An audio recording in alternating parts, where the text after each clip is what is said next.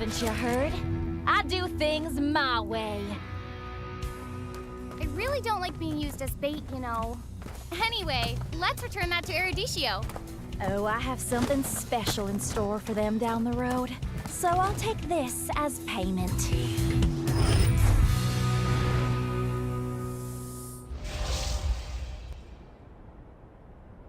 Welcome to Mobile Legends.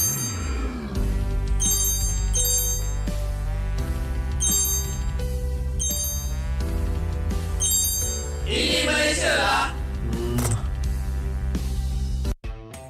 You have been slain.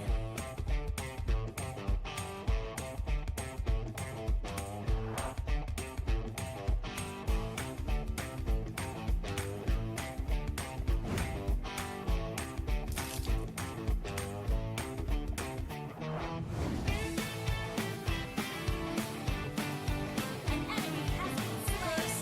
Double kill. Legendary.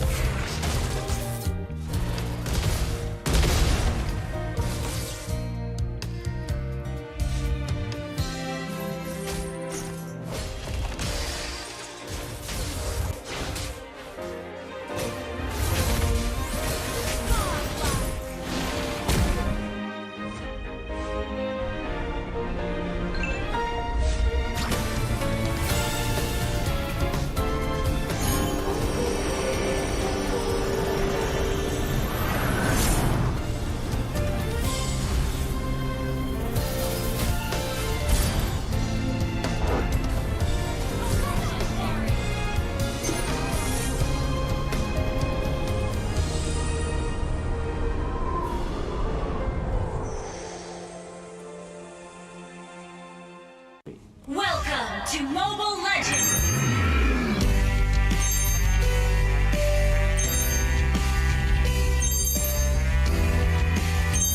Ini Malaysia lah.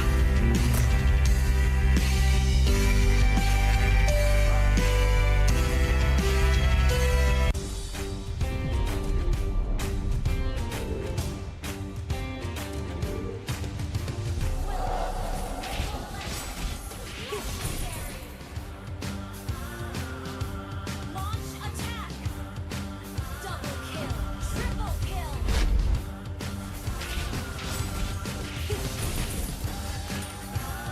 Legendary!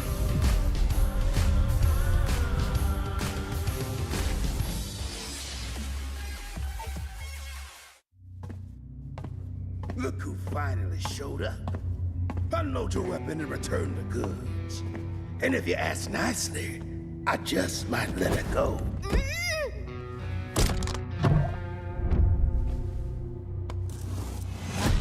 Who said I was returning it? You little... We had a deal! I just came here to test my new toys. They ain't even loaded. Staring down the barrel and you're still daydreaming about being an inventor? Huh?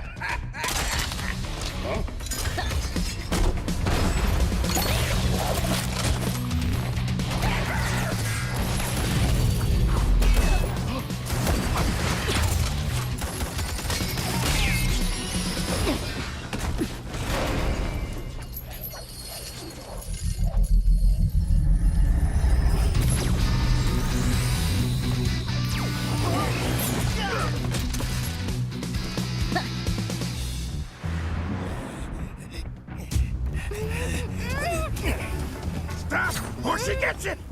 Then you'll have to answer to Eruditio. Eruditio. Well, isn't that perfect? I got a bone to pick with them. So how about I just blast you both? You're crazy! Leave me out of your squabbles!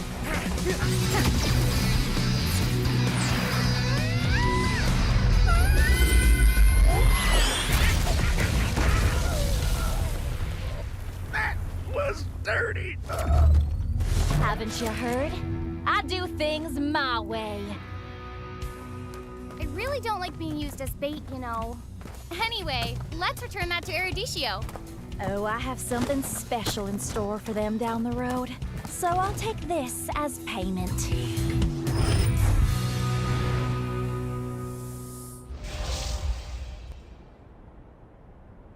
Welcome to Mobile Legends!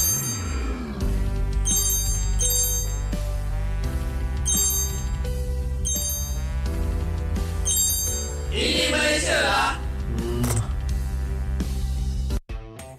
You have been slain.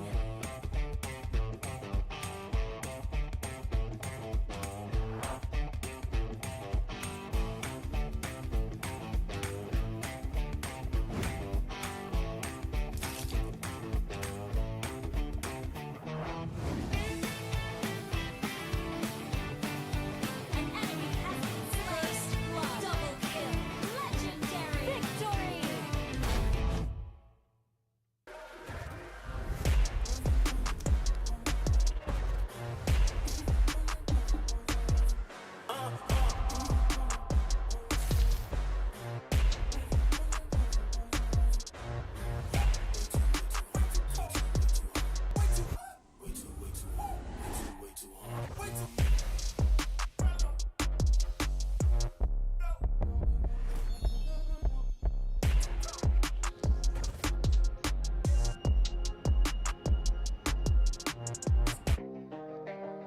Ay, ay. I'm a rock star. Yeah, rock star. Ay, ay, ay. I'm a rock star, baby. I'm a rock star. I'm a rock star. I'm a rock star. I'm a rock star. Panggil aku rock star. Ini kejohanan kita semua orang rock star. Kita rockstar, kita buat saja gaya kita. Makin panas apinya sudah membara. Macam mana pun kau menempuh segala. Demi negara kau buat semua bangga. Step into my world, you know I'm always in my zone. You know I got my team, no I'm never alone. Bring out my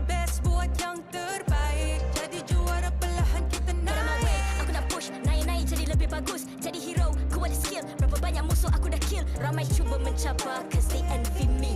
Tiap game aku pasti jadi MVP. Easy. I'm a rock star, baby, I'm a rock star. I'm a rock star, I'm a rock star. I'm a rock star, panggil aku rock star. Ini kejohanan kita semua orang rock star.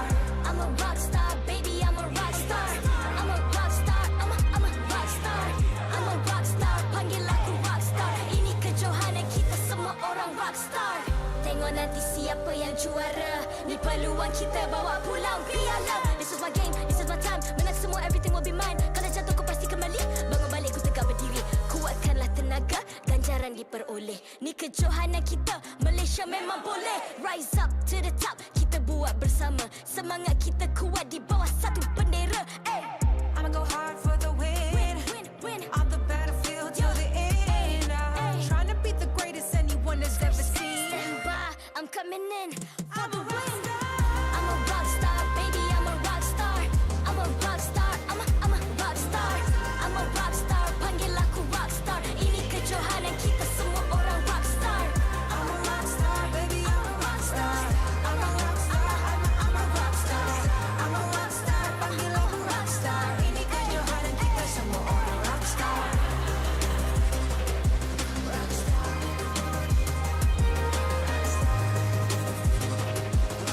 Ini kejohanan kita semua orang rock star. I'm a rock star, baby, I'm a rock star. I'm a rock star, I'm a rock star. I'm a rock star, panggil aku rock star. Ini kejohanan kita semua orang rock star.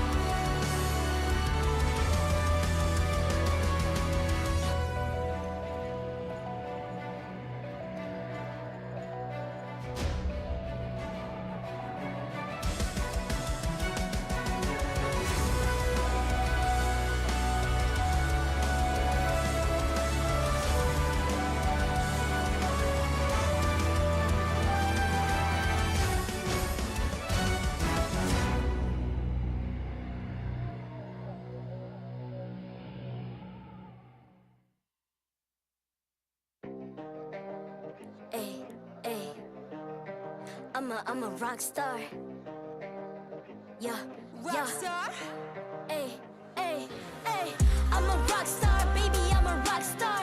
I'm a rock star, I'm a rock star. I'm a rock star, panggil aku rock star. Ini kejohanan kita semua orang rock star. Kita rock star, kita buat saja gaya kita. Makin panas apinya sudah membara. Macam mana pun ku menempuh segala.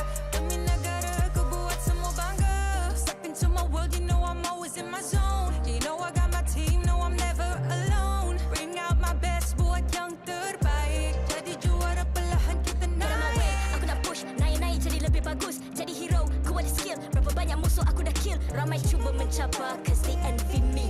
Tiap game aku pasti jadi MVP. Easy. I'm a rock star, baby, I'm a rock star. I'm a rock star, I'm a rock star. I'm a rock star, panggil aku rock star. Ini kejohanan kita semua orang rock star. I'm a rock star, baby, I'm a rock star. I'm a rock star, I'm a rock star. I'm a rock star, panggil aku rock star. Ini kejohanan kita semua orang rock star. Tengok nanti siapa yang juara. Ni peluang kita bawa pulang piala. This is my game, this is my time. Menang semua, everything will be mine. Kalau jatuh kau pasti kembali. Bangun balik ku tegak berdiri. Kuatkanlah tenaga, ganjaran jarang diperoleh. Ni kejohanan kita, Malaysia memang boleh. Rise up to the top, kita buat bersama. Semangat kita kuat di bawah satu bendera. I'ma go hard for the win. On the battlefield till the end. Trying to beat the greatest anyone has ever seen. Stand by, I'm coming in for the win. I'm a rock star, baby, I'm a rock star. I'm a rock star, I'm a rock star. I'm a rock star, panggil aku rock star. Ini kejohanan kita semua orang rock star. I'm a rock star, baby, I'm a rock star. I'm a rock star, I'm a rock star. I'm a rock star, panggil aku rock star. Ini kejohanan kita semua orang rock star. Rock star.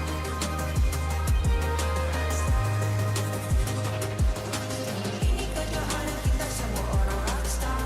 I'm a rock star, baby, I'm a rock star. I'm a rock star, I'm a rock star. I'm a rock star, panggil aku rock star. Ini kejohanan kita semua orang rock star.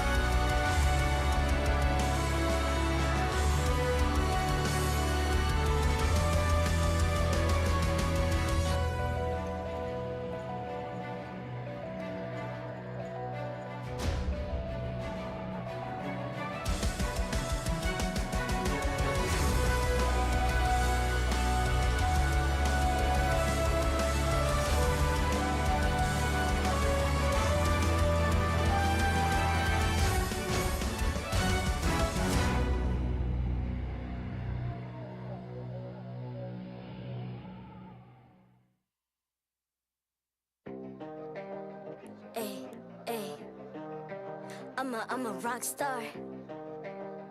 Yeah, Rock star.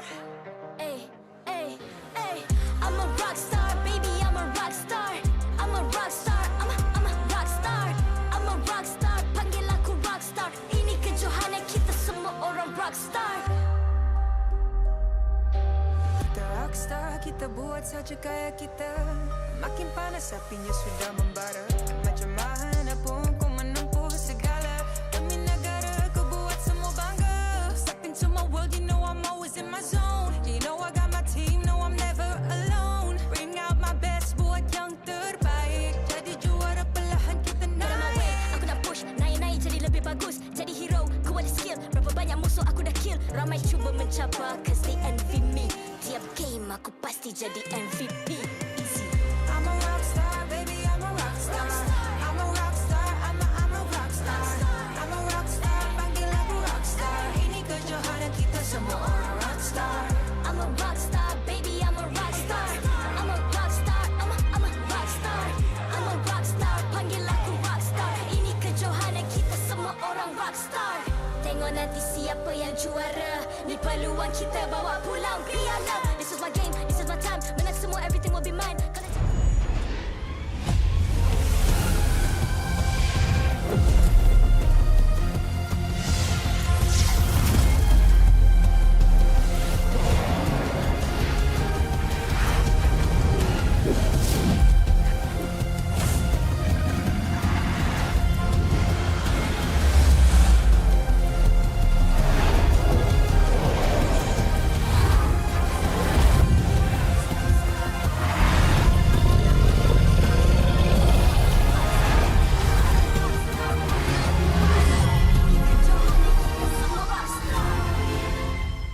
MPL Malaysia Season 12 is powered by Munton, official mobile internet hotlink. Score an epic MLBB skin for only 1 ringgit with Hotlink.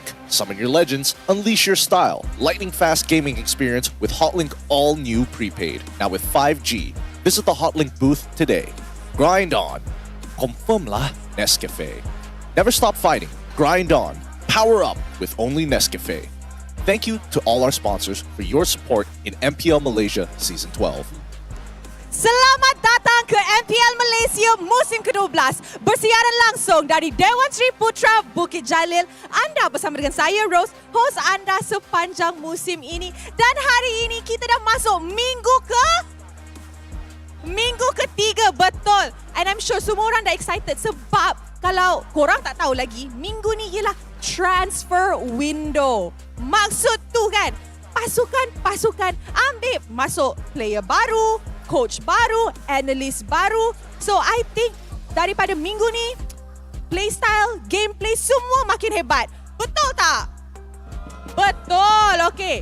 Kita nampak semua dah ready. Tapi sebelum kita dive in untuk match pembukaan kita hari ini, mari kita tengok jadual kita untuk hari ini. Untuk match pertama, kita akan saksikan match yang saya rasa agak pedas. Sebab previous statement dari dua-dua player untuk pasukan ni memang spicy. So, match pembukaan kita hari ini, kita akan saksikan perlawanan Team Hak dan juga RSG MY. And I think semua orang nak tengok the head-to-head of Iris dan juga Rippo. Betul? Dewan Sri Putra is agreeing. Untuk match kedua kita akan saksikan Team Secret dan juga Team Lunatix. Team Lunatix tak dapat menang apa-apa game lagi untuk musim ini, tapi Team Secret dah break their lose streak technically dengan 1 win last week. So technically, mana yang akan dapat 3 mata penuh atau 2 mata hari ini? Alright. So, kita cakap pasal pembukaan kita. So guys, Dewan Sri Putra, are you ready? Alright, nampaknya semua dah ready. So marilah kita jemput kedua-dua pasukan ke atas pentas. Dewan Sri Putra, give it up for Team Hak. Masih mengekalkan rekod tanpa kalah, Team Hak menunjukkan bahawa mereka bukanlah pasukan yang mudah. Membawa masuk semula Lola dan Man serta analisis baru Jun dari Indonesia. Adakah momentum kemenangan mereka dapat diteruskan hari ini? Sama-sama kita saksikan.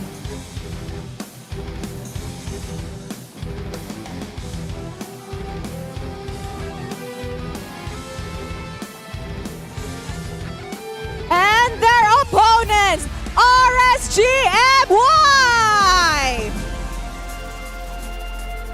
Masih ingin membuktikan kehebatan dengan pemain yang sedia ada, pasukan ini terus berusaha untuk mengekalkan konsistensi mereka. Minggu lalu berjaya mengutip 3 mata penuh. Adakah hari ini mereka berjaya lakukan sekali lagi? Let us see what RSG MY has up their sleeves.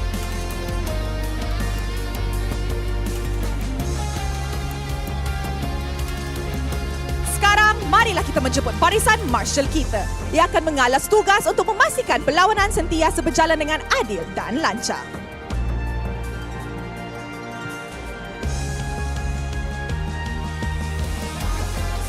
Mari kita teruskan dengan fist bump di antara pasukan sebagai tanda profesionalism.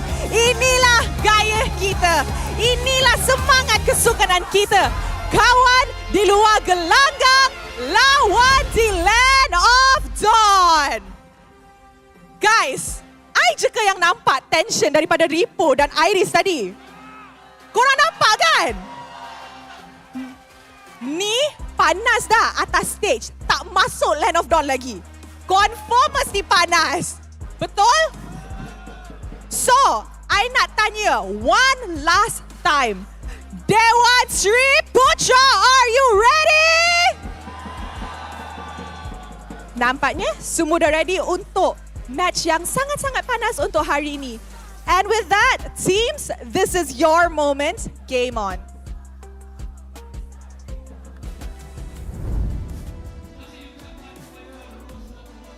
Thanks, Rose. It's a beautiful day here. Friday, 2 matches, and most importantly, Iris up against Rippo. My name is Gideon Q. This is Terrence IcyBaby12. We are going to be your casters for today here on the desk to keep you guys company for these upcoming 2 best of 3s. And man, I'm excited about this. 2 of my favorite EXP leaders going head to head. I don't know about you being favorite here. Personally, this is going to be a personal match between both of these players here, both Rippo and Iris, right? Iris has been the backseat at helm previously with RSG, shadowing after Rippo for the longest of time. We've seen the media presses, we've seen the video talkback interviews between Iris as well as Rippo. Now, this is the match where they go all out. Who is going to be the better XP laner? Is it going to be the villain's arc or the redemption arc? Who do you think it's going to be? Well, it's sub versus dubs here at this point. I think it's the same argument. Personally, I have been liking the performance from Iris so far, but the weeks are only going to get longer from here on out. We're in week 3 and the transfer windows are opened. In case you guys don't know, you can get your epic MLBB skin for only 1 ringgit with Hotlink, the easiest way to unleash your style and upgrade your hero. So if you want to win your games with a lightning fast internet speed, get the Hotlink all new 5G prepaid right now. With that out of the way, we can get back to the matchup at hand here. Now, coming back to the argument, I will say Iris has been looking far better. I would say that Rippo, as of right now, I think he has a much better performance last season compared to now. But it's only just been, we're starting week 3, right? It's not like we have a large pool of games. To be honest, when it comes to Team Hawk as well, they had a very, very good run in this coming past few weeks. But the question here is, they have been playing against teams that are not really necessarily the strongest team that we have kind of predicted here. So, to be honest, their first match right now against RSG is technically their first big team fight. Well, I don't know. It's a little tough to say, and I think people at home would be struggling just as much as me to figure out who the MVP is going to be of the day, more importantly, for these 2 best of 3s. So make sure, go check out the MPL predictor, scan that QR code, and predict us and tell us why you think these players, or one specific player, is going to be your MVP. Don't forget, at the end of the show, winners do get prizes. So quickly, scan the QR code while you still can.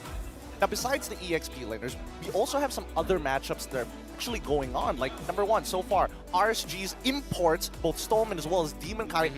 I have to admit, Demon Kite had a really good debut performance, but he just couldn't close out the game. You know, that's the thing, right? I kind of want to wrist up Demon Kite previous week here. They didn't exactly Pissed up? Yeah, to be honest, you know, I was singing his praises in previous week, but it feels like he's struggling to adapt to the Malaysian playstyle as a jungler. That's one. I don't know. I feel like bringing back to your point as well, is that it feels like they haven't exactly found the secret sauce. So in this case, that them bringing back Izanami and then swapping Storm into his roam here might actually help with fixing that. Well, I mean, let's check out their matchup against Team Hawk with their lineup. Listen, and starting it off, it's Gary, Noir, Panda, Yura, and Iris. If you don't know them, you're gonna love them. It's Team Hawk. Well, we've seen them play really, really well here. You know, they're looking back towards this stronger form. They came in from the qualifiers, and now they're looking to represent Malaysia again. Can they do it? That's going to be completely questioned here. But here's a little bit of fun fact for those who are watching as well. They have brought in 2 brand new players from the transfer window this week, which is Lola as well as Man. Unfortunately, not going to be playing today's games though. Who knows? They might switch them out later on if things don't go well for Team Hawk, or maybe if they get a point up. But let's jump over to RSG with Demon Kite, Stoem, Loliel's, Izanami, and as well as Rippo. Obviously, we're going to be focusing on the EXP lane matchups, but after a Ask Me Anything or Q&A session with Demon Kite and as well as Stoem, it feels like both of them are pretty pumped up for this matchup. Yep, the thing I like about this roster is that RSG MY, they played with Stoem in the mid lane here. They looked a little bit shaky, but Loliel's has been stepping up in his gold lane here, and he's been very, very aggressive and somehow getting away with it time and time again. And this is something I really like. But, you know, it just means business, right? This is Season 12. They really want to be at the top of the game now, especially in scoring points. I do think that it is going to be a little unfair to judge RSG because so far they've only played like only a couple of games. Yep. It's not like they've had as many reps compared to Team Hawk throughout the season. Plus, we're only like starting. We've technically finished the first third of the season, coming into the second half of it. I don't know. Amox has been coming out with some decently good drafts, but it's a little volatile at times. Well, technically, Amox has kind of broke his curse. You know, he had one of the roughest run from the previous season here, where he was playing Team Secret, came down to this Team Hawk. He was still kind of a little bit shaky in week 1, but it seems like now it's all about them finding their footing. And especially now when it's a matchup between both Iris as well as Rippo, I'm really worried because there has been a lot of question marks whether or not did Team Hawk narrowly got into his M4 by luck or is it by skill? Well, I mean, that's a completely different lineup here. I also think that as much as I'd like to believe that Team Hawk has reformed, I think Coach Skadaga, as of right now, has a lot of material against Team Hawk in terms of drafting patterns and more importantly, just bad habits. And let's not forget that Rain, so far, is still looking for a solid, like a complete domination of a victory against some of these teams. Starting off with Team Hawk, it's not going to be easy, of course, but I have a lot of trust in him. You know, there was a little bit of debate as well in previous weeks. Like, ever since Skadaga came in towards RSG has been like very in the peaceful times, if that makes sense as well. Because when it comes to peaceful times, I'm quoting this as well, was that Leo's in his interview in the previous week, he did say that the environment was a little bit better now. A little bit better now. I don't know. I was building up to this matchup. I would imagine that it starts to get a little hostile here for RSG, especially when we're thinking about Rippo and his previous, well, I wouldn't even say protege at this point of time. I would say that he's just like competition.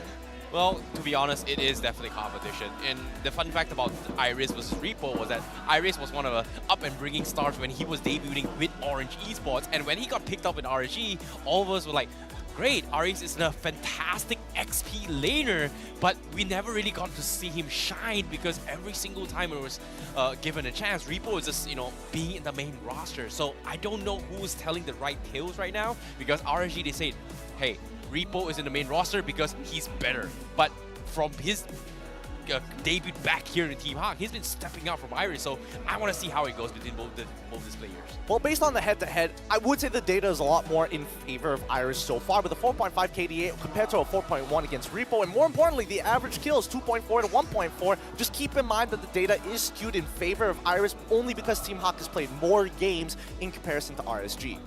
Well, that's the thing, right? You know, it's either you have one really good game or multiple good games, but in this case, I feel like Rippo hasn't had the greatest games thus far. He's been punished a couple of times. So in that stats-wise, it's more about can they adapt for this game against each other? Because I'm pretty sure this is going to be a very bloody one. And, you know, can Rippo out-aggress or outplay Iris in his matchup? It's going to kind of dictate the momentum of how they play around the enemies' jungles.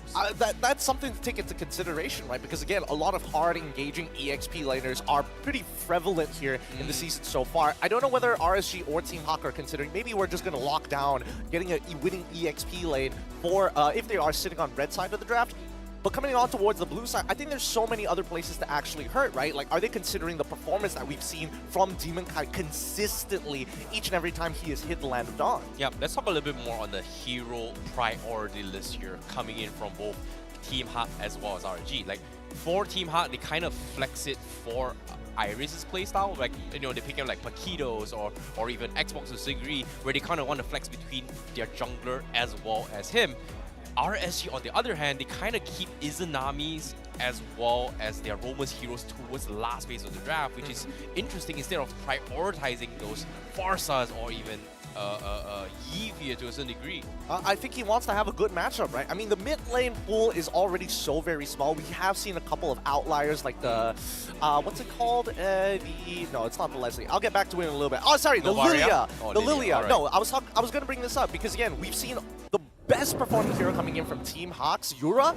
It has to be that Novaria. It's so deadly in his hands, and I think at least for Rain, he's probably taken that into consideration. But let's jump right into the draft. We already have Martis bans. We already have Kadita bans coming in from the side of Team Hawk. Well done. They've done their research. RSG MY, Paquito to Rizla, two very separate ideas. Ooh, these are targeted heroes coming from RSG MY. These are all comfort ones coming from Iris, and I makes a lot of sense why Coach Gallagher, they say, you know what, Iris, I've seen you play before, you know, your teammates have seen you for 2 seasons, we know what your limitations are. Let's test you out a little bit here, and I don't really like this approach, but it seems like RSG MY says like, you know what, show me what you've got. Yeah, I mean, at least they got rid of like the Paquito, right? That's a good flex pick. Jumping over back to Team Hawk, they get rid of the Edith. Rather interesting. Another flex pick coming in from the side of Team Hawk, but more importantly, it's one that actually has a significant impact in the meta right now, consistently like stopping combos, just being very annoying in that front line. I still will walk by my opinion. It is a win harder hero. It's very hard to turn fights just with an Edith. Agreed. But at the same time, final bans coming from RSG MY. Joy is in the pool, but nope, they banned Angela. Means Joy is going to be snuck through into this first pick. So Team Hawk, do they prioritize Panda's Claude, or do they go in for the Joy to kind of flex it to jungle, maybe XP? I know both teams kind of want it, but no, they first picked the Fanny. Not bad. Scary. Not a big fan of a first pick Fanny, considering RSG MY has all the tools and information to deal with it right now. I mean, they can. If they wanted to, I would hope that they go for a Saber Roam. Kind of depends on Stone's overall playstyle. It'd be very funny to actually see it, but as of yet, I think that RSG MY, and I think especially since Demon Kite is part of the lineup, Joy just seems to be like a really good option, right? And at the very least, he has a lot of kill pressure. He won't have access to Martis, which is totally fine, but more importantly, he just doesn't want to be purple buff reliant, because if you are a purple buff reliant hero, you have to play for your strong lane closest to it, and in this case, that's going to be the EXP lane for the side of Team Hawk. You know, I've seen Izanami kind of play Joy mid lane before. They didn't exactly have a lot of good memories for it, but nope, they take the Fredrin as well as the Valentina. Kufra still in the gray area, means Team Hawk can look to deny it right here, right now. And, you know, force RSG to go maybe, like you said, a Saber, and Akai, maybe even, Come on, we got to do the standards. We got to do the standards. We got the Franco and Kaja still available. Okay, Both the suppresses haven't been touched just yet. I like the fact that, at least for RSG MY, they're keeping it flexible, right? They don't want to double down on the composition just yet. They want to see how Team Hawk is actually going to support this first pick Fanny. I can only imagine that if you are in Team Hawk's position, you look at this and you're like, okay, we need to deny them decent ults, right? Let's get the Novaria again for Euro. I think that's totally fine. Information and the fact that, man, his Novaria is so accurate. It's the proof that I'm He's still just been alive. destroying backlines. Oh, this is nice coming from Team Hawk. They take the Brody away, denying it away from RSG MY. And there's, when we talk about marksmen that can easily be threatened by the Fanny, I think Brody is one of those marksmen that still has like get-away jail card, and forcing them to go for the Melissa isn't necessarily the greatest in this current patch compared to like an Irritel or maybe even a P-Trix to a certain degree right now. I suppose, but I think Team Hawk is making a hard... Well, I would say that they're making a hard read on RSG MY, assuming that they are going to play some form of an assassin. We're yet to see whether or not Joy is going to get let through the draft, but it looks like it's going to be the Grok first for the side of RSG MY. Roam Grok or XP Grok, but either or, it is still very flexible coming from RSG MY. They do tend to lean on that direction where flex picks is always good. You know, in case of any surprises coming from Team Hawk, we will have a way to kind of deal with it. Personally, I'm not a big fan of it, but as of now, biggest threat is still going to be Fanny. Banning off the Claude as well as the Leslie is going to be a good ban coming from Team Hawk to kind of stop RSG MY from you know, trying to deal with this Fanny, I guess.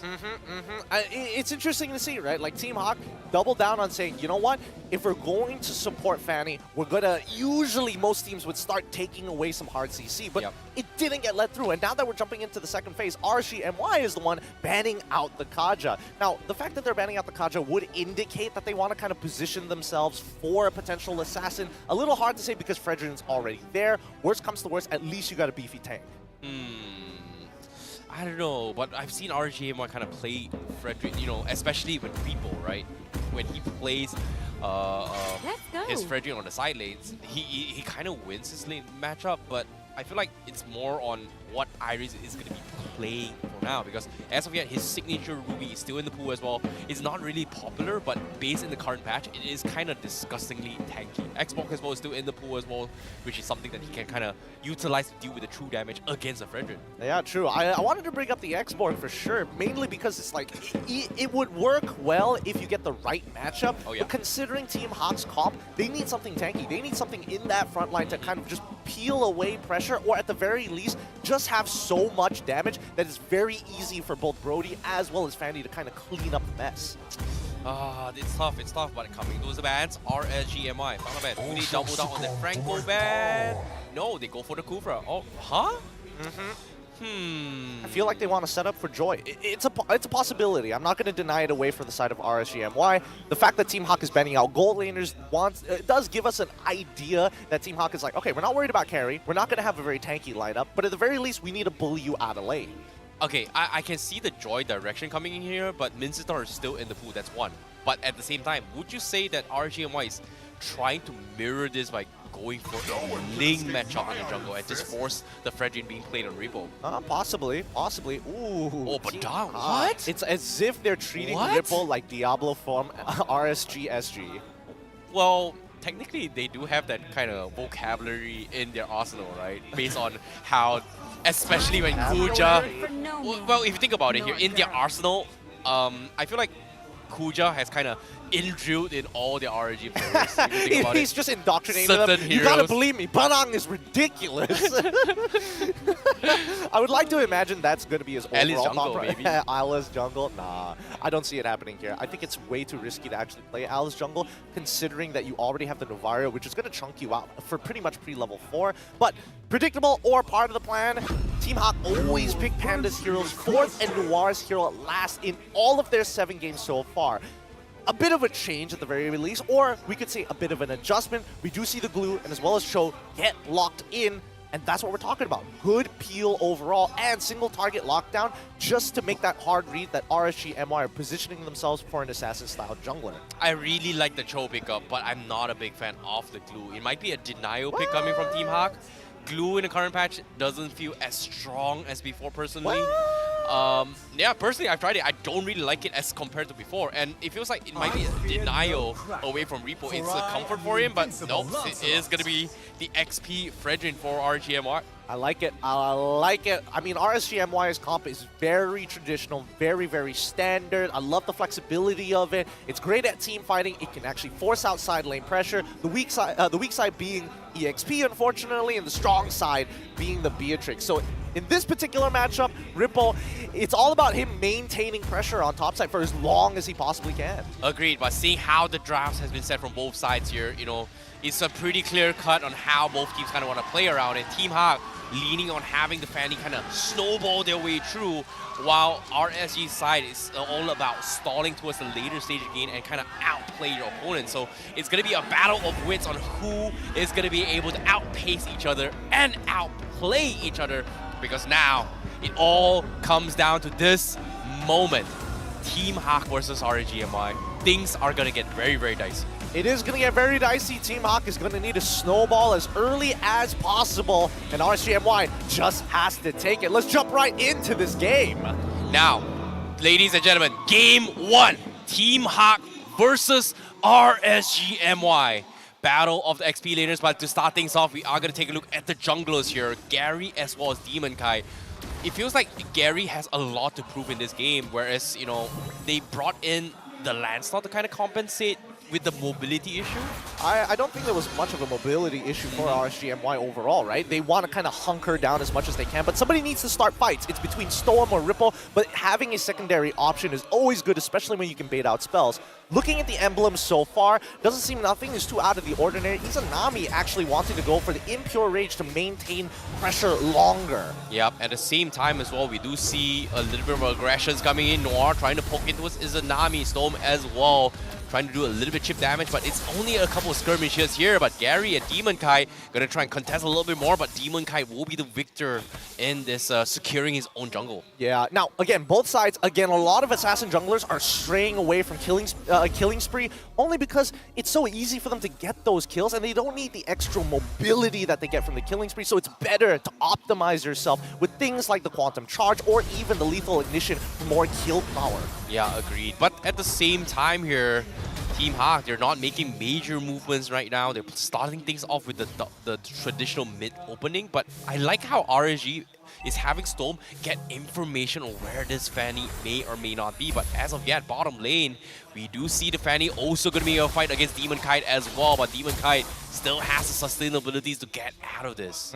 Iris and Rippo, it's just a sandbagging matchup overall. Nothing much is really going to come out of that lane, and more importantly, I think at least from the side of Team Hawk, they are mirroring Demon Kai. They are trying to minimize his overall impact on this game. We'll see how that's going to go as things escalate as we jump down in towards that turtle side. Mid lane's already pushed up, and Yura, he can open up the map so easily and make sure that Noir is not going to be in a compromised position. Well, Turtle's got to be reset here. Izanami going to be poking Yura out of the fight. Half HP. Iris going to be stuck all by himself. He might actually die here. Here comes a split. He's going to be A-okay. He's trying to set out for the team, but the rest of the team is nowhere to be found. And I'm surprised how aggressive Iris is, despite this. None of his teammates is near. I mean, are you forgetting that he's playing blue? He's basically Team America right now. He's never going to die.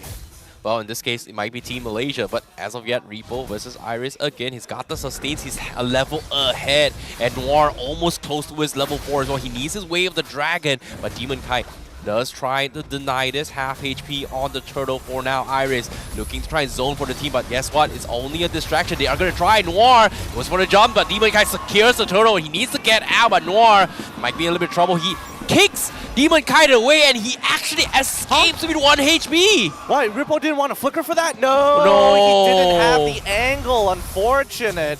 So far, Stoem doing a pretty good job at kind of keeping everybody at bay, but more importantly, Team Hawk, they're not posturing for this first turtle. It really doesn't matter to them too much unless they're able to get a kill onto Demon Kite's side. Gary might as well just power farm and not waste this time because it's particularly difficult to get in on RSG when they're all clumped up together. And let's not forget that their composition is designed against picking people off and slowly whittling them down with the help of the Navaria. Yeah, I agree. But at the same time here, with that play being said as well, Iris losing the level lead, they're still doing an okay job in the bottom lane here. Feels like a wet noodle fight, but Noir now makes an attempt. Here comes the kick. They're trying to chip away in stone, but I don't think they have the damage to do so, but they do push RSG away and get a little bit of pressure off their map positioning right now.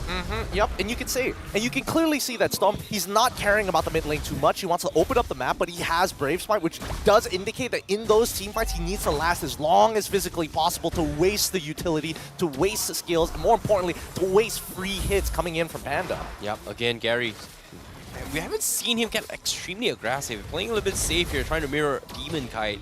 So there is going to be a little bit of a safe zone coming in, but 30 seconds before this turtle, it seems like RSG, they are very, very focused on making sure they win the turtle fights. Yeah, no, it's important for them because they have a composition that's great at sticking together. And the only person who's really able to kind of break that up or threaten or getting major value is Iris. But he's on the opposite side of the map. But you can see Rippo's proxying. He's immediately going to start running over towards gold lane side just to participate in this turtle fight. Yeah, but now 3 seconds left and Gary does still have the purple buff a little bit here. It is going to wean off in a couple more seconds, so they have to be extremely quick about this. But as of yet, here comes the wall charge from Storm, trying to catch this off, but he gets the kick, he catches Izanami, gets bursted down. That's going to be first blood for Team Hawk. But now, with the turtle, 20% health left, Rippo is going to stop Gary. That's going to be secured by Demon Kite. The fight is going to be split off, and Team Hawk now trying to zone off Demon Kite. But it seems like RSG just doesn't have the damage to take a split fight. A little bit unlucky there. Very good initiation coming in from Noir to find that pick. He's got to help Panda's side. If he can find it, ooh, he's getting real low. Yep.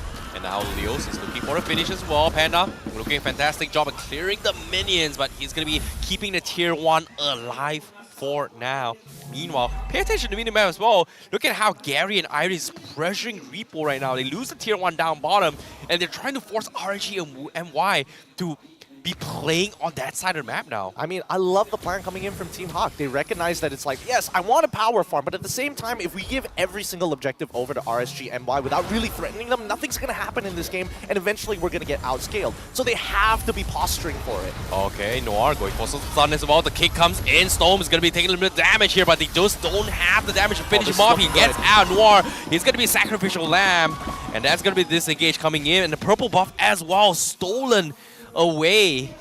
And it's a little bit unfortunate. Was it stolen away? It seems like it's stolen away, It's though. not stolen away. Gary still was able to secure a purple buff for himself. So at the end of the day, even if it was stolen, it doesn't really matter to him. As long as he has that purple buff. And notice, look at that. RSG MY just making sure they control their borders. Oh my god. The damage coming from Gary. The terrified from Izanami. Buys a little bit of time. He might be dead. And that is going to be Izanami killing him off. Unlucky. Even with lethal ignition, didn't have enough damage to secure the kill. Very nice flicker from Loliel's.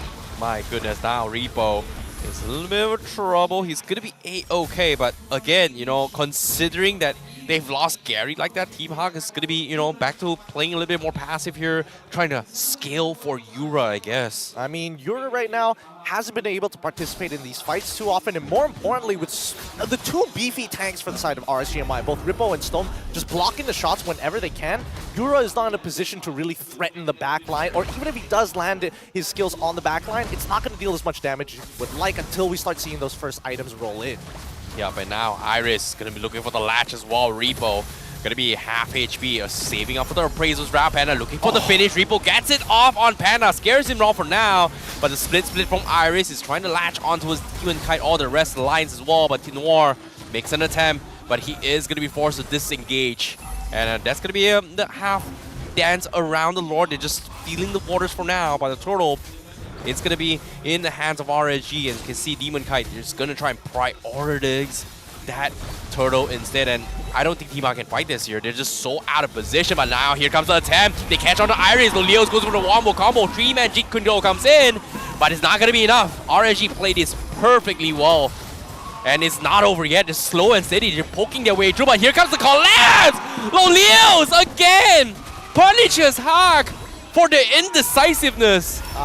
Unlucky. Izanami's doing a lot of good work. Oh my goodness, it's not over yet. They're going to make an attempt. Wave Dragon from Noir, but where's the follow-up? He's going to die for absolutely nothing. And RSG, they prevail. And now Yura is going to make a run for it here. Demon Kai, he wants to extend this fight, but the minion's just 2 seconds too late for him to get his puncture. So far, it's great to see that RSG MY is not dependent on Demon Kite to start these fights or make plays for the rest of the team. I think they have been practicing in scrims a traditional front-to-back composition, because the way that they're maintaining their own front lines, and especially when they walk into no man's land, Bolios is in such a safe position. Not to mention that even Izanami himself, the only reason he dies is only if Stone tries to go for a wild charge out of nowhere and Noir has Flicker. That's the only time he dies. Agreed. Now, Noir looking to try and check the bush. Izanami is there to terrify him. He's level 8 though. He doesn't have the sustain. He's getting poked away by a couple of, poke spells coming from RSG MY. And it seems like when it comes to the inch battle, like every single march forward, RSG MY is taking it slow and steady. And Team Hawk just needs to be a little bit more decisive here. In this case, here comes the kick, catches the storm. Noir taking a little bit too much damage. He's looking for Lolios, but he's not quick enough, and he is going to be the first to fall. Iris with the split. He does have the latch, but where's his team? He's all by himself. He isolates them, and now they've got him surrounded, and Iris will be completely bullied out, and that's going to be RSG MY wiping the floor with his face. Exactly. Slow and steady wins the race, but more importantly for RSG MY, the slower they play, the more that Team Hawk feels like they need to take the initiative to do something in these matchups. Gary, I don't know if he's going to get back out in time after canceling that recall. Oh no, Gary, he needs to get out. He's going to get caught out. Here comes the taunt, and Izanami with the stolen kick. He gets the Fanny. Goodbye, Gary. And now Storm instantly with the recalls. The Lord also coming in. Big shots coming from Yura. But I don't think it's going to be enough. And that's going to be an easy Lord in the hands of RSG MY. Yep, without Gary, they're not able to finish off those kills. And more importantly, without Panda nearby to actually get in range to use the Torn Apart Memories, RSG MY have a very clean lead. So far, very textbook plays all across the board. And RSG MY is looking very, very polished right now. They're looking so good. Yeah, but let's take a look at the items real quick here. Seems like Anti-Cura's upgrade coming from Iris. Does have the Molten Essence, but aside from that, he needs a couple more. But hold that thought for now. Here comes the kick. They catch Storm. But again, does he die? Finally, Panda has been trying so long. He gets the annoying Grog, but at the expense of losing Noir right now. And Lolios, look at him. Go. He's got the damage. Yura scares him off with a big slap, but that should be a little bit of a stalemate for now. Yeah, and right now, Team Hawk are going back and following protocols. Whenever they're behind, they always have Gary on this Fanny that 1v1, that 1v1! Oh my goodness, Gary, he's looking for the 1v1! He gets the auto attack in, Demon Kite falls, and this is a good defense, and it's gonna buy them a little bit of time to actually scale back to the game. Just gonna call it lethal ignition diff. That's the difference there. One auto attack worth of damage just to secure, and it's great to see at the very least that Gary is holding on his own against Demon Kite despite being 3 levels down. I mean, Demon Kite, to be fair, I wouldn't even say that it's going to be a fair fight, but at the very least, they find one back to get a shutdown, a small shutdown. With the rest of the map actually slowly being compromised, RSG MY, even if they do give kills over, as long as they are not losing their big ticket players like Izanami as well as Loliels, who again have large bounties on top of their heads, I don't think Team Hawk is going to be able to walk away for free. Oh, it's going to be tough. It's all up to Yura whether or not he is going to be able to threaten them, because a few shots coming in, Loliels and as well as Izanami is being scared right now. They've got the vision. They're trying to go for the setup as well. Noir flickers forward. He gets the kick in, but he is going to be the first to fall. Gary Fighter interjects, but here comes the wall. Oh, he finds a crack. He gets out to safety, and RSG was hoping for more, but Team Hawk, they are able to get the reset. But once again, Izanami looking for the bait. He's looking for to try and isolate Gary again, but it's not going to happen for now. Right now, Team Hawk, I don't know how they're going to try and crack, or at least go even against RSG MY, right? No matter what they do, it all boils down to whether or not they can actually attack that backline. And so far, RSG MY have been maintaining their borders so very well. When the team fight starts, they immediately draw a line to make sure that Team Hawk doesn't have any angle to get on in. Gary tries to go for a flank, Rippo is there to block him. Iris tries to go and jump towards the backline, gets terrified by Izanami. You know, Stove's wall blocks has been really on point so far. Like, and normally, you know, against a Fanny, you don't really want to choke together and clump up together. But based on RSG MY, they've got so much CCs. If you come together, that's exactly what you want. I am going to be able to threaten you. But seeing how things are going here, seems like the purple buff will be stolen away. So no buffs for Gary. And again, with the Lord in RSG MY's control, Team Hawk, they need to find a way try to steal this or make a play, but it's going to be very difficult here. But Noir, he is going to get countered here. Two-man wall charge from Stove. It's going to get him killed, but Panda will trade him off. They lose the Lord, but here comes the snipe. Rippo survives with 1 HP. They lose Iris, but Rippo, he tanked the shot from Yura like a man. I mean, he still has immortality. He knows that even if he loses the immortality, it's not the biggest deal in the world. Storm willing to sacrifice his life to make sure that Team Hawk don't get any positions or can't clear the choke point to move past in towards that Lord pit. So very well done for the side of RSG MY. This was the level of polish I was hoping to see in the first couple of weeks, but now it feels like they're more together as a team. Yeah, agreed. But now, with the Lord coming in, Gary, oh no, he needs to get this kill. He really needs to get this kill, but he doesn't have the buff. And he's a level down, so agreed.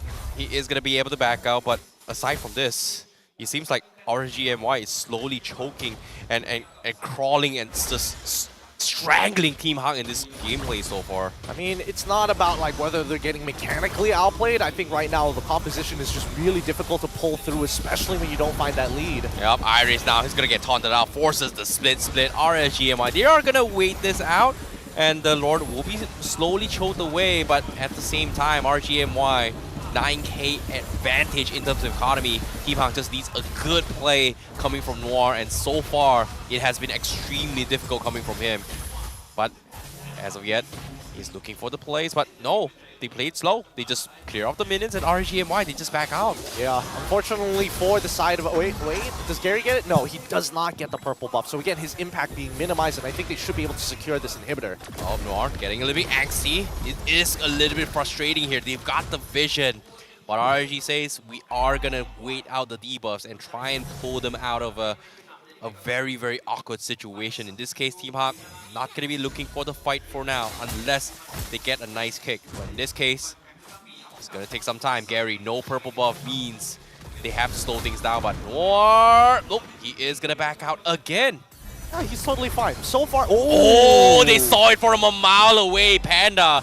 Great reflexes here. He's going to bait out the flicker, but no! A big collapse from Loliels. Panda, he gets the Winds of Nature in time, but the damage is a little bit too much. Double kill for RSG MY. However, Izanami, they're looking for the finish. Iris, can he get the kill on Loliels? He will, and that's going to buy him even more time. He latches on Izanami and he is going to try and finish him off. Oh. Meanwhile, Demon Kite cuts the back lines, finds Yura, finds them all, but Gary is going to train him off, and now Team Iris, Team Hawk, he needs to get out. Will he be able to? No, he cannot. And RSG MY, they trade 4 for 3.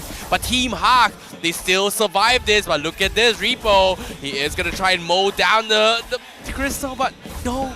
There's just no minutes, there's no damage, this is not worth it. Yeah, Rippo probably didn't need to be there at that point in time. He thought maybe I could just get a little bit more crystal damage. The crystal is eventually going to regenerate, so it's not that big of a deal for the side of Team Hawk. But what we can say, a 4-for-3 trade in favor of RSG. And I think, even RSG recognized that maybe we went a little too ham there. Maybe we disrespected Team Hawk a little too much. Their composition is designed to play it slow. The only person who can ramp things up is supposed to be Demon Kai. Right now, Yura with the Astral Sphere. 24 times hero hit rate.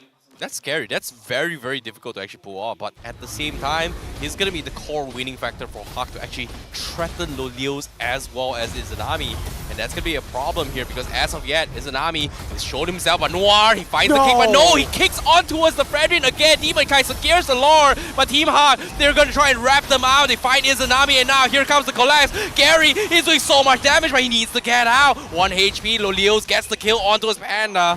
But he needs to get out. Iris comes in for the back of his wall. He latches onto him. They're slowly keeping him alive, but the rest of Team Hawk, they just don't have the resources to fight this. Do they fight this or do they defend against this Lord? They need to back off because the Lord is pushing in their base. But look at this. They get the kill on Lolios. He has the immortality, but Iris, he's by time. But the snipes from Yura! He finds Lolio! A big catch from Team Hawk, but somehow they're hanging on, and Iris now has the immortality. He's dancing with Demon Kite, and that is going to be a complete outplay from Team Hawk. Nicely done from Team Hawk. Forward thinking.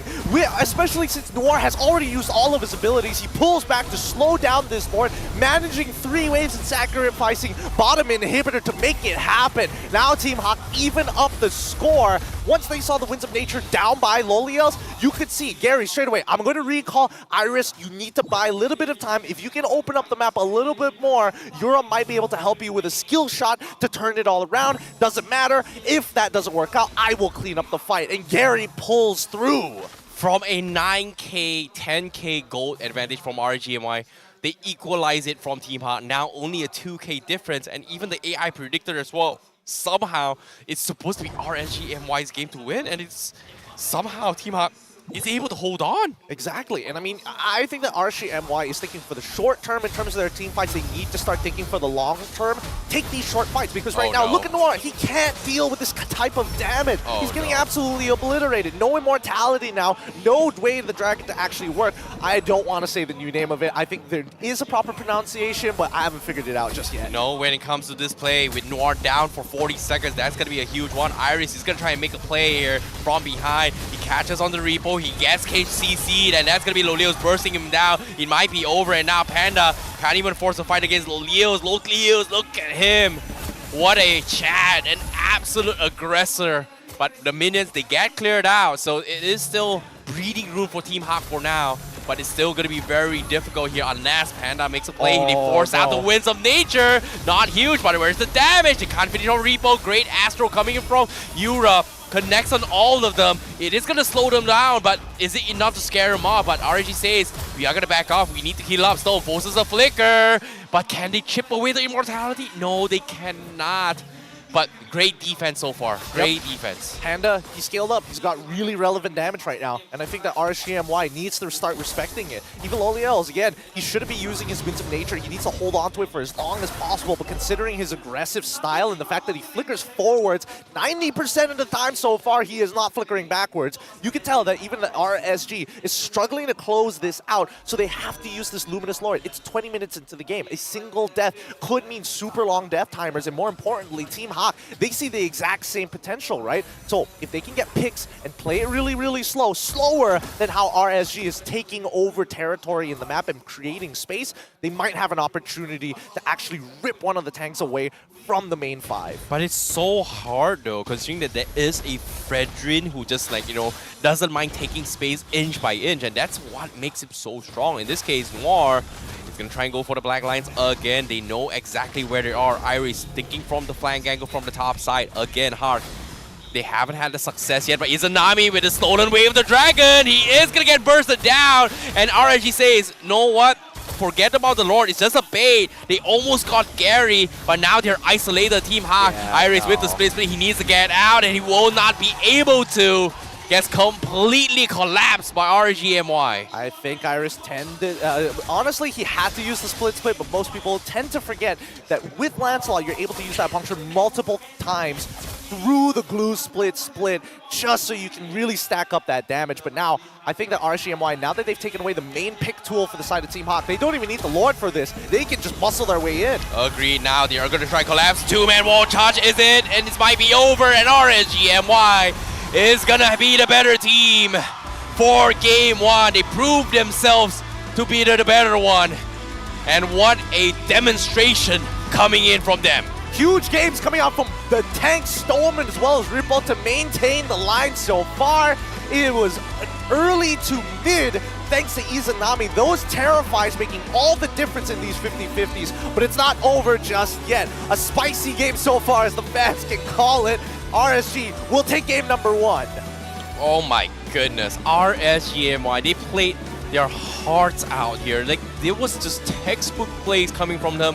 Meanwhile, Team Hawk was able to surprise them time and time again, but RSG kept it cool, calm, collected, and composed, and that's what you need here. And you can see Rippo says, you know what, it's only one game. You know, it's too easy. There's a reason why I'm the main roster, and it's here to prove it with RSG. Oh man, not easy at all. They're going to take a break for a while, rediscuss their plans. Team Hawk has a lot to think about, or has a lot to think about in this matchup, right? They're playing a composition that they've tried before, all about looking for picks, having one main tool to initiate these fights, but more importantly, having a lot of map presence to kind of pull the composition apart. But with good lane management and overall decent matchups, I think, you know, RSG really thought this through. Yeah, agreed. But at the same time as well, having Iris play the glue, to be honest, I was a little bit surprised he was able to play that well, considering the amount, the odds that was faced against him, right? There's just so much things that they could have done, and in this case, I'm curious to see who the MVP is coming in from RSG MY. The MVP gonna be none other than Lolios himself, which makes sense. He's been dropping crucial ultimates every single time, and it has been on point. He has been on point. I think, you know, holding on to his matchup very, very well. Moments of not disrespecting the space. He's grown as a player. I definitely think he has matured. But look at his stats: 13-2-2 with a 71% kill participation right now. His stonks are going through the roof. Yeah, he is very, very on point in this game here. And interesting enough, he's went full damage, and on top of it all, he got a Weapon Master on top of his Quantum Charge. So that's going to be a bit more damage. People kind of tend to stray away currently in the parent battle for movement speed, but he just trusts his teammate, go all in. If you play inch by inch, who needs movement speed when we are walking that slow? I mean, he also has Quantum Charge, so half the time he's going to have enough movement speed to close the distance or actually start kiting away. Let's have a look at the item build. I'm rather curious to see what they opted to go for, because half the time, when you see the raw amount of damage that's coming out of him, something's amiss, right? How many anti-cuirasses do we see from a Team Hawk? I see one coming in from Glue, one on Fanny. I don't see one on Novara, instead going for an Immortality. That's totally fine. Winds of Nature, and finally, yep, so we've got 3 anti-cuirasses respecting Beatrix, but once she gets that Malefic Roar, she already has that BOD. If you're put below 50% HP, you're in a lot of trouble. Yeah, I agree. But at the same time as well, Lolios didn't even actually go for DHS, which is something that I feel like it's a very common for marksmen, but considering that they don't really have a very tanky composition from Team Hawk, going for this kind of extra penetration is just going to completely shut them down. So I like this adaptation coming from Lolios, but I want to see the full itemizations here in terms of in-depth coming in from, with the emblems coming from RSG MY. How do they correlate with this matchup? Well, I think, you know, correlating into this matchup, the 2 main tanks obviously have to take tank emblems. I mean, they were the front lines, and they made sure that they decided to go for agility so they can actually match people who are trying to come from different flank angles. They need to be able to close that distance and close it really, really quick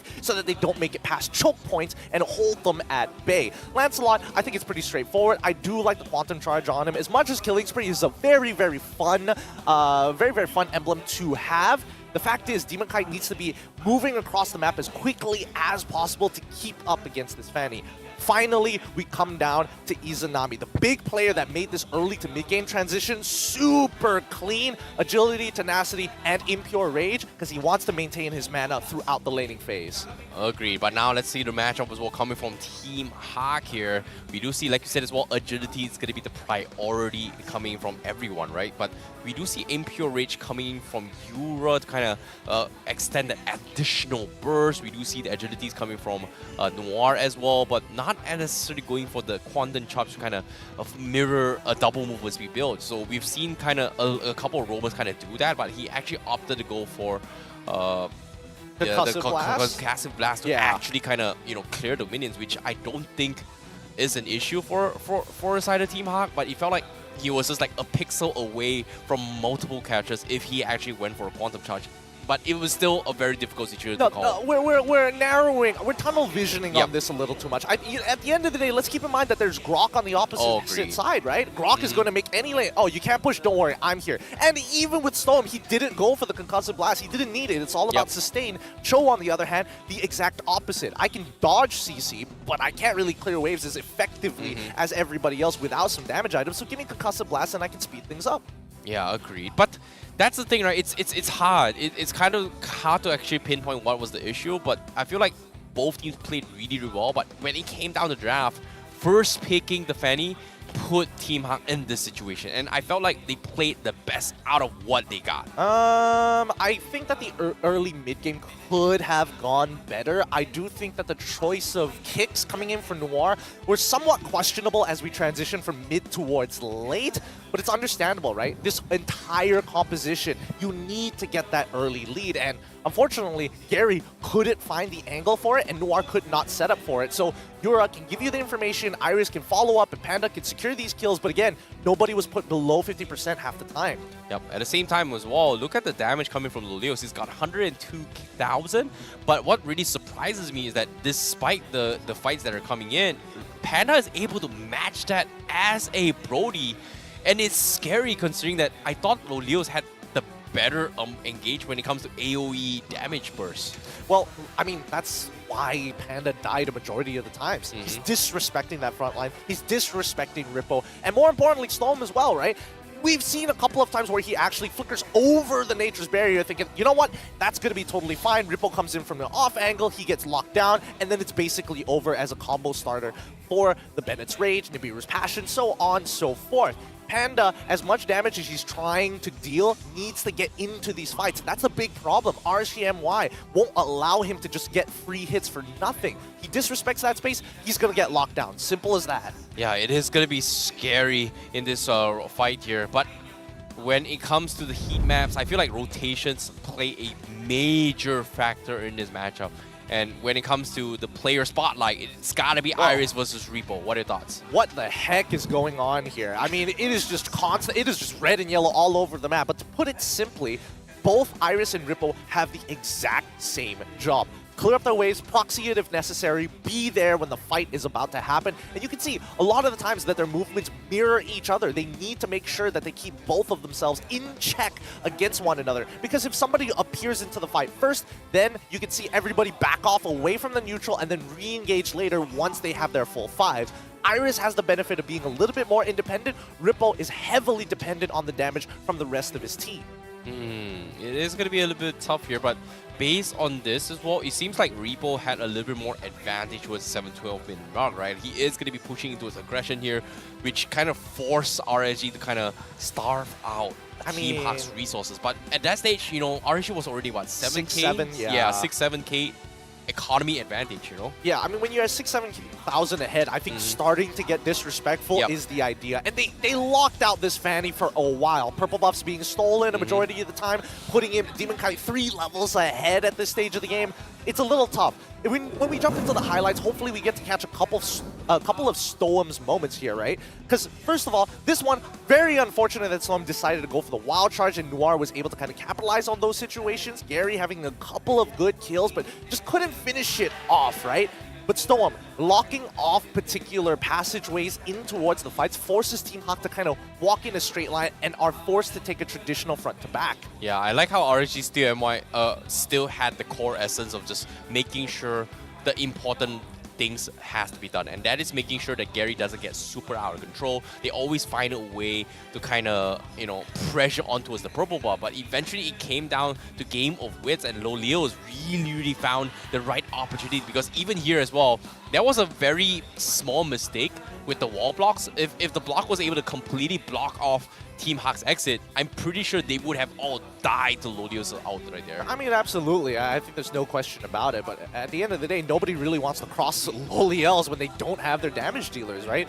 Gary recognizes that he is limited by his energy. Iris recognizes that there is no physical way that he's going to get a kill onto Loliels unless he is low and his damage dealer Yura is relatively nearby with clear angles to make sure that the Astral Shatters actually connect. Yeah, I agree. But at the same time, you know, I like how Storm has been playing this game. Super underrated coming from RSG MY. His wall blocks has been very strategically very on point in finding the right angles to set up from team. And he knows perfectly well on how to stop the Fanny from rotating in certain angles and also cutting off the exit. So I feel like the Grok here was a great pick, great way to deal with the Fanny. Yeah. And I like the adaptations coming in from RSG MY. But now, game 2, it needs to be fixed here. You know, Team Hawk, they made a gamble. First picking Fanny, immediately gave all the information from the side of RGMY to capitalize on it and just punish this and outdraft him. Would you say it's an outdraft? But I feel like I don't think it wasn't an outdraft. It wasn't an outdraft. It definitely is one of those situations where it's like, this is a very particular style of composition that you want to pull off. Again, a lot of the comfort picks coming out from the side of Team Hawk. We did see the Cho, we did see the Fanny, we also did see the Brody as well, all of which comfort picks for the side of Team Hawk. I don't know about you guys, but remember that MLBB is about to celebrate MPL MY's, well, Malaysia's independence. Log into the game to get the special Hari Merdeka emote voiced by 3 of our MPL MY players. I'm not going to spoil it. How about you purchase it and figure it out? Take a wild guess. Take a gander. Figure out who those voices are. You know, that's the thing, right? The voices, you know, I just heard it. I was like, wait, who was that talking? I was kind of stunned for a little bit here, but, you know, fun enough, it's 3 MPL MY players that actually sounded. Who is it? Not exactly sure, but it sounds pretty cool though, the emotes. I am betting that a majority of people won't actually guess who those MPL MY players are, because half the time, most people don't even know what their voices sound like. Now that you think about it. Think about it. Think about it. I know how Zorn sounds like. Yeah, that's because he's on the interview half the time. True, but I do not know how Yura sounds like. Hey, well, technically, he is technically an import, so it kind of omits him. Don't want to like go further than that. But so far, right now, Demon Kite is looking hot. He's not the one pushing the agenda, but the rest of his team is, and that makes it so much more comfortable for him to play around his team. It's weird to see how, you know, Malaysia has kind of evolved into the stage where, hey, Season 11, it's all about playing around those imports playstyle, which is we have the Filipino flavor, we have the Indonesian strengths, right? But this season, especially coming from RGMY, it felt like game 1, it was all around 4 of them guiding Demon Kite and allowing Demon Kite to do his own thing. So I like that we are starting to try to respect the Malaysian playstyle on how to play this game. Well, I wouldn't even say that it's a Malaysian playstyle. I definitely agree that Demon Kite is an aggressive player, which coincides with the rest of RSG. All of them are like, yo, you're aggressive, we're aggressive. We like that, we can vibe, right? But I think more importantly, you need to have some strong, what do I call it? Strong, I can't even say shareholders. Let's wait just a say, minute. Wait, hold up. Matt's got the mask as well. His brother. Okay. Now the real question: which one is it? Which twin is it? I think it's the twin that didn't get back in. Is it though? Is it though? It could be the one that did get back in. And he's like, you know what? I'm gonna watch from the sidelines. His hair was combing to his left part. So if we look it from the right, I think that's Man. Yeah. Let's not forget the cameras reverse the image as well. Oh boy. There's no way to tell, boys. Oh boy. There's no way to tell the twins apart. Oh boy, that's a little bit tough one here. But you know, I thought it was a surprise appearance by Ikuto or something like that because he's got that Wakanda mask. I was like, oh wait, you know what? It is Team Hawk's motto, but at the same time, without further ado, we're jumping into the game number 2. This is going to be Team Hawk going up against RSG MY. This time, Team Hawk on the blue side again. Do they first pick the Fanny? Absolutely not. Nope. Not going to try it again. Edith is going to be the goal. Oh, I remember what the word is. Anchors. RSG MY have secure anchors in both Storm and as well as Rippo. I don't know whether those anchors are going to do that all over again, but let's look at the winning record because before the arrival of Rippo, Iris was the main EXP laner for RSG MY and had a 77.78% match win ratio in MPL MY Season 10. I have to say one thing, production.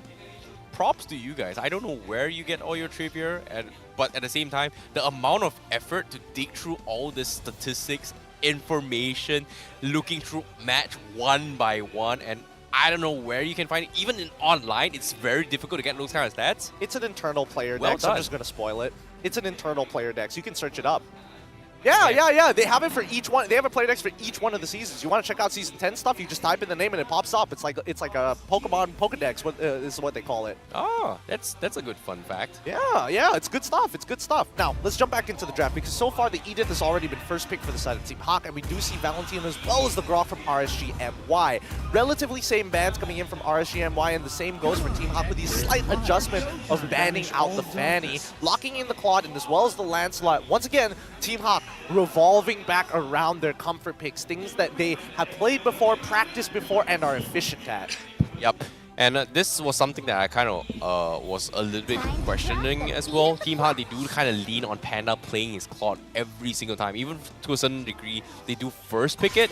But this time, they open it up. RGMY says, you know what, Panda is not really a big threat. We just ignore him, man. But, however, Joy was kind of ignored in game 1. This time, RGM says, you know what, I'm going to pick it up. Demon Kite might be able to play this.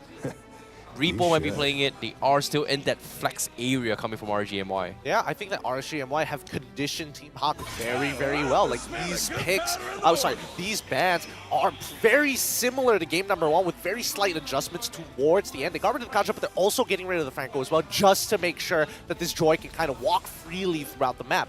More importantly, we are seeing Storm back on this Grok, I would assume back on this Grok again, and Izanami, who's been playing a phenomenal early to mid-game on the Valentina. It's going to be a little tough for Team Hawk to actually try to break through through Storm in particular, but at least with the Edith, they might have an opportunity to actually re-engage. Yeah, but now Franco, Kaja, you talked about suppression here. They don't really want to deal with this. I guess it's a way to deal with the Joy, right? But I feel like Joy right now is in a situation where it's going to be the biggest threat for Team Hawk to deal with it. Like, Edith, not necessarily a great way to kind of stop the Joy if the Joy gets out of control.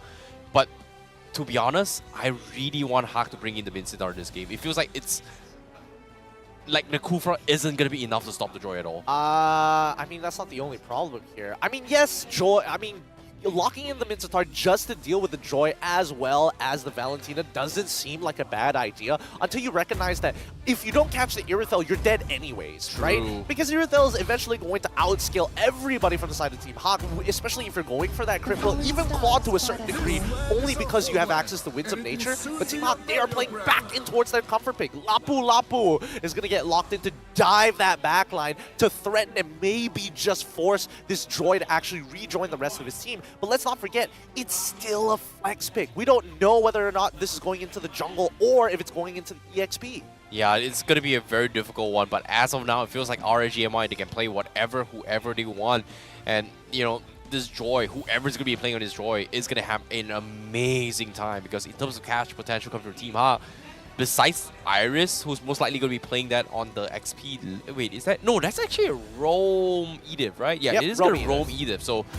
It's going to be up to Noir to try and punish that, but even then, like you said as well, there's so many targets that he needs to control. In this case, is it going to be Irithel? Is it going to be the Grok? But guess what? They bring in the Cho as well, coming from RSGMY. So that means, well, we are going to see a lot of mobility is coming from RGMY. I mean, this is a hard dive coming in from Yep. RSGMY, right? If they get into that backline and Panda does not have his BMI, he's in so much trouble here. A slightly adjusted playstyle coming in from RSGMY, where now it's not about just holding that front line, playing the traditional front to front. They've got so much dive capability. So again, whoever makes a mistake in lane is going to get punished. Yep, in this case, from the side Team Hawk, they're going for all in right here, right now, with this Edith roam here.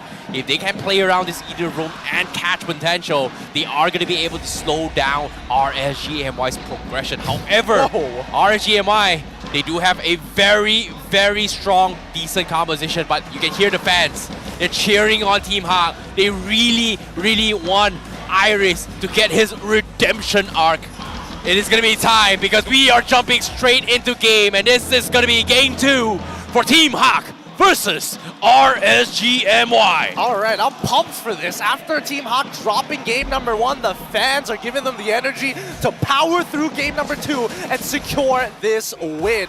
Let's kick things off as we jump right into the game with Iris trying to proxy. He's probably going to die for this. Oh my goodness, Iris. I don't know what he's trying to do, man. He's going to clear the winners before he dies. Yep, he manages to get it, but that is going to be first blood for Rippo. Feels bad moments. Like, Team Hawk was just pumping his way through and, you know, he's just died. And, ouch. I don't know. That feels like a party pooper wet blanket in your face, man. No, worst of all, it was a very rookie mistake. Why would you do it on Lapu Lapu of all things? I guess he didn't want to interact, but I think we're about to see another kill. Oh my goodness, Storm, he's gonna get out, but Gary's gonna slice his way through, but he's 1 HP! Storm! He survives, but no, it's gonna be Yura that flickers forward to kill his mom, and now Noir, he's gonna try and buy time for Izanami, but they are just level 2. They don't have the tools. In this case, it's going to be the disengage. It's so weird. What a weird start to the game. Again, RSGMY also getting a little like, you know, after that kill, Storm was like, all right, let's get a little disrespectful. Let's try and outplay this situation.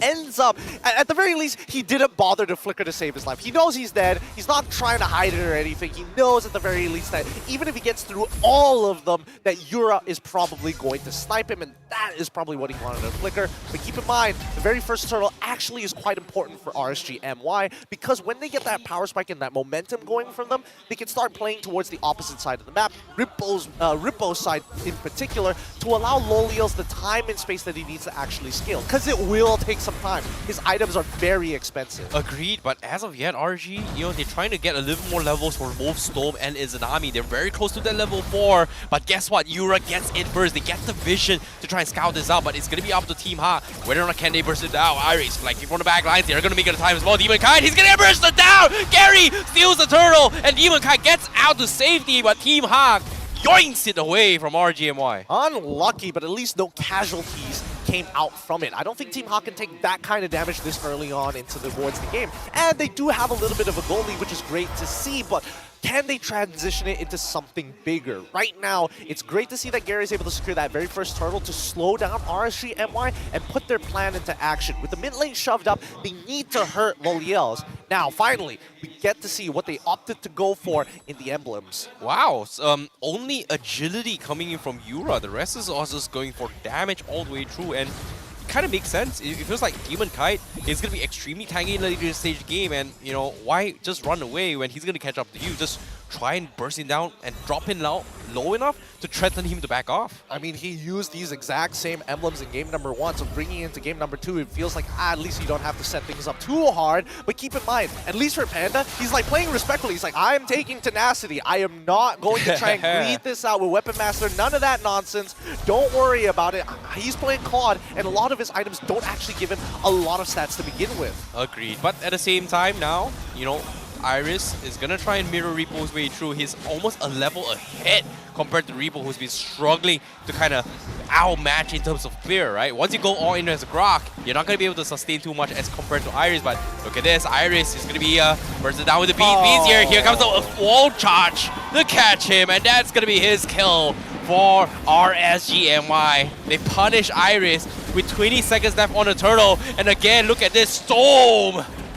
Getting very, very trigger fingery in this situation, but I don't know, man. But at the same time, Panda, he gets out.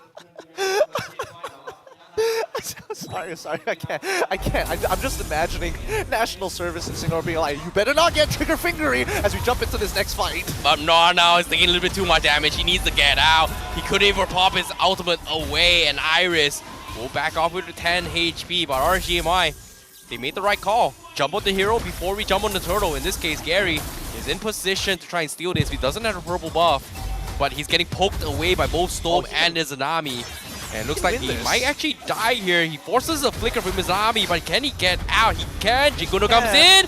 Wall charge misses by a second. So that's going to be Team Hawk losing the turtle, but they do bait out major spells from RSG MY. Now you're seeing the big differences of Team Hawk game number 1 compared to game number 2. With Lancelot, well, if we compare it to RSG MY's game number 1, the Lancelot didn't need to be the first initiator, didn't need to kind of push the momentum. Everybody else can kind of do it in their own way. Team Hawk on the opposite side, Iris is the only one who can really jump on it. Noir, even then, he has to wait for the follow-up. So Gary needs to bait out as many spells as possible and then get the re-engage from the rest of his team.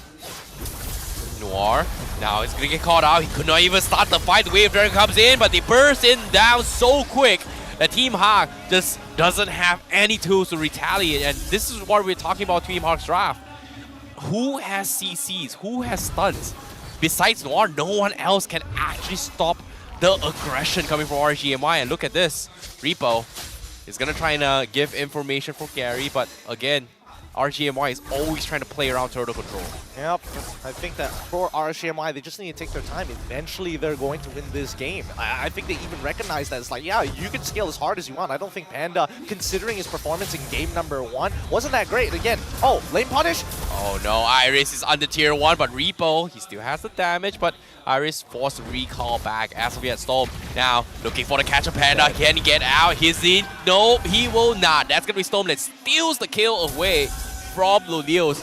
But again, RSG MY, they're just rolling over Team Hawk again. And what did I say? I mean, at the start of this game, I said if anybody makes a mistake in lane, it's going to get punished with a dive. Every single time we see a mistake coming up from one of the side laners, whether it be Iris or even Panda, you can immediately see everybody setting up for this dive. Oh, wait a minute. Oh boy, Lolios, he actually gets out. Noir, beautiful catch, but they have to back out. But RSG MY from behind, Rippo, they catch 3, and now they are going to try and finish more, but the conceal from Noir keeps them alive, but it's not good enough. Izanami versus him down, but Demon Kite, he wants to extend this, and look at them go. Storm gets a kick as well. They fight Yura, they fight Panda, and that's gonna be Team Hawk losing too. Meanwhile, Iris is gonna try and trade off the middle turret. He gets the job done, but the damage is just so much coming in from RSG MY, and they might be able to get even more unless Gary.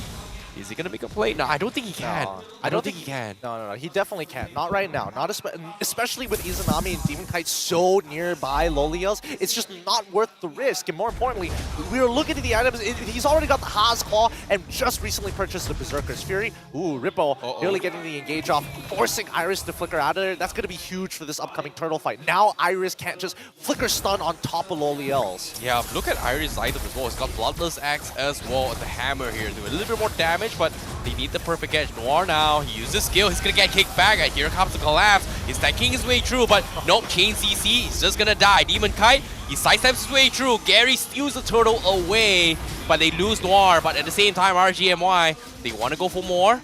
Lolios in position still, he doesn't have his sprint though, so he's not gonna go to force the fight. Demon Kite, ooh. So much damage on this droid. Yep, I think for a regular player, they would have 100% dived that. But Demon Kai, he recognizes that the tower actually does a lot of damage, and if Iris decides to turn on top of him with the Justice Blades, or maybe even tries to outplay it with the dash, he probably would have died there. At the very least, he has no way to actually guarantee the resets on his dashes other than his one target onto Iris. So it would have been very risky. Panda playing an even riskier game. Oh no, Noir, he missed his combo. Storm outplays his way through, but they get the ultimate available. Gary is going to be able to finish more, but Izanami is getting chipped away with a Blazing Duet, but double kill from Gary is going to be good enough to chip them away, and this is huge for Team Hawk. 2 players on the sidelines, and Rippo wall charge out of there. Meanwhile, Iris, does he want to try and fight this here? XP versus XP, but now Looks like Team Hawk finds an opportunity, but what? Huh? He wanted it. What? He wanted it bad. He was like, boys, I'm about to make the play of the century. Flickers and Demon Kite responds way too quick, so he isn't able to get the dash and knock-up up. So, well done. Good reaction time coming in for Demon Kite. I like the idea coming in from Noir, but it was very ambitious. It's crazy how Noir is doing this, yo, but at the same time, Storm is going to down low HP. They force Leo's coming in. He does have the sprint still. Noir is getting chipped away, but Izanami with the stolen blazing duet, not going to do too much. But Demon Kite with the blade spin, he fights Panda. He's going to kill him off, and he's dead. What did I tell you? They were all going to die there if they kept on pushing forward. The counter engages. I mean, Team Hawk fails to recognize that RSG MY wants to fight when you are past your turret line. As soon as you get past your turret line, there's so many more angles to play around. Wow, Rippo actually decided to charge for that. Rippo is just so much damage. It's crazy to think that, you know, this is a Grok. He's just right in your face. Oh, wait, it's a tank. You know, I'm just a tank. I'm pretty roamy. But guess what? He's just threatening everyone from Team Hawk. One wrong move, boom. Big boy damage with the ball charge. Yeah, I mean, he's been doing a phenomenal job on this Grok. I mean, 3-0-2 hasn't died so far, has been finding some really good ways to isolate his targets and slow people down. Oh boy, the kick again. Noir just cannot do anything. Panda drops the blazing duet. They finally lose. That's huge for Team Hawk. And now RSG MY. They want to try and retaliate here. Demon Kite is going to be showing space, but the tier 1 still stands in the middle lane. Can't really do too much. So he's going to be able to back. He's forced to back out, actually. Beautifully played coming in from Team Hawk. Just a casual bait and switch. They sent Noir in. They made sure that they actually put a lot of attention to the right side of the map before we see Gary utilizing the wave to close the distance onto Loliels. He's got to be really careful here because, again, Gary, he's got a lot of damage and he's going for killing spree. Oh no, he needs to be a little bit more careful here. 20% left. They want to collapse on this. Beast comes in. Do they steal it? Demon Kite joins in the wave, but the back lines. Look at this. Gary is going to try to cut him off, but Izanami jumps into the pit, finishes him off. Panda forced to use the blazing duet defensively to kill him off, and that gets RSG MY out of safety. Yep, they managed to get out, but that Lord still falls into the hands of RSG MY. Izanami won't be able to participate in the upcoming... No, Rippo. The wrong time, wrong place. No wall charge. He is gonna give away a free B. But at the same time, Gary as well as Yura, Divine Glaive and Endless Battle right now. As harsh as I want to be on Rippo for actually walking out and ruining his perfect KDA like that, I can understand why you feel like a juggernaut on this Grok. With the power of nature, sitting close to those walls to make sure you have anti-CC, you feel invincible until it runs out and then you realize, oh, this might be a mistake. I know, right? But in this case, he's got the Blade of Destiny as well as the Blade of Despair. So that's a decent amount of physical defense. But when it comes to magic, Yura and Noir has those damage to chip away at his health. And interesting enough, Noir, he hasn't been able to take advantage of his Primal Wara to actually do that magic damage. And that's the only reason why Team Hawk has been losing out in all these fights. And this is a big problem. But eventually, here comes the play. Storm. Oh no! He almost got the kick, and he's going to get counter-played with that as well. Noir finally gets his revenge. He gets the kill, and this is going to be buying a little bit more time for Team Hawk to defend again. I mean, I don't think RSG MY was going to get too much off of this anyways, but I think that's going to make sure that they don't get anything else anymore. So that aggression coming in from RSG MY has been shut down entirely, and the score has really started to even up with only about 1.9k difference between the two, eventually turning into 2k. But look at Team Hawk, they do this all the time. They play on their strong side of the map where they have vision, and if RSG MY decide to trespass in their borders, it's a lot of problems. But again, fundamentals are strong. With good wave management, it forces Gary to actually move out of place, who is by far the only threat other than Panda to jump onto Loliels. Yeah, this is crazy, right? Like, I was expecting Loliels to be able to, you know, kind of pop off as an Irritail, considering that this is his current meta. It's all about movement speed, taking advantage of DGS, etc. But he hasn't been able to find those opportunities. And as of yet, it feels like Team Hawk, they understand that, hey, if we take him out right from the equation, no one else hits hard. Rippo is going to be like a one-shot burst, if it makes sense. No, that's true, but I don't blame Loliels for it. It's not up to Nope, you know, we're out of here. No, I look at Loliels. Look at Loliels. He's literally zero reaction to that. Oh no, he needs to back out. He can't even do too much, and they will lose Stone because of this. And Loliels is like, you know what? I finally get a little bit more help, but the minion, Yura, just stole it away again. I mean, that's not the worst part. I felt like that was just instant karma for Storm not taking it to the face. Storm was like, yeah, I'm just going to move out of the way. Loliels loses 60% of his HP. He's like, bro, what the heck, man? Come on, what's with this anti-synergy? I don't know how this is possible, but Rippo now, he's gonna get caught out. Wall shot comes in, and Gary comes from the side. He's gonna try to chip away. One normal attack is gonna be good. Loliels is finally shown himself with the crossbow attacks. He catches 4-man with the rebuff, but can he finish for Yura? No, he cannot. But Panda, he gets countered out by Demon Kai. Demon Kai picks him apart, and somehow RSG MY, they get Iris as well. And now Team Hawk, they have to back off while RSG will be focusing on this Lord. He's got to be real careful here. Kamar, he's got no backup. Oh my goodness, Storm! He found Yura! That's gonna be a kill for Loliels. RSG MY, they found the opportunity, and now Noir, what can he do? Gary is here. There's 4 men right in front of him here, 10% left. Is he gonna make the attempt? The Lord is gonna be close. No, he doesn't even want to try it. But RSG MY, they secure the Lord. No attempts made, and I think Team Hawk made the right decision here with the man, again, a significant man disadvantage. RSG MY pretty much had it for free. They just needed to make sure that they don't chain those punctures from Gary in towards that Lord Pit side, and that's why you can see that RSG MY are leaving very large gaps on purpose to maybe force Gary to utilize his ultimate to try to get into the pit, and even then, they could collapse on top of it to make sure that he doesn't get back out. Agreed. You know, it all comes down to finding like the puncture angles as well, right? And that was very difficult because if RSG MY, the clump up is 4, it is a straight line for him, but you know, just backing out, limiting it away from Gary is gonna help him a little bit more. But right now, the big threat here from the side Team Hawk is gotta be Panda and it's gotta be Gary. And if they take down Panda from the equation, well, they lose all their damage, I guess. Well, I mean, they still have Gary as well as Yura, but Yura is very much just like skill shot burst, and the same goes for Gary. He can kind of stall things out for a while, but without consistent damage, it's a bit of an issue, right? I think as of right now, it's tough to get on top of people like Demon Kai, and I think Demon Kai can basically do whatever he wants to. We discussed this in the draft. He's playing Joy. Nobody can really catch it right now. But Loliels, on the other hand, is very susceptible, and the same goes for Izanami, so it really depends who makes that first mistake. Agreed. Now with the Lord collapsing on the tier 3, it is gonna fall. Iris trying to cut the back lines, but you know, it's just not the right timing here. Storm as well, looking for the angle, but Panda will be able to chip away towards the Lord Pit here. But interesting enough, Yura got an Ice Queen 1 on this Novaria, so we are not gonna look at those one-shot bursts. He is gonna try and utilize for the team here. But here comes the concealed play. Gary, he's gonna try and bait out reactions, but RSG says, you know what? It's not the right timing yet. It's not the right timing.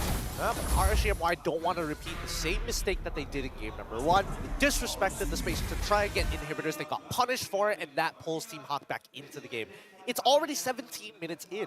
Both sides don't have much of a lead. Like, they lost EXP in this particular case. A majority of them have already hit max level, so it's obviously going to be negative. But in terms of tower damage, 16,000, getting 1 inhibitor, that's good enough. And this is only going to be the second Lord of the game. We're not even into the third one just yet. Yeah, this is tough. This is really, really difficult as well. And considering how well Storm and Rippo has been playing this game, it's just finding the right places to show Team Hawk off. Team Hawk, they definitely need to overcome this big obstacle, and currently it's very, very difficult to do so. But Iris as well, he hasn't had a great line against Rippo at all this entire game. I think that Iris can't really do much about it, right? Everybody that he wants to catch has some form of mobility, some kind of dash. I think Loliels, even with just his raw movement speed alone, isn't too worried about Iris trying to flicker on top of him, because half the time he can just walk out of the way. Ooh, technical pause being called here. Little unfortunate as we're about to get into the good part of the game. Yeah, it is indeed one as well, because this is going to be a very, very important one from both sides, but it feels like Team Hawk, they cannot afford to make one mistake at all. It all comes down to finding the right targets and shutting them down. Team Hawk's objective is going to be killing off Iris as well as stopping Demon Kai from getting into his jungle, which, like you said, very, very difficult to do so, whereas RSG is a little bit more flexible. Panda dies, they lose all damage. Well, I mean, they're not going to lose absolutely all their damage. The Izanami is still very relevant in this game. It's just that... No, I'm talking about Team Hawk. Ah, for the side of Team Hawk. Yeah. Well, that's the thing, right? I feel like if they get rid of Loliels is a lot more manageable in comparison to the Valentina. The Valentina is probably going to engage and get herself killed, but that's the thing, right? We've seen that the Primal Wrath has been more effectively utilized by Izanami than it has been for Noir in these past couple of minutes, and that's why we're in this position, right? But let's not forget, it's all about the high ground defense at the end of the day, right? Because Team Hawk, they aren't losing too much, and RSG has been failing to really close the game as quick as they can. It's already boiled down to 17 minutes. The gold lead hardly matters other than juggling items, and despite having 5 kills ahead of Team Hawk, if they don't get this Lord, they cannot close out the game. Yeah, I agree. And that's the thing about like RSG as well as Team Hawk. Like Team Hawk, the later the game goes by, they are going to be able to actually find opportunities. But that's the thing. The longer it drags on by, especially if you don't have space, you are going to make a little bit more mistakes. Whereas RSG, they can afford to make 1 or 2 mistakes based on their drafts. And that's something that, you know, based on the drafts as well, RSG is just having those mobility leeways to choose their fights however they want, if you think about it. I mean, it's the margin of error, right? It's so much harder for RSG to actually make that mistake compared to Team Hawk. And I think that Team Hawk, it's tough only because they have to utilize a battle spell on top of everything else to secure the kills. Like, I don't see a way that Iris is going to get on top of Loliels unless Loliels is blind in one eye and Iris utilizes his flicker to close the distance. The movement speed is way too much to deal with. The damage coming in from Lolios is more than enough, and even the Raging Slash isn't guaranteed to kill. Oh boy, Gary, he needs to get out. Great kick, dodge coming in from Panda. He's going to be able to get out here from Gary, but at the same time, RG, they force out the sprint up on Lolios. That means that's going to be a little bit of a less damage with those heavy crossbows. So they are going to wait out on Lolios' ultimate here. But for now, Team Hawk, they are just going to be on a stalemate. Again, resets here. RG, they just don't want to pick this fight. So I guess it's all about Yura opening up the maps with those pokes for now. I think that RSG MY, they need to manage their waves. They need to really threaten the side waves, as a matter of fact, utilizing Rippo better. Because again, the kick! Oh my goodness, they found Gary. He needs to get out as well. The Dawn Rose keeps him alive, but can he get out? Panda with the blazing duet chips off Rippo, but it is going to be Demon Kai to go to the back lines and find Yura. Iris will fall by Lolios as well. Team Ha, they lose 3 just like that, and RSG MY playing an absolute monstrous game, and Demon Kai just unkillable right now. Monsters or players? Players first, then tower. RSG MY, they are going to try going for the collapse here. And now the inhibitor falls and Noir needs to get out, but the minions are coming in. And look at this blazing duet from Izanami. Not going to be needed. And RSG MY, they finish him off. And you can hear the taunts as well. Rippo, do you doubt him or not? Oh, you can hear him scream, "Yeah, Bob Bay, I'm the main lineup. I ain't no sub, brother." Iris, take it. He's like, "All right, I'll get you next time, brother. My matchups were tough. You banned out my heroes. You'll take this 2-0. Respect given to both sides. GG, well played to RSG. Yo, the Ultraman mask actually lights up. That's dope. That's so dope." Oh boy, what a game coming in from RGMY, but Rippo just completely dumbstring them here. But you know what? All fun's and games. They're still friends. They've taunted each other online. But you know, after the game's finish, we know why he's the main roster for RSG. And that's why Rippo. Yeah, because he's great at playing tank EXP laners, you know? Damage EXP laners may not be his thing, but give him a tank, he knows what to do. He controls space very well. And Team Hawk have to hit the drawing board once again. Well done to RSG MY. We're going to be throwing it over to our host, Rose, to have an interview with our winners. 3 mata penuh untuk RSG MY. Okay. Of course lah kan, kita punya highlight of the day ialah Rippo. Okay. Wow. Rippo, Yes. tadi masa I cakap, you know I tengah buat yang fist bump punya thing tu. Ya. Kenapa tak fist bump dengan Iris? Kenapa tengok je mata dia? Sebab he's my rival and I don't want to fist bump him. Okay, sekarang you dah menang and you menang lawan Iris. Does this mean that Rippo is the better EXP laner? Yes. Siapa suruh dia keluar RSG? Kan dah kalah.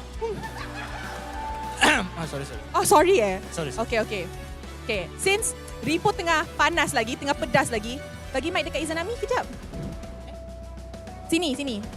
Izanami, sini. Tadi, I kat belakang tu. Lepas tu kan, I nampak Arya datang. Arya datang duduk sebelah Team Hak. Izanami, apa perasaan bila your girlfriend duduk dekat the opponent side? Perasaan tu biasa je lah. Tapi sebenarnya dia cakap dengan saya, dia cakap dia mau taunting kalau Team Hak menang. Tapi masalahnya Team Hak kalah. Dari So, siapa nak taunting dorang? Oh, Rippo lah, Rippo. Okay. Iris ada buat statement. Yes. Dia kata dia nak bantai aku. Yes, betul? Tapi aku cakap pengalaman aku lagi banyak. Yes. Nampak? Terbukti guys. Pengalaman menang. Jangan kata-kata sahaja bos. Buktikan. Sebelum ni dah lawan apa? Lawan 3 team kan? Alah, semua biasa-biasa je. Patutlah easy win sampai kita orang kalah. Defeat, shutdown. Wow! Alright guys, kita punya King of Taunting is on fire. Tapi sebelum kita bagi dia taunt lagi, korang rasa siapa MVP? Okay, alright guys. Let's count together tau. 3, 2, 1. MVP kita ialah Rippo!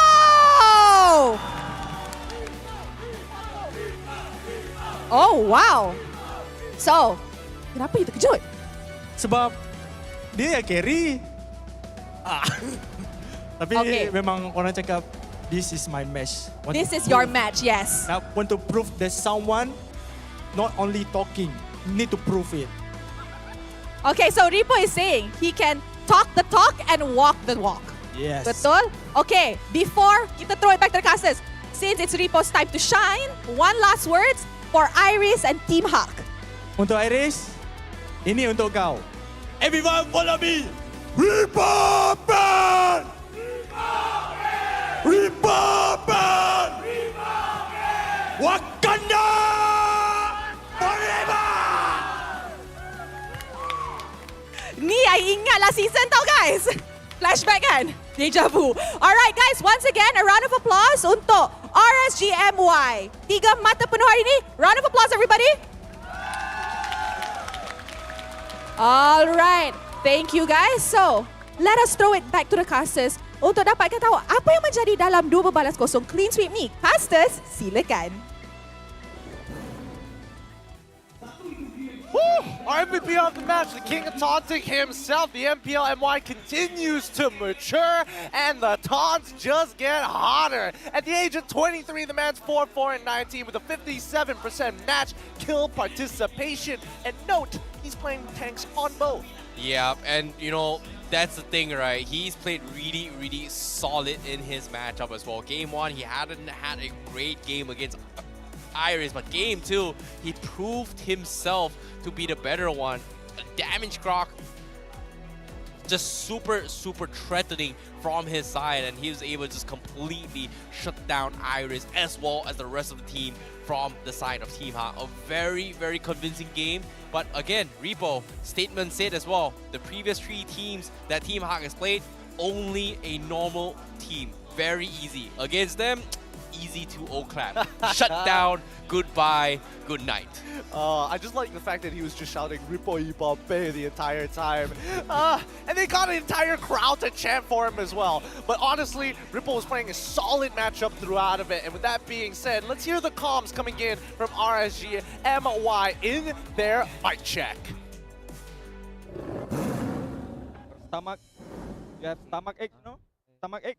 I've been in toilet for 30 minutes, bro. Okay. More than 30 minutes. Lancelot in bottom lane. Yeah, guys. no, Lancelot. Nice back. No. My kick is 15 rounds, guys. Okay, 15 seconds. Tolong! Tower!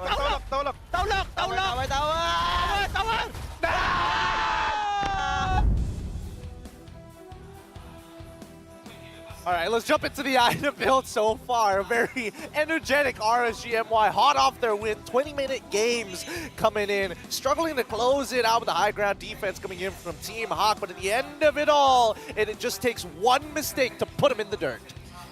I don't know what happened, but based on the opening of that mic check, I saw that matchmaking penalty. I think they were playing a game off screen or something like that, and it was forced to leave the game. I'm sorry that whoever it is against going to be playing offside, they will lose a member down because of it. But at the same time, I don't know, man. Competition is more important, man. It was probably Storm. I mean, he was in the bathroom for 30 full minutes, so fair enough. I can only assume that he was the one that was a little AFK for the ping check.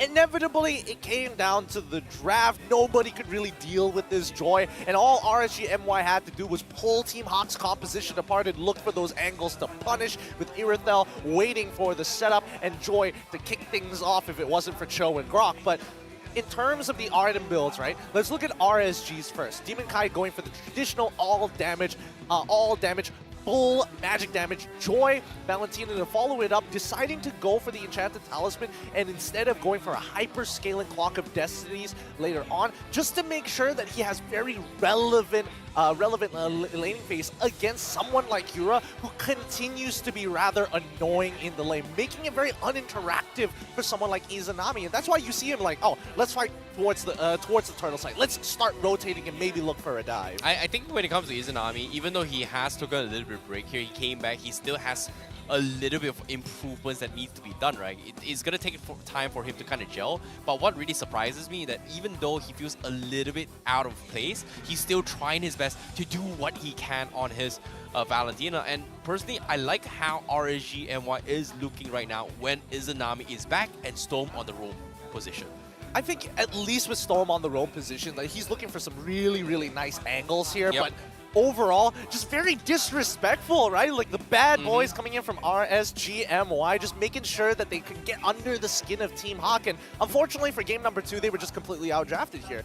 Not enough heroes for Iris to really get the job done, especially when you're dealing with someone like Grok. Unless Grok fully commits to the fight, which most of the time Groks won't, unless you are below like 60% of your HP, then can look for a full all-in. If he lands everything, Lapu Lapu just doesn't have a chance. Novaria this time not as effective from the side of Yura. He's hitting shots, don't get me wrong, but in terms of overall impact, like, yes, we give you the information, but what can you really do to capitalize on your opponents? You know, it's very difficult considering that, you know, based on this draft itself, I'm surprised it got to where it actually went to. Personally, I feel like Team Hawk, they were struggling to actually deal with everyone from the back lines. Yeah, Grok is annoying, Lolios is there, but Demon Kite was one of the biggest threat from them.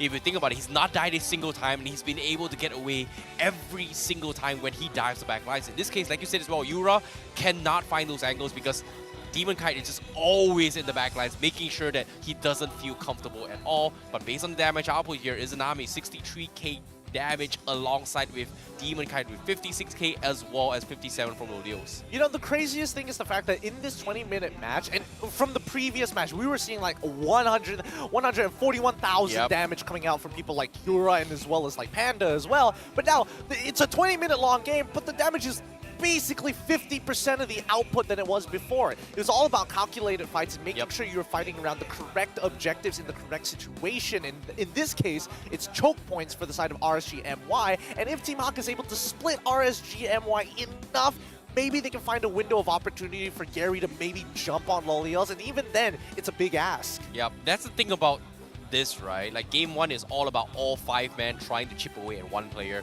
And you know, trying to figure out who kind of will break, right? In this game, it was very, very targeted, right? Whoever Storm catches, immediately they are going to get a one-shot from RSG MY.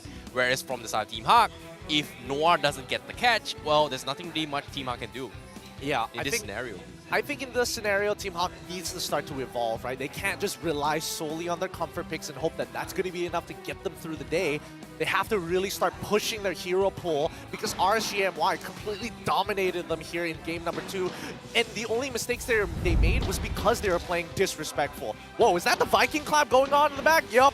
Viking clap coming in from Team Hawk. As we pull up the gold graph, we can see how much that RSG just could not completely break them, but slowly and tactically having good coverage of the map to secure these neutrals, but not only that, these towers as well. Yeah, RSG has been very, very on point in their objectives, right? They're always one step ahead against Team Hawk here. They always prioritize like, hey, when we play Turtle, we want this control here, so make sure that we make enough space for Demon Kai to kind of run around on the sides, and that's something that RSG MY is just able to do it compared to Team Hawk's composition, right? Game 1, I'm pretty sure the graph kind of looks very, very similar for like this, but Game 2, RSG MY is just a little bit better when it comes to, you know, finding the right targets. In this case, winning those turtle fights is very important for them. Yeah, I mean, I told you right at the beginning of the draft, if somebody makes a mistake in the lane, RSG is going to look to dive you. And every single time that happens, they secure a tower off of it. Now, in terms of the goal lead, you would expect that RSG with a winning draft to have a bigger lead, but you gotta give credit where credit is due. And Gary was trying so very hard to save this game, making sure that he could try to staunch the bleeding, but it's just a little too much. You're only one man. Yeah, and at the same time, seeing how all this goes here, I feel like when it comes down to execution, RSG just had a better clear cut, you know, whereas Team Hawk, they're trying to find mistakes in the midst of chaos. It feels like RSG MY just looks, you know, discipline and experience is what won them the game, whereas from Team Hawk, this was a little bit questionable for Game 2. I'm not sure what happened. It might be a little bit tilt or whatever, but to open things off with Iris losing his life right from the get-go feels a little bit demoralizing. I think Iris, in this case, the only logical explanation is that Iris was probably expecting RSG MY to go with a double, with a fast 2 opening with a mid laner as well as the EXP, thinking that maybe they've already walked past through that mid lane, and that's why Noir was actually walking around the river to double check in case somebody had actually done so, but no, doesn't find anything, gets punished for it.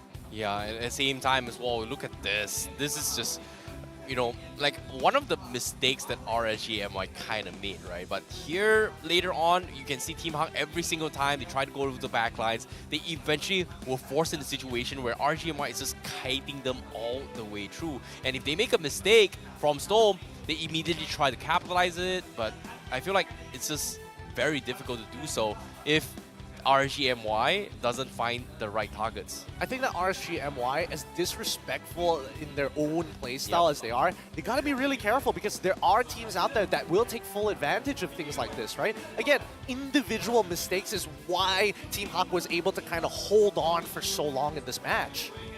Yeah, but that pretty much concludes the match here, the opening match here in Week 3, day number 1. But with that standings coming in here, RSG MY takes a 3-0, will be on 4th place still.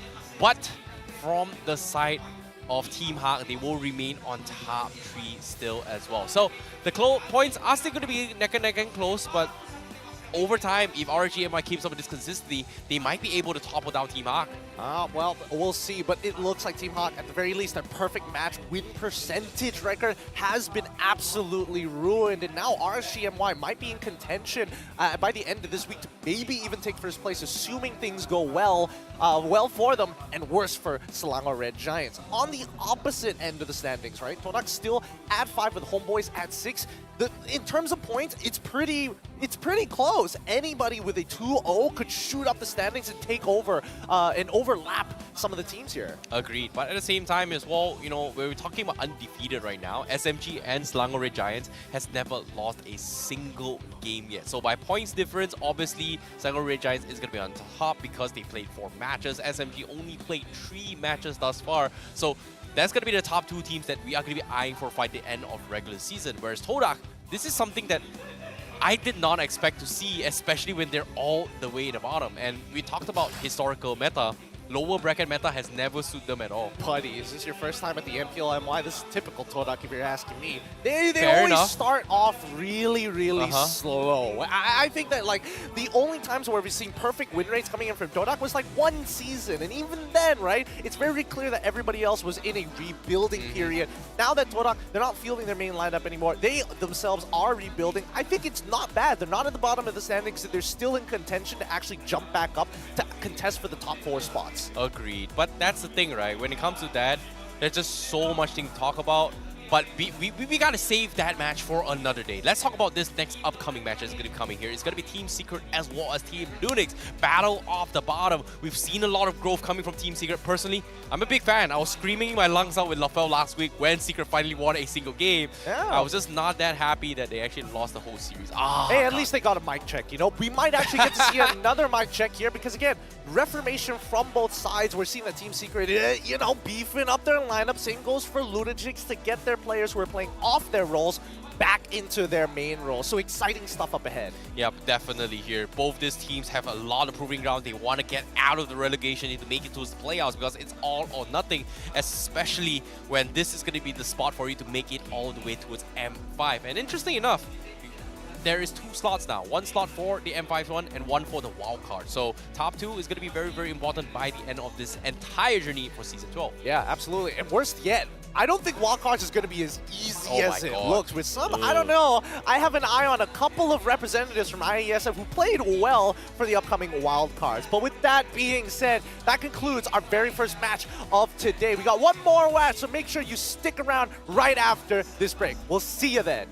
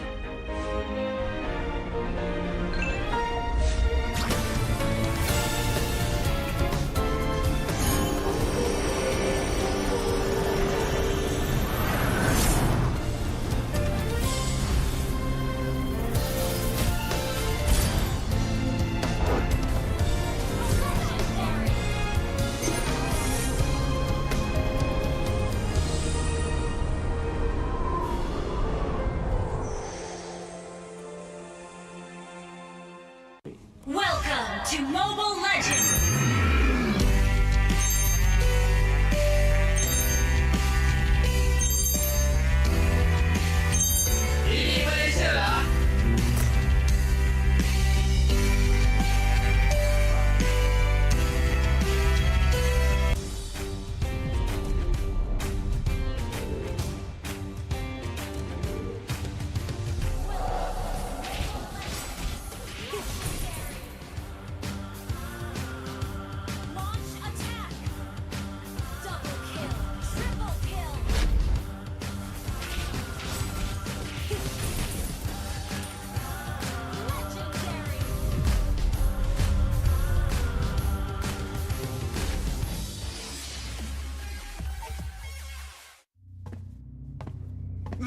finally showed up. Unload your weapon and return the goods. And if you ask nicely, I just might let it go.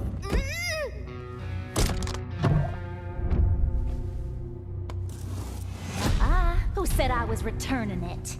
You little... We had a deal! I just came here to test my new toys. They ain't even loaded. Staring down the barrel and you're still daydreaming about being an inventor? Huh?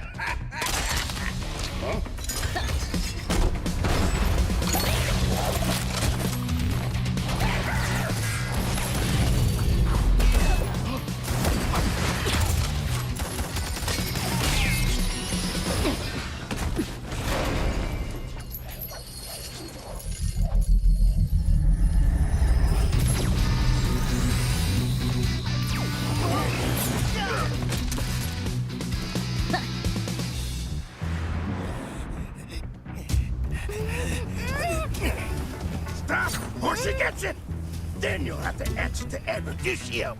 Eruditio? Well, isn't that perfect? I got a bone to pick with them. So how about I just blast you both? You're crazy! Leave me out of your squabbles!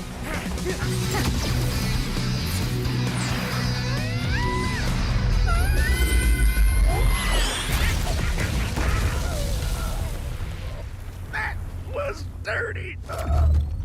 Haven't you heard? I do things my way. I really don't like being used as bait, you know. Anyway, let's return that to Eruditio. Oh, I have something special in store for them down the road. So I'll take this as payment.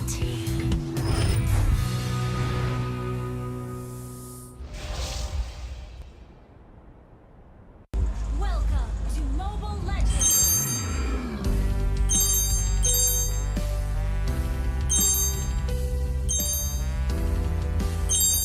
Ini Malaysia lah. You have been slain.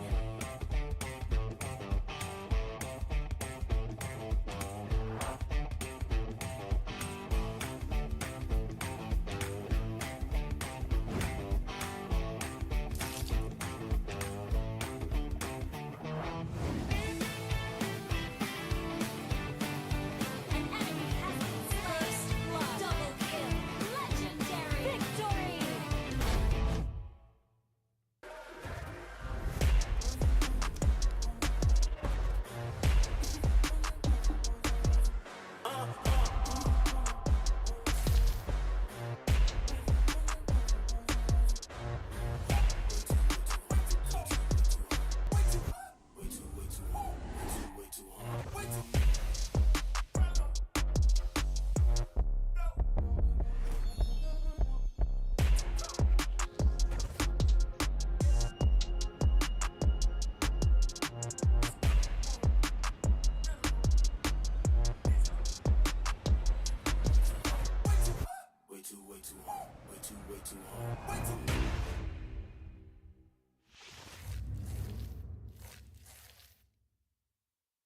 Welcome to Mobile Legends.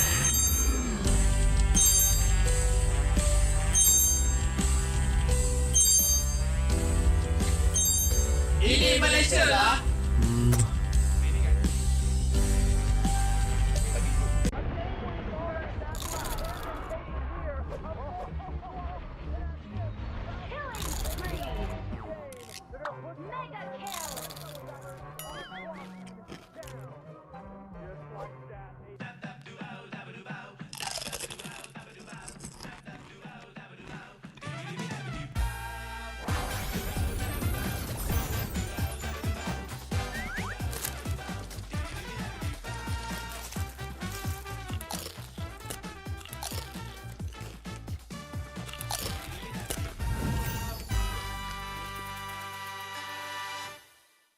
Welcome to Mobile Legends.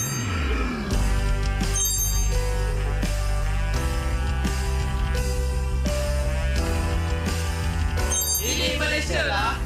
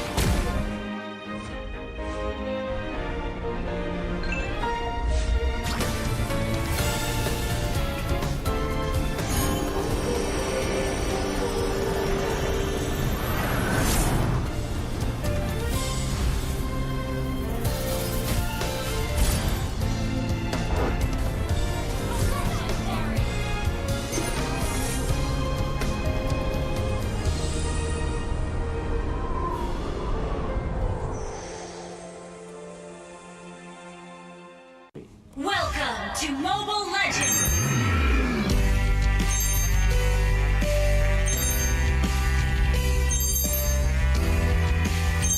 Ini Malaysia lah.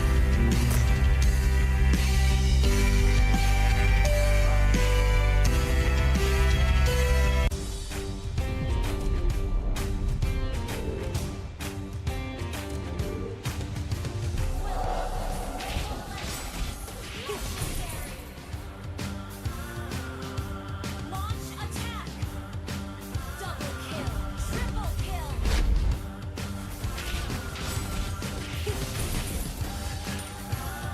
Legendary!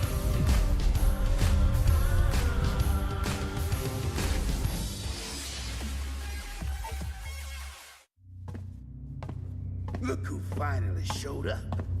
Unload your weapon and return the goods. And if you ask nicely, I just might let it go.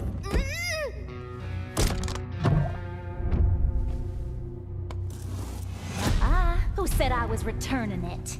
You little... We had a deal! I just came here to test my new toys. They ain't even loaded. Staring down the barrel and you're still daydreaming about being an inventor? Huh?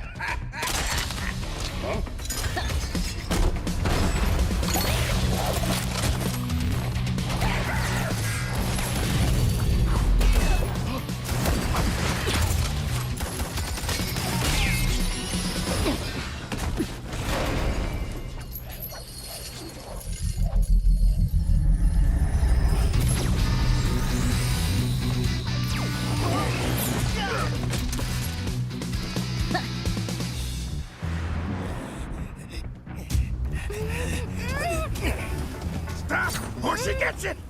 Then you'll have to answer to Eruditio. Eruditio? Well, isn't that perfect? I got a bone to pick with them. So how about I just blast you both? You're crazy! Leave me out of your squabbles!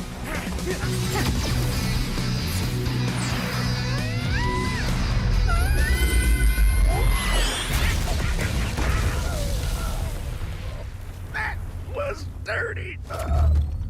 Haven't you heard? I do things my way. I really don't like being used as bait, you know. Anyway, let's return that to Eruditio.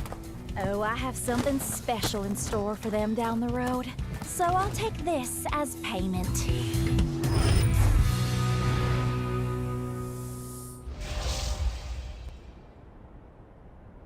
Welcome to Mobile Legends!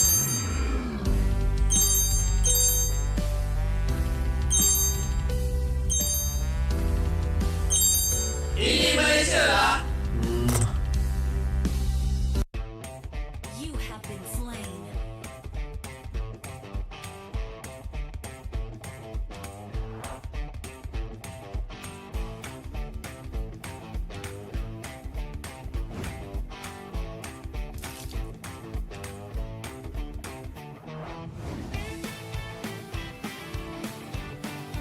An enemy has been slain.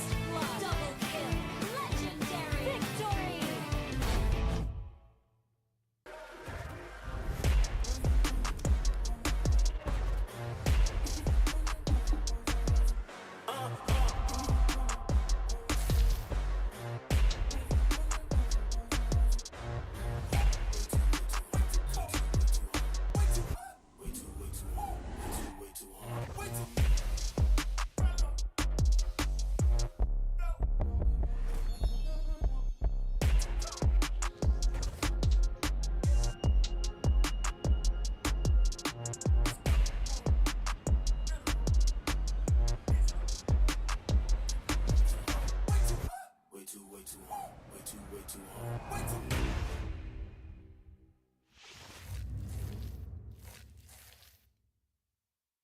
Welcome to Mobile Legends!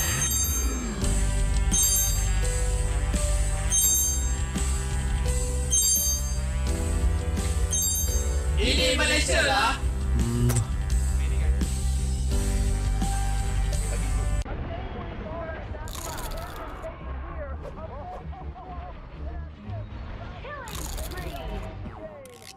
Mega kill!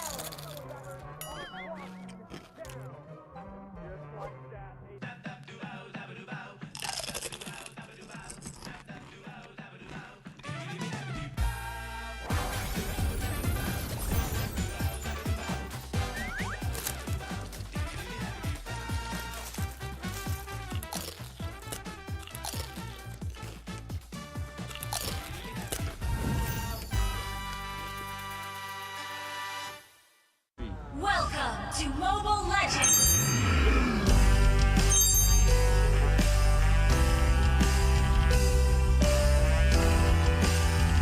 Ini Malaysia lah.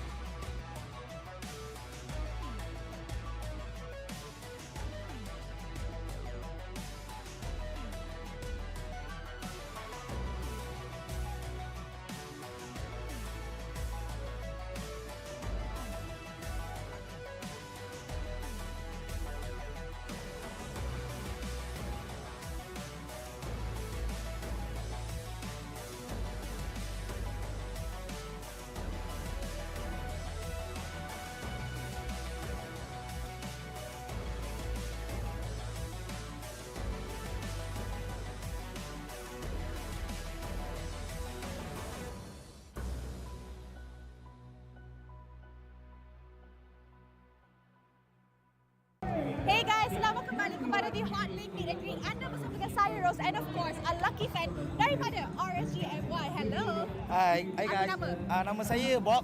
Boleh panggil Bobby ataupun Bob. Okay, so Bob, hari ni datang sokong RSG sama August ada. You Yes. pakai baju. Tapi siapa favourite player awak? Favorite player saya Rippo. Rippo. Kenapa Rippo? Sebab Rippo antara best ESP laner kat Malaysia ni lah. Dia orang punya apa? Orang kata dia punya mekanik semua tinggi lah. Alright, since you suka Rippo, I bawa you jumpa Rippo. Okay, jom. Hi. Hello. It's me again.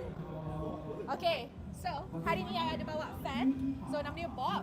This is Rippo. Okay, cakap hi dulu. Hai. Alright. So, tadi dia cakap actually dia nak tanya Rippo something. Okay, Rippo. Saya nak tanya beberapa soalan lah. Menangkan first week itu, statement Iris dah kata nak bantai lah Rippo, nanti nak tunjukkan siapa lebih hebat kan? Iris kan? Okay, apa pendapat Rippo tentang tu? Dia kata dia nak bantai, dia memang bantai. Tapi just kata-kata je tak boleh lah, kena buktikan lah. Sebab tu match tadi terbukti siapa yang kena bantai. Okay, memang terbukti tadi siapa yang dibantai. Lepas tu soalan yang kedua, sekarang ni saya nak tanya. Match dah kalahkan Iris. Rippo rasa siapa 3 ESP laner terbaik dekat MPL MY ni? Ada. 1 Rippo, 2 Rippo, 3 Rippo. Mantap. Mantap. That's the confidence winner. Alright, Rippo, bagi dia something dulu. Okey, ini aku dekat. Wah, saya pun ada juga ni, Bu. Baca Rippo. Aris buat apa tadi? Tunjuk kat kamera. What are you doing, man, Iris? Iris! Alright guys, itu je untuk Hotlink meet and greet kita. Jangan lupa join fan club of RSG MY. I will see you guys on the next one. Bye-bye.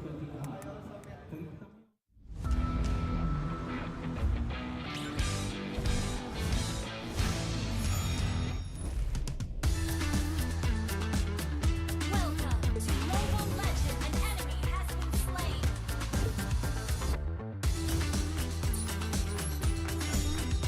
Triple kill. Killing spree. Mega kill. Victory. You have been slain. Legendary. Unstoppable. Defeat.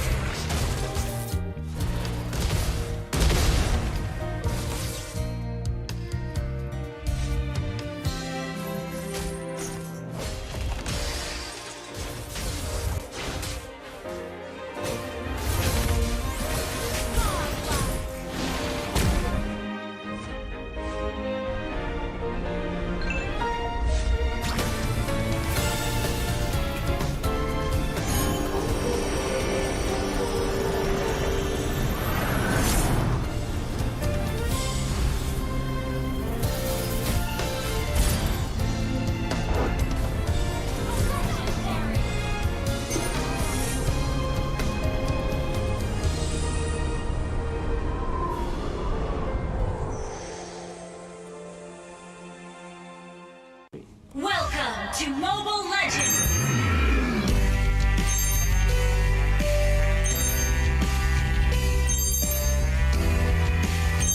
Ini Malaysia lah.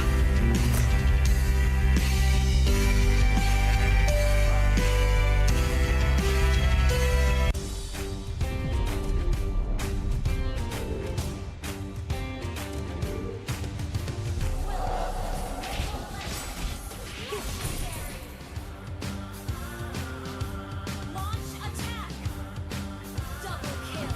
Triple kill.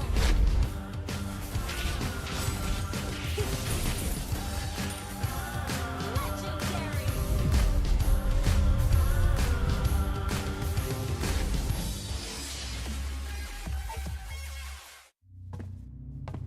Look who finally showed up.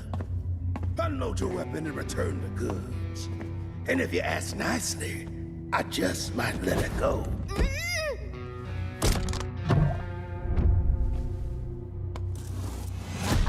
Who said I was returning it?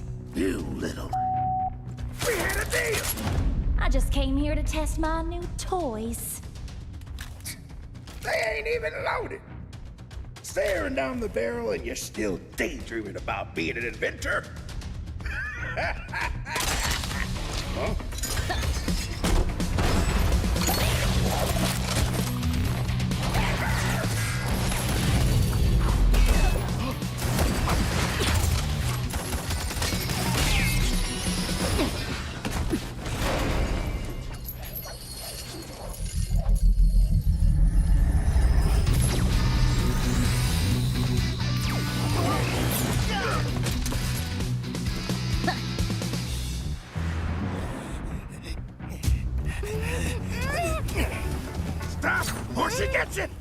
Then you'll have to answer to RSG.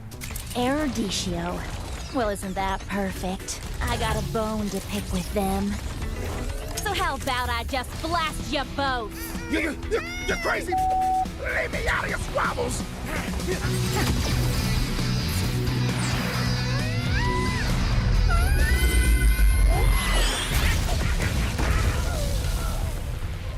That was dirty! Haven't you heard? I do things my way. I really don't like being used as bait, you know. Anyway, let's return that to RSG. Oh, I have something special in store for them down the road. So I'll take this as payment.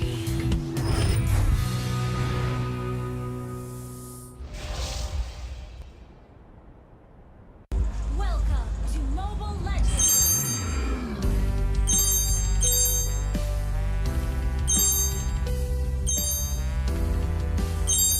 Ini Malaysia lah. You have been slain.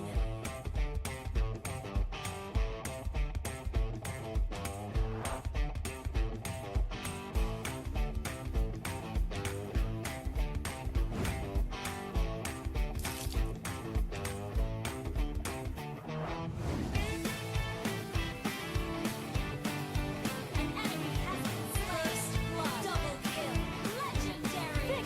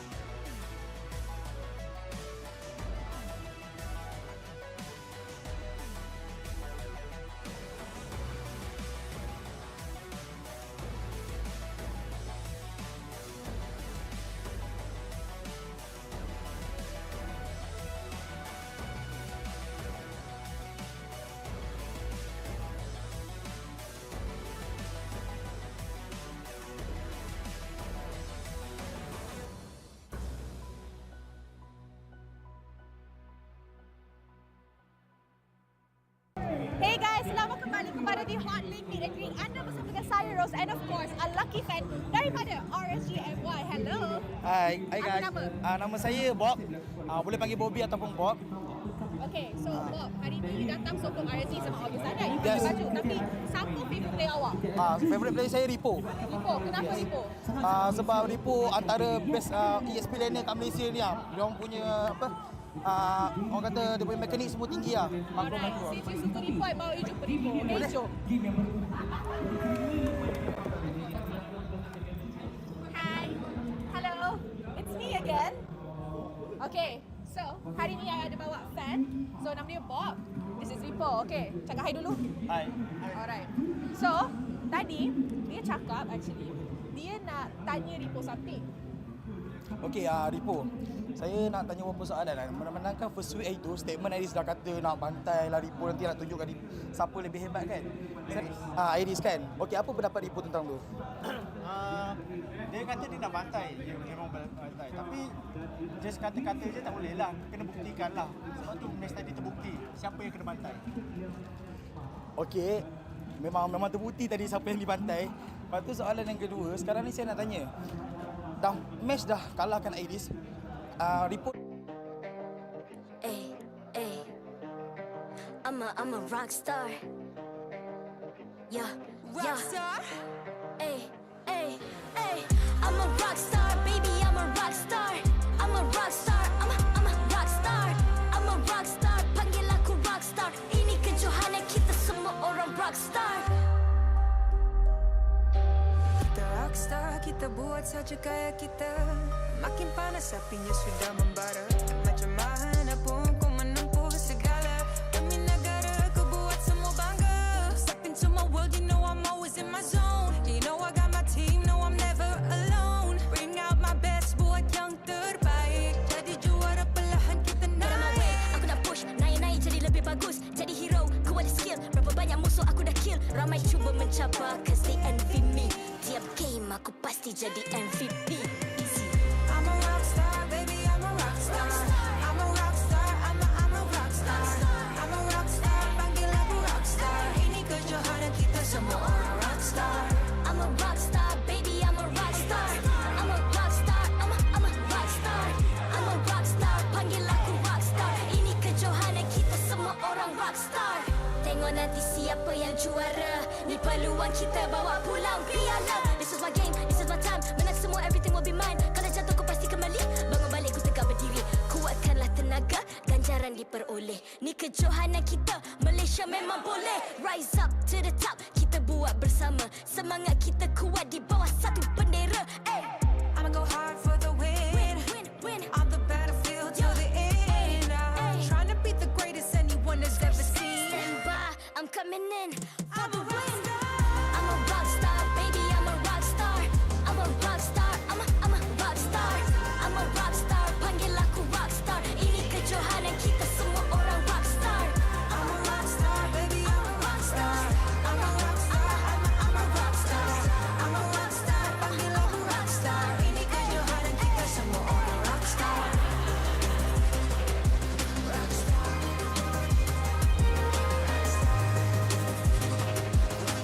Ini kejohanan kita semua orang rockstar. I'm a rockstar, baby, I'm a rockstar. I'm a rockstar, I'm a rockstar. I'm a rockstar, panggil aku rockstar. Ini kejohanan kita semua orang rockstar.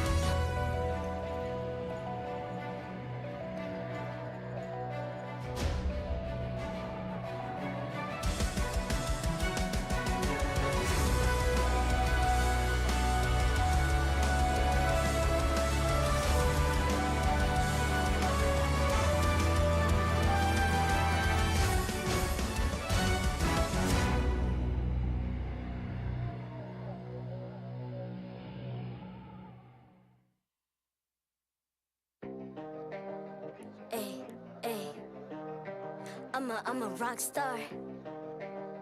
Yeah, rock star. Hey, hey, hey.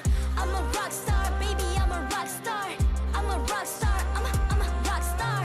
I'm a rock star. Panggil aku rock star. Ini kejohanan kita semua orang rock star. Kita rockstar, kita buat saja gaya kita. Makin panas apinya sudah membara. Macam mana pun ku menempuh segala. Demi negara ku buat semua bangga. Step into my world, you know I'm always in my zone. You know I got my team, know I'm never alone. Bring out my best, buat yang terbaik. Jadi juara perlahan kita naik. Aku nak push, naik-naik jadi lebih bagus. Jadi hero, ku ada skill. Berapa banyak musuh aku dah kill. Ramai cuba mencabar, cause they envy me. Tiap game aku pasti jadi MVP. Easy. I'm a rockstar, baby, I'm a rockstar. I'm a rockstar, I'm a rockstar. I'm a rockstar.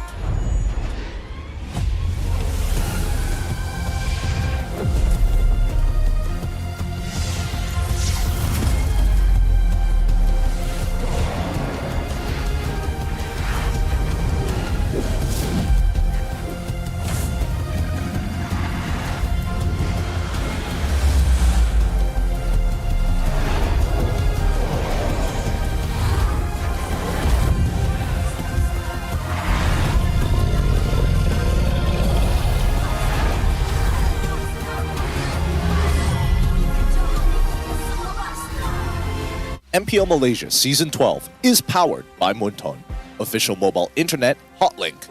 Score an epic MLBB skin for only RM1 with Hotlink. Summon your legends, unleash your style. Lightning-fast gaming experience with Hotlink all-new prepaid. Now with 5G. Visit the Hotlink booth today. Play like a pro with ROG Phone 7. The Republic of Gamers is the #1 gaming brand in Malaysia. Thank you to all our sponsors for your support in MPL Malaysia Season 12. Selamat kembali ke MPL Malaysia musim ke-12, minggu ketiga hari pertama. Anda bersama dengan saya, Rose, host anda sepanjang musim ini.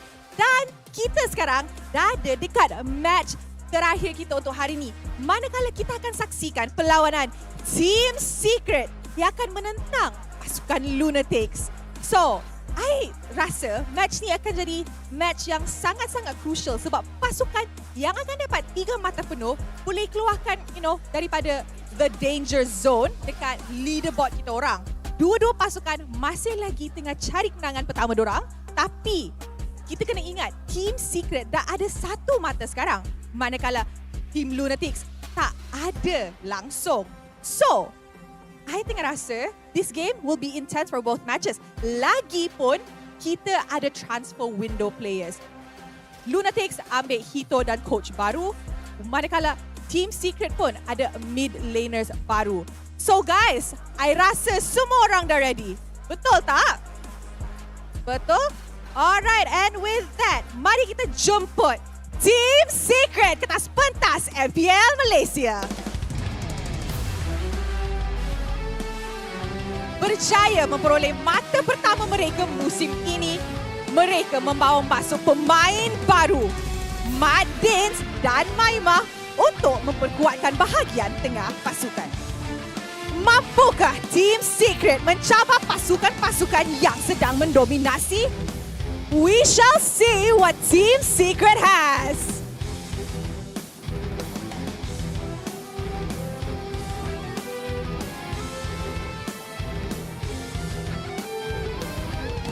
And the walls of MPL Malaysia, Team Lunatix. Tidak pernah kenal erti putus asa.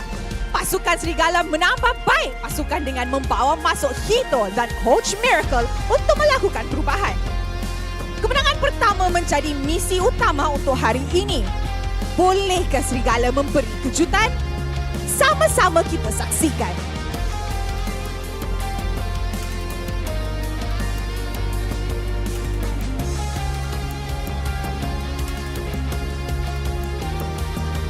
Sekarang, marilah kita menjemput barisan marshal kita.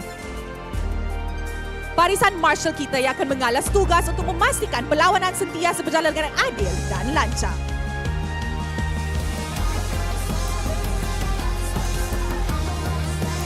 Mari kita teruskan dengan fist bump di antara pasukan sebagai tanda profesionalism. Inilah gaya kita. Inilah semangat kesukanan kita. Kawan di luar gelanggang, lawan di Land of Dawn. Okay guys, so honestly, saya rasa Team Lunatix kali ni ada flavor baru sebab Hito baru masuk lineup dorang. So meaning to say, Hito akan main gold lane balik. Tapi Team Secret pula, dorang ada Maima untuk mid laner dorang. So confirm dorang punya roles akan jadi different sikit untuk match ni. So, I nak tanya dulu. Walaupun korang tak full house hari ni, okay, sekarang. Tapi, I want to ask. Dewan Sri Putra, are you ready? Nampak, Poji pun semangat. Alright guys, so I think kita dah boleh mulakan match ni. And with that, teams, this is your moment. Game on.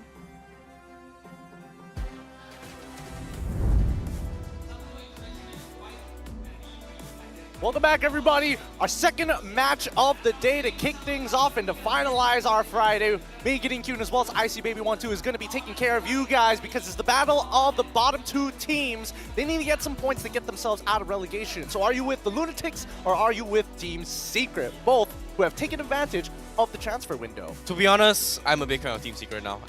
Even though they've only won one game, but seeing how they've kind of improved and grown after the past 2 weeks and games after games, personally, I want to see Secret finally do it. 23 games lose streak, finally broken one time. You know what? It's about time. First ever win series. Yeah, I think that's a fair point, and I think this is one of the few games that they have to take full advantage of, right? If they can do all this, that's a lot of points to actually get you into that position.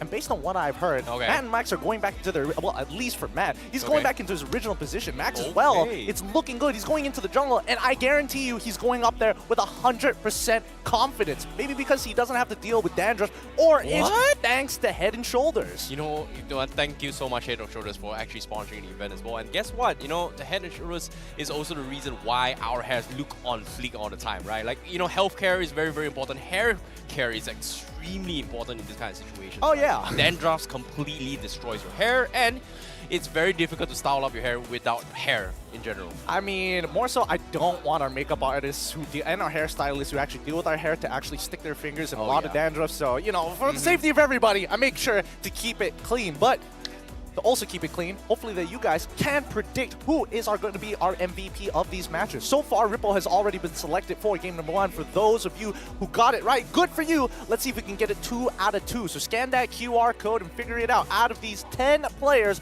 who's going to come out as the MVP? Because I already have a rough idea of who it might be. I'm curious to see who it is, but at the same time here, remember, predict it before it's gone, and of course, every single match will select 5 random winners who correctly chose their MVP. So be sure to pay attention and figure out who is it going to be. But speaking of MVPs here, Secret as well as Lunatix now. We talked about adaptations coming into this roster. Team Secret brought in Maima coming in here.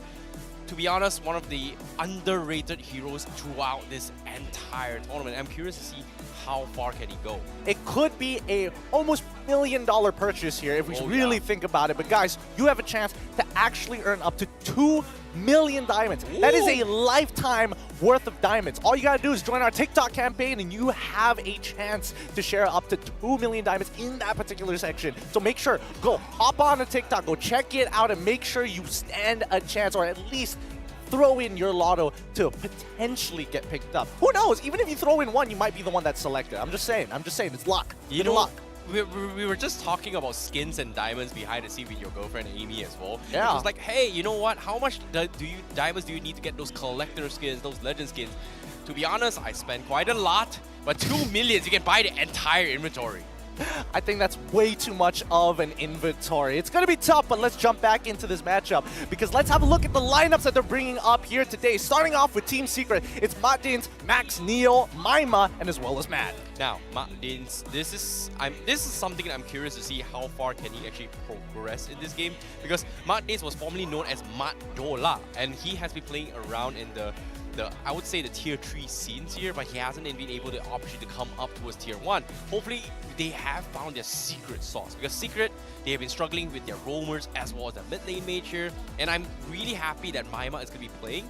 But what's really interesting is that Max and Matt, well, Matt's going to be on gold lane, but Max has been finally diverted to his original role as a jungler.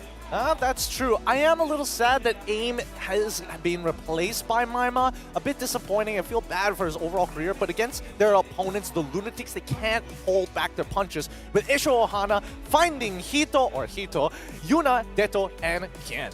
Now, when it comes to Hito, it's we've seen him play multiple times. You know, he was the sub for Omega, now, and then previously he was a sub for Homeboys, and now he's back here for Team Lunatix. And I hope that he's able to actually bring Team Lunatix out of their gutter. And the question here is, considering that there's 2 gold laners, Hito as well as Hito, who's gonna be who this time? I think think about most likely going to be Hito. I don't think he's going to go with anything else with that. But let's have a look at the head-to-head here and start comparing the stats so far, because right now, Team Secret, with one of their games actually being a huge winner, and if we look back at the matchup history, they've actually dropped a game in comparison to the LTX. Yep, at the same time as well, obviously, Team Lunatix has not won a single game thus far this entire season. Team Secret this time looking to secure their first win. This is the perfect time as well, and you can see the stats are going to be in favor of Team Secret a lot, even though they've lost all their series. But to be honest, in terms of matchup history, Lunatix beat Team Secret 1-0, but that was with Jom was in the roster.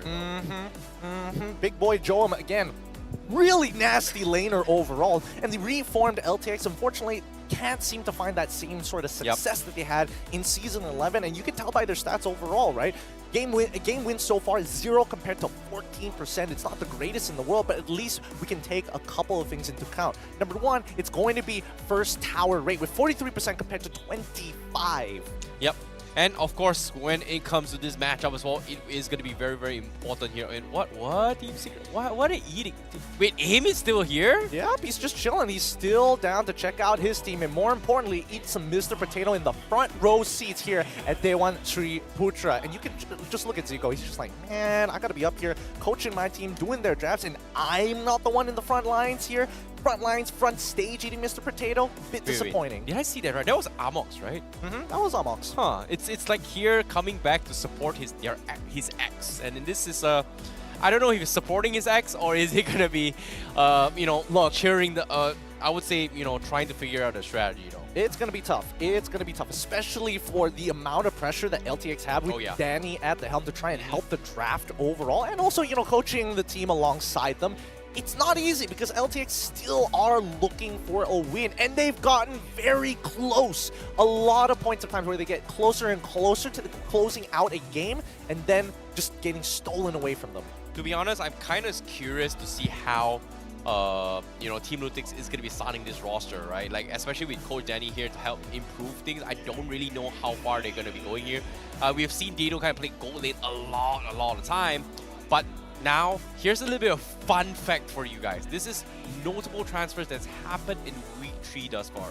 We've got Zyme Senpoi as the mid laner transferring over, going to Todak. Maima, as we see up on stage, as the mid laner. Hito as a gold laner for Lunatix. And Ruff going and joining as a gold laner for Todak. Rather surprising. And of course, Mat Dinz is the roamer for Team Secret.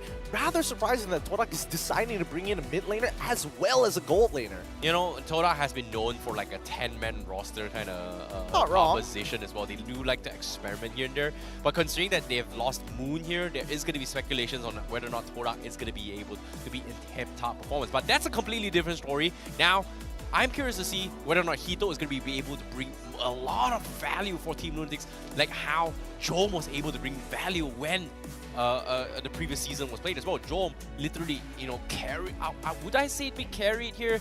But to be honest, there were just so many moments he felt like he was carrying Lunatix at his back for the longest of time. I mean, I cannot deny the truth in that. The Jom was a huge asset coming in from LTX, and now that Hito is going to take his place, hopefully we get to see a very similar performance. So let's jump into the draft and find out some more about the strategies that both teams are going to be utilizing. Team Secret going to kick things off on the blue side with a ban on Kadita and as well as Claude. Lunatix on the red side, they start things off by banning Yi. Yeah, but now when it comes to the compositions here, I think Hito plays Farsa really well. Like I remember when he was playing with Team Secret, you know, and even in the previous weeks as well, they actually swapped the gold lane for him to play both Harif or occasionally swap the Farsa. And to be honest, not a big fan of it. It's extremely weird, but I guess it's not within out of his arsenal if you think about it. I think what you were thinking about is not the Farsa, but instead it was the Lunox in the gold Oh yeah, lane he actually brought the Lunox as well. Yeah. So overall, I think now with both lineups, especially with the players in their comfortable roles, there is a higher expectations that this game should look cleaner and better with these dedicated roles. Paquito, the following ban coming in for the side of Team Lunatix, pretty standard so far, and then we see the Fanny, finally, somebody getting rid of it. Okay, I can see where it's coming from as well. But Lunatix here, they are playing a little bit safe here. They're going on the flex flow. They're respecting on how Neo has been playing really well in the past few weeks. His Paquito was very on point. And I really like how Neo was able to just drag out the game for Team Secret for both Matt and Max to find opportunities so far. But the question here is, what is Max's comfort jungle heroes? Because so far we haven't seen him kind of play in the jungle position in the past few weeks since their debut here in MPL. Are you telling me that you're doubting Max, the man who went from MPL Indonesia as a standalone jungler, with or without his brother, by the way? That was a different patch, a different time. I'm talking about the current patch right now. I would have said Paquito, but it's already been banned out, and apparently Neo can play it just as good, if not better. I still believe that Max has so much to show now that he's back into his traditional role. His Ling has been ridiculous. And don't forget, the brains and the brawn, despite playing competitively since MPL MY Season 7, Maima has recently graduated from a civil engineering degree from the University of Malaya. So now he's responsibility free. He can join as many pro games as he wants. Well, that's what we call an absolute nerd. In this case, he's really smart, and hopefully he's going to be able to keep up with the current meta and trend. And we are talking about Maima. Maima has been the staple player where everyone kind of, you know, doesn't mind going to it, and he always finds a way to excel. However, whenever he's, you know, back into his roster, we've seen how he's capable, but he hasn't been able to win games for any teams thus far in the past few seasons as a stand-in. Well, as a stand-in, I think he's by far one of the more consistent players. Agreed. And I think with consistency comes with other assets as well. I would imagine that Maima is very vocal. During his time with Geek Fam, during their mic checks, he is a very loud voice in a lot of those shows. Now, coming back to this, Team Secret going to be locking in the Fredrin first to start things off on the blue side. So that's going to be Max playing Fredrin, or is it going to be Neo playing Fredrin? Well, technically, it's a flex pick. yeah, technically they have kind of flexed it before. Lunatix, they are going to double down on the Edith here. Pretty straightforward heroes. Beatrix as well. So this is something that I guess it is going to be in the comfort coming from finding Hito. Well, that's the thing, right? Lunatix was iconic with their Beatrix. It feels like he's got a big shoe to kind of step in to actually live up to the predecessor, Jom. True. I don't think Hito... We'll see whether Hito has come to a point where he's reaching that age where he starts to get washed up, but I think Beatrix is a very good mechanical hero to really show that he's got the fundamentals still, especially with the team lineup that has an Edith in. It's just a great combo starter, right? Let's jump over to Team Secret. They lock in the Valentina, very flexible overall, and we saw in game with the RSG game that stealing away that Primal Wrath is such a good way to kind of just kick things off of the fight. Yeah, it gives you the additional shield as well as an additional escape to actually kind of set up for the team, right? So I guess where I can see where you're coming from, but now Martis here, it is going to be the Martis Fredrin matchup here. Cho coming from Team Secret. Wow. Okay, Mat Dinz playing Cho. I don't see Neo playing Cho. It's been a while since I've kind of seen him Cho on XP, but the question here is Mat Dinz capable of playing a Cho? I haven't seen enough games to actually tell. Buddy, you haven't seen any of Mat Dinz games, to be fair. Literally none. I don't know where you're coming from with that one, but I think that Cho, overall, it could be utilized as a flex pick for supports as well as EXP laners. I wouldn't imagine that Zico is thinking, maybe we can go for like a triple flex pick and really keep them on their toes, considering that we already see the Martis. So I'm surprised that they wanted to go for this Cho in the first place. Interesting. But Terizla ban coming from Team Lunatix doesn't really want Neo to actually play in here, any kind of counter engagements. Considering that Edith as well as Martis is kind of other heroes that they are going to be getting in your face, the penalty zone can kind of lock them in place. So I guess they don't really want to do with it. I feel like there's another good CC heroes on the XP lane here, but Export, is Neo gonna play it? I feel like it's a good matchup though against an Edith. I mean, at the end of the day, we don't know where it's going to go just yet, and that's why both sides just posturing at each other in the draft alone.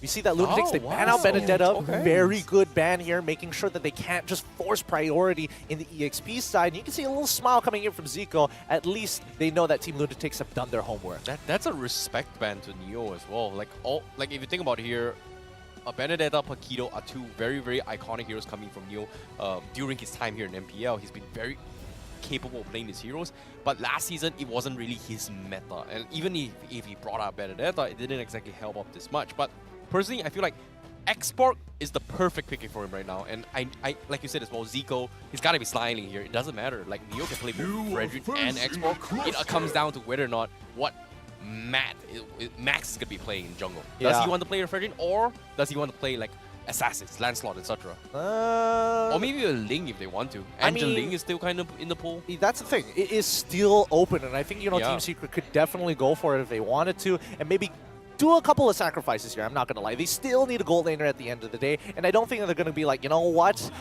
Matt's going to show you a Cho gold lane, and I think that would just be too over the top for my personal preference, right? But I think I'm curious to know what the scrim results last week were looking like. I'm seeing a lot more glue than I would have liked. That's the thing, right? Like, I don't really see it as a really major strength. Like, even the game just now where Iris kind of played it as well, yeah, he's extremely annoying, he's tanky. I'm surprised he's able to get away with it, but in the end of the day, it is still, like you said as well, procs for multiple heroes to kind of capitalize on. But Lunatix, they will steal the export away, so that means Neo is going to be forced to play something else, probably the Fredrin, but they doubled out for the Bruno as well as the Lancelot, so that means it is going to be Neo playing on the Fredrin. Yeah, they needed a strong side. They needed a strong side of the map, and they knew for a fact that EXP, no matter what else that they could have picked, it probably wouldn't have done as well as the export. Therefore, you pivot and you go straight and focus down on that gold lane. It's really impressive if this Bruno gets ahead. And overall, this can be considered very much a siege composition, right? Because at the end of the day, Lunatix, it's got to be an artillery mage here unless they get their hands on Kadita, which is already banned. So now you kind of don't have a choice. Farsa does well into Bruno at the very least, but then it gets stolen. But the ult is going to get stolen by Valentina, and it can be counterproductive. They could go for the Lilia, but she has a very small health pool, and there's a Cho. Tough. Farsa is banned as well. Probably have to go for either Lunox or the Lilia, but no, Novara is still in the pool. They'll double. Okay, technically, you know, they have some spell damage coming from Edith, some spell damage coming from the Novaria, maybe Xbox to a certain degree, but not a big fan of it. But I guess you gotta, you know, do what you gotta do. Yeah, you gotta do what you gotta do. It begs the question whether Lunatix have done their homework, but did they really need to ban out the Eve in these situations? Maybe they can open up things like, you know, the Kaja and even Franco up for grabs. But at the end of the day, I think it's a pretty interesting draft coming up for both of these teams. LTX has definitely done their homework, and Team Secret, hopefully they're looking on form today now that everybody is in their dedicated roles. To be honest, I like the drafts a little bit more coming from Lunatix, but Team Secret, you know, the team that has been making improvements for so long, can they ever make their first ever victory in the series? Arguably the strongest roster Team Secret has ever brought out in this debut for week number 3. I'm extremely excited to see here, ladies and gentlemen, welcome to the Land of Dawn, because this is going to be game Team Secret between Team Lunatix, game number 1. Let's see how this is going to play out. Both sides want to get out of the red zone. They don't want to be in a position where they get relegated. Isho and Hana, and as well as Mat Dinz, going to be mirroring each other. This mid lane is going to be so very important for both of these teams, right?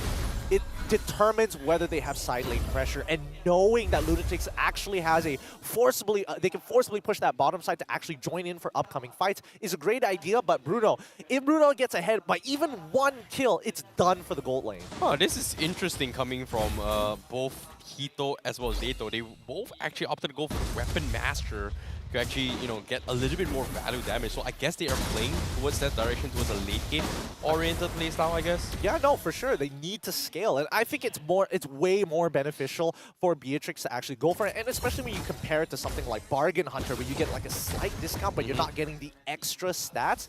Having Weapon Master, and even though it only gives you that small 5%, when it stacks up with the other items, it just gets bigger and bigger. Wait, did Hito actually yoinked it? Yeah, he actually yoinked the gold crab here from afar. Feels bad for Team Secret, but at the same time, that's going to give a little bit more value for Hito to kind of scale it towards the first engage. But nope, here comes engagement as well. Maima is going to be trapped as well, but Yuna with the decimation over the wall. Maima feels bad for him. Great call coming in from Esho Ohana. He saw that Yuna was nearby and getting ready to jump in. He quickly goes for the flicker to guarantee that there's no time to react to it and gets a full punish. In the meantime, down by bot side, Matt continuing to just hold and be oppressive in this lane with Neo, just having to take it up by the EXP side. Like, man, he's not going to have a problem. We've seen him play this export multiple times. He usually walks away unscathed from these situations, and better yet, walks away with a kill. Yep, at the same time as well, Hito, he's getting completely bullied out here.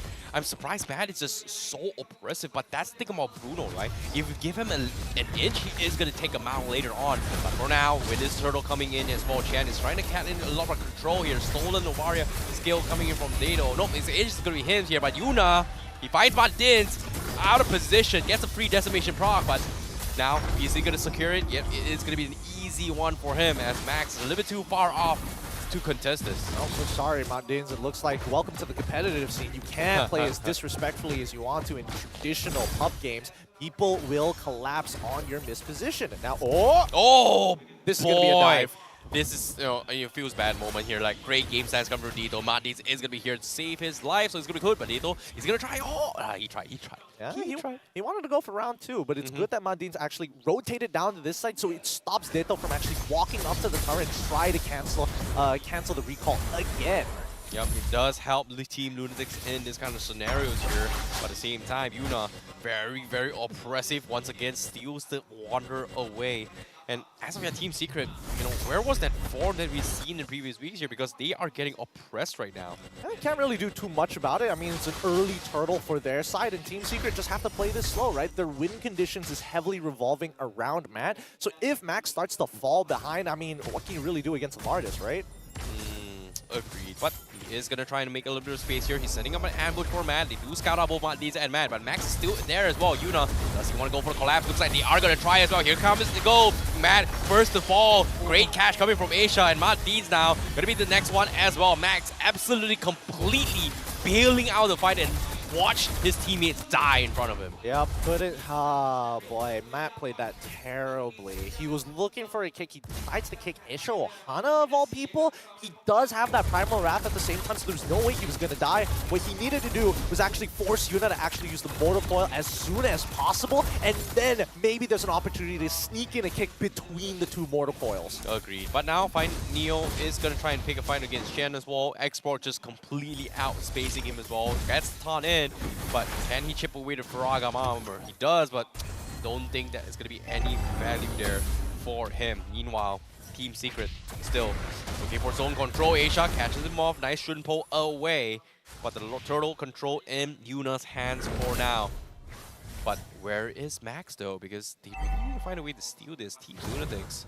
No, they just posture for it. Because Max, he is a level behind Yuna, so he's going to hit level 8, and if they don't rush this turtle, there's no need for Max to show his face. Yeah, it's going to be difficult as well. Awkward positioning on the turtle, but Team Lunatix has wave control in their favor. Team Secret not in position to fight this as well. Tier 1 down bottom still survive, but here comes the conceal play. They want to punish Max, but they do scare him off for now, so it is still going to be the dance around the turtle for now, unless Mat Dinz not going to be getting the kick for now.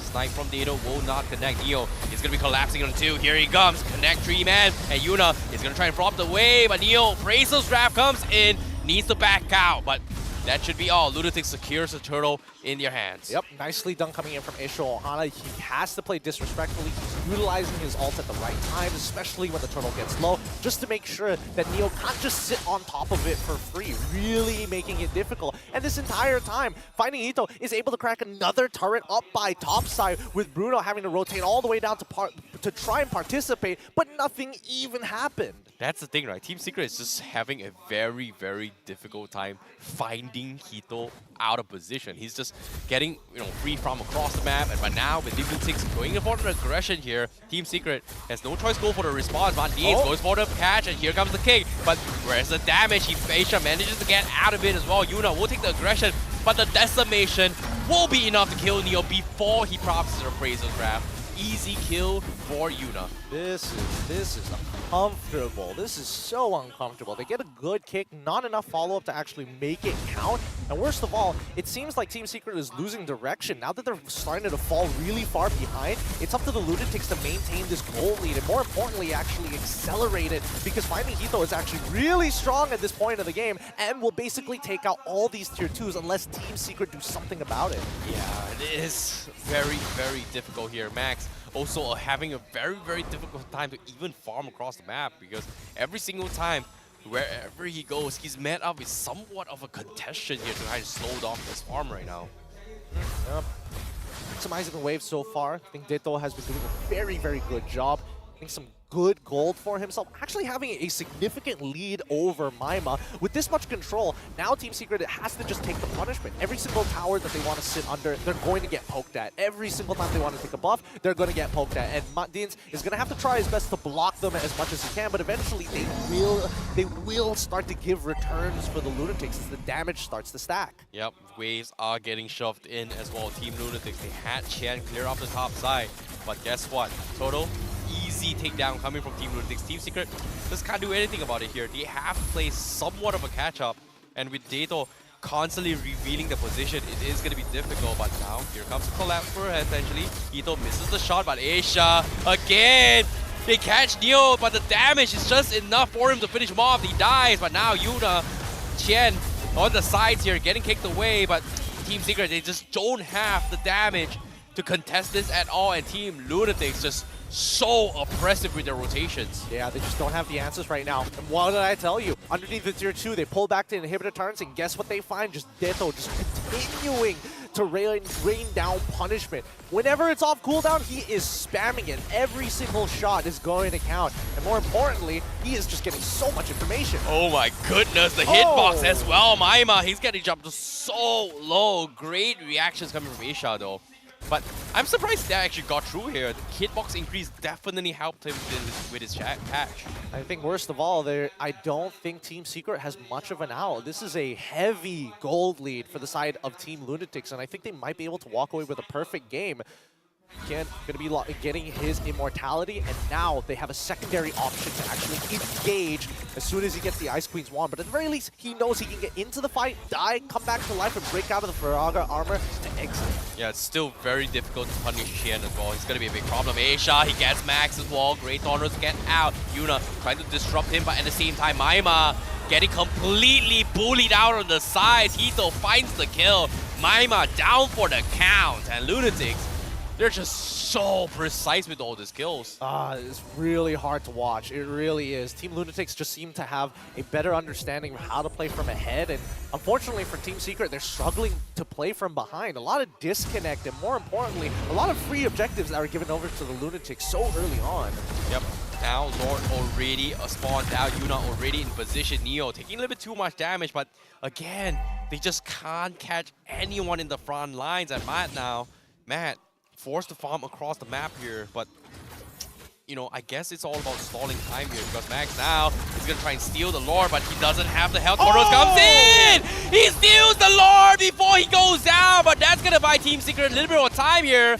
Makes the play, needs the job done, but is it going to be enough, though? Worth it. No, that's so worth it. That actually stalls Team Lunatix out. Obviously, it would have been more ideal for the second Lord of the game, but getting that first Lord is going to staunch the bleeding ever so slightly. Like, Lunatix still haven't reached the max cap of the gold as well as the items they could possibly get, but at the very least, they're not putting Team Secret under the gun and forcing them to lose an inhibitor turret. So that's a huge win for Team Secret, but the job isn't over yet. Oh, boy. This is... this is the Team Secret we saw. This is the Team Secret we saw the previous week, but hopefully, you know, with this limited space, they are going to be able to scale back, but this shouldn't be a big problem for Team Lunatix to kind of clear it off, right? It's like, oh, it's okay, we made a little bit of mistake, that's it. You know, sometimes 50-50s are 50-50s. Yep, but it's hard to say that it's a bit of a 50-50 considering that Yuna actually had the level lead on him. So just well played coming in from Max, winning out a disadvantaged retreat fight amongst 3 people. So now the question is whether Team Secret is able to find that same success again when this next Lord actually pops up. In the meantime, I don't expect Team Secret to make any crazy plays. Oh no, Asia, he's looking for the cash. Mat Dinz. Slash and pull, he's good. Oh, fine for now, but they do scout out 4 members coming in from Dato's Astro, so that is gonna be vision provided. But again, you know, Team Secret, whenever they try and go for this kind of plays, it's so difficult. Like, they will almost nearly guarantee know where everyone for Team Secret is every single time. I think, well, personally for me, I think that Team Lunatix are playing the Siege composition really, really well. However, I think that they need to just completely lock them out, right? Like, Matt should never be able to touch these waves. They should have bigger coverage. They're clumping up a lot knowing that they don't want to give that kill over to Team Secret because of Mat Dinz and the amount of pick-off that they actually have. But I think that Lunatix need to just continuously just keep them in that base. If Neo starts to walk up, back away. And that's the thing, right? Team Secret, they should not be able to get any space whatsoever. Yeah, this is smart coming from Team Lunatix. They're just freezing the lane.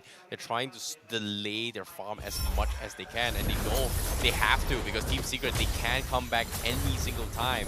But the question is, as long as they've not got no goal, it is going to be in the bag for Team Lunatix. So I guess that's the direction they are going for as well. Max is getting chipped away by Chen. Oh my goodness, this export extremely annoying right now. Extremely, and this is what they want. The waves underneath the tower and they continuously poke.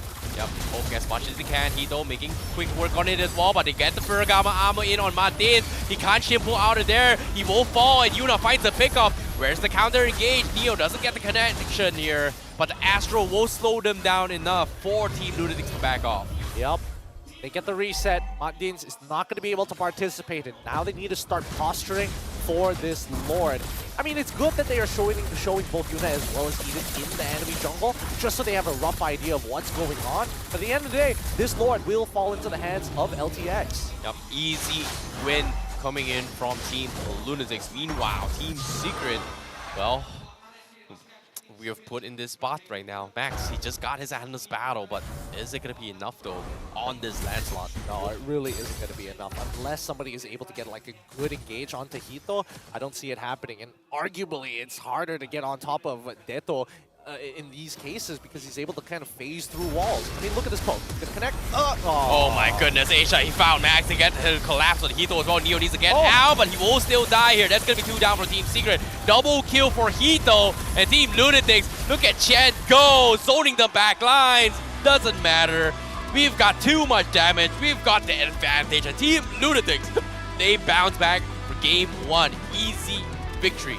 Huge game coming out from LTX, stomping Team Secret in game number 1, securing a very clean victory, the cleanest one we've seen coming out from the Lunatix. Team Secret, they gotta hit the drawing board. Oh boy, seems like you know, Team Lunatix was the quicker team to adapt in week number 3 here. Stronger than ever, looking to close out their first ever victory. In this case, they finally got their first game. Meanwhile, Team Secret, like you said, back to the drawing board, back to resetting on how to get used to each other. I think the chemistry is definitely off for Team Secret. That's something that they're going to have to talk about. Despite having their own dedicated roles, we're not seeing the added bit of reinforcements or support that's necessary to make some of these moves actually work. Lunatix on the other side, I think they're a little bit more adaptable, right? They know how to play from ahead, and we see that very clearly. And more so, I feel like Aisha Ohana is really bringing this team together. Yeah, I agree. And on top of it all, Yuna is just playing at a very, very oppressive state on this Martin, right? Like, as he should be. You know, once you get this lead, you are supposed to actually, you know, snowball their way through. This was a big problem that Lunatix faced in the previous week. Seems like Aisha finally understood the mission, you know, understood the objective. What needs to be done? I'm ahead. What should I do? Snowball, snowball, snowball, don't care. There's no such thing as retreat. There is such thing as a retreat, and this is a siege composition, so it's very much just take away your turrets, get that goal lead, and to see how far you can actually go. But the real question on everybody's mind is, who is the MVP of this match? Let's go to the backstage and have a look. It's going to be Yuna coming in huge for the Lunatix. Yep, Yuna is just, playing absolutely out of his mind. He was able to get multiple kills time and time again on the decimation with those Martyrs here. And he's the reason why Team Secret was just struggling throughout the entirety of the map here. And even itemization as well, full tank all the way, got the Hunter Strike. But, of course, when it comes to the emblems here, what are your thoughts? Emblems, assassin emblems, as per usual, he decides to go for the killing spree instead of taking traditional, well, I wouldn't even say traditional, but preferencing the killing spree over the Brave Smite. And at the very least, we can see that he wanted to snowball, he wanted to maintain that lead, and he wanted to close it out as soon as possible. So well done to Yuna, making sure that he's winning his matchup against Max in this particular case, and more so putting him super far behind into this game to actually be relevant. Yeah, I agree. And in this case, Yuna just undeniably the MVP for game one. Just so consistent. 19 years old, all the way from Philippines. And I'm curious to see what they have to say, because Lunatix is finally going to get their first mic check for this upcoming season. And I'm excited to hear what he has to say. Aku nak bantai budak Madin ni. Dia kat situ tak pernah bantai, tak pernah lawan aku tu. Yuna love Yakul. Yeah. Untuk kau apa semua boleh dari itu? Oh, Cecilian, hoi. Hoi, boleh dari itu. Santuy bro, santuy bro, santuy. No problem bro. Reset. Aku atas. Boleh. Pas kimid. Bodoh. Aku tower. We can kill this bro. Kill.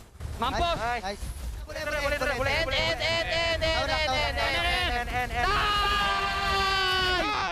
Bus winner bro.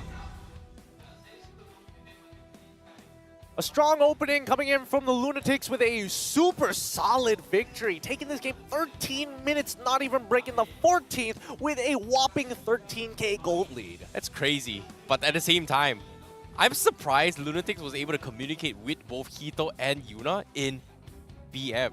I mean, it's basic, but at the same time, I was very surprised that they are communicating in our local language. I mean, Hito for sure, last season when he was underneath Team Hawk, at the very least he was picking it up, learning on his way. You're not more surprised to actually hear him go for it. I did hear snippets here and there as we were passing by the player rooms, but other than that, didn't know that he had full understanding of it. That's crazy, but at the same time as well, Team Lunatix seems like they're stronger than ever, hoping to, to kind of bounce back.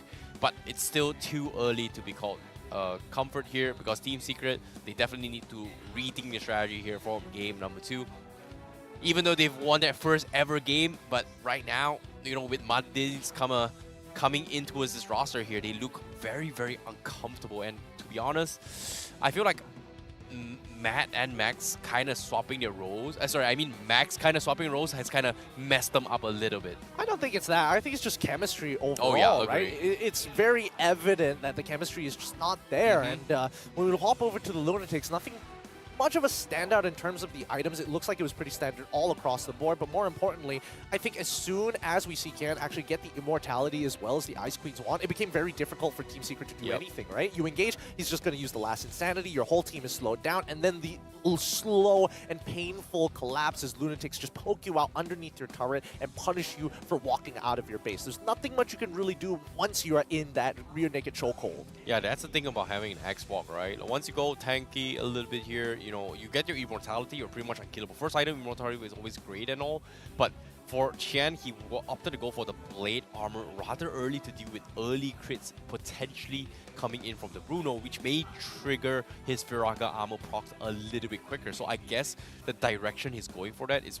really, really nice. But like you said as well, Ice Queen 1 is going to be the bigger, major factor. Once he gets it, it was so difficult to push into export. Well, I mean, it's more so that the only win condition coming in from the side of Team Secret was going to be this Bruno, and he had to win his matchup. Hito was able to maintain that pressure really well. I'm not going to lie. The fact that he didn't die in lane was already a big heads up for the side of the Lunatix, right? Because Team Secret is heavily dependent on this strong gold side coming in from Matt. And if he doesn't dominate his lane, we probably would have seen a very similar victory like how Team Lunatix actually collapsed and held on to their lead. Team Secret could have done the same thing, but they just didn't get that lead first. Yeah, it's just fair. Like you said as well, when it comes to lead, right? Look at the itemization as well. Because of Lunatix was able how to kind of like suppress them in terms of economy, freeze the lane here. Matt couldn't even progress so far to a point that he gets his Winds of Nature, gets his maybe even his 6-item progression as compared to Hito. But even then, I'm surprised Matt was able to kind of catch up. But even then,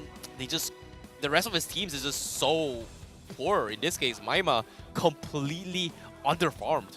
Yeah, can't really do too much about that. Let's look at the post-game stats and maybe we can see a different side of the story, right? Because you have to give it to Death, though. He was absolutely smashing up that mid lane, making sure that unfortunately for Maima wasn't too relevant in this game and didn't even give him the time to actually scale, consistently pushing out those waves with the help of Aisho Ohana and getting that early kill. Sorry, so helping out for that early kill for the side of Yuna. This suddenly turned on him so quick because Mat Dinz has to match Aisho Ohana in that lane. And with Deto getting that assist, it allows him to continuously clear out the mid without having to interact with Maima and then rotate into the side, making it difficult for both Neo as well as Mat to feel comfortable. In this case, at least it was Max taking the punishment and not Neo and Matt. Yeah, it's all about those range, right? In this case, you know, Team Lunatix just outranged them in terms of poking potential, especially coming from Hito, right? So I feel like based on this draft as well, it comes down to, you know, execution. Straight up, just execution, and Team Lunatix just understood their composition a little bit better just because of the kits that were given to them. And, you know, for Yuna to actually snowball his way through with this Mortis, especially early kills, in getting the kill onto his Maima, slowing down his progression, is what made Team Lunatix kind of get the upper hand against them. I mean, they're very similar compositions, and whoever got that lead could have been way bigger in these matchups here. So have to give it to both sides. It was a tough match, but at the very least, LTX came out big time, and especially with this early kill onto Maima's side, this snowballed so quickly out of control. And with the early game execution coming in for the side of Team Secret, they didn't manage to actually manage to stop these overall dives, and a lot of their turrets actually got taken down for free, essentially. Yeah, and you can see the snipes and damage as well. Hito has been there to kind of provide it for Yuna, right? Whenever Team Secret tries to make a play, he times his ult very, very nicely here to just completely stop all aggression, because the amount of slows coming from the out is big. But when you top it off with the ice queen ones coming from export, it's extremely difficult. And even here as well, Mat Dinz, he only had one shot, right? If you miss your angle, you don't get those kicks, you're dead. Even if you get it here, what can you do? Where is the counter engage? And Team Secret just doesn't have those kind of tools to even do it. Well, I mean, it was pretty set in stone once you saw LTX actually have an 8K gold lead. It was pretty much done at that point, right? There's nothing much you can really do to actually come back into the game. You would only hope that LTX makes that first mistake. And in this case, they played it clean, they kept it slow, and more importantly, they starved out the enemies until they had no economy to work with. Something that Team Secret is probably going to be thinking about here in game number 2. Well, if the export was in the hands of Team Secret, I felt like this game would have been a little bit different here. But of course, you know, Team Lunatix, they saw it from a mile away. The drafts was good, the bans was good as well, forcing Neo to kind of play that Fredrin rather than the traditional XP laners, right, in the second bans. But before we get into the drafts later on, but I feel like Team Lunatix had a very, very solid idea on how they want to ban at drafts, and I really, really like the drafts. I mean, they did have a solid idea, but sometimes it just comes down to just like taking it slow, taking a deep breather, and just relaxing. And that's why we're sitting on the awesome Youth Thrones V, a gaming massage chair to knead away body aches and stay laser focused in your next battles. And I'm pretty sure, you know, the teams are already sitting on top of it. We have seen a couple of players during ping checks just like, all right, they're playing around with it a little bit more, enjoying it. And there's also different variants. I feel like, you know how players are all about skins. These chairs have skins as well. We got the Optimus Prime ones. I think the BM side has the Bumblebees. I wish I could show you the back of it because they've got some nice print tapestry on it. Turn. You gotta turn, man. I can't turn. This wire is stopping me from turning any more than 180. Well, we gotta, you know, camera is no longer on us, so we can't really show you a little bit more. Maybe another time. Hopefully you guys come down to the venue as well and just check out their website. That's so much easier. Just check out their website. That's the thing. When I buy something, I don't like buying it online. I like to be physical, bro. Brother, this is the new age, old man. Get on board. Get on board and get left in the dust. Fair enough. But at the same time, adaptations needs to be done. Like he said as well, I'm getting old. I gotta learn how to buy things online. But the question here for Team Secret, can they actually do it? Because right now, one of these teams will be remaining as winless. And in this case, Team Secret has not won a full series. That's so cruel. That's so cruel. God damn. All right. I mean, one of these teams are going to be walking away winless, and I think right now it's evidently, unfortunately, looking like LTX is coming out as the victors, and unfortunately for Team Secret to be that winless team. But they need to kind of come together, right? Again, it's all about getting away those early game nerves, and more importantly, so the chemistry, the communication from the side of Team Secret needs to improve. There's a lot of times where it could be completely avoided had someone just said something. Yeah, maybe, but of course, at the same time, wow, I like how the fans here are just cheating, you know. What then? Okay, don't. Translation. Don't you dare say it's not cheating. It is cheating. He's just lying about where he is. He went to the it mentions translated. He went to the shop, but really he went to the MPL to check out the games. Cheating, brother. Isn't lying and cheating kind of the same thing? Dude, I've never wanted to walk out into street traffic more than I do right now. But I'm gonna tell you right now, brother, the man is just trying to go to the MPL without his wife knowing. Fair enough. Unless he's like cheating on her with the MPL, which in itself is kind of weird. Well, don't be weird. That's the thing. Don't be weird. It happened in Indonesia. Don't be weird about it. It happened. He got caught on camera. Brother. I'm just gonna leave it there. Sure, man. Have the last say about it, brother. I wonder how traffic is doing out there.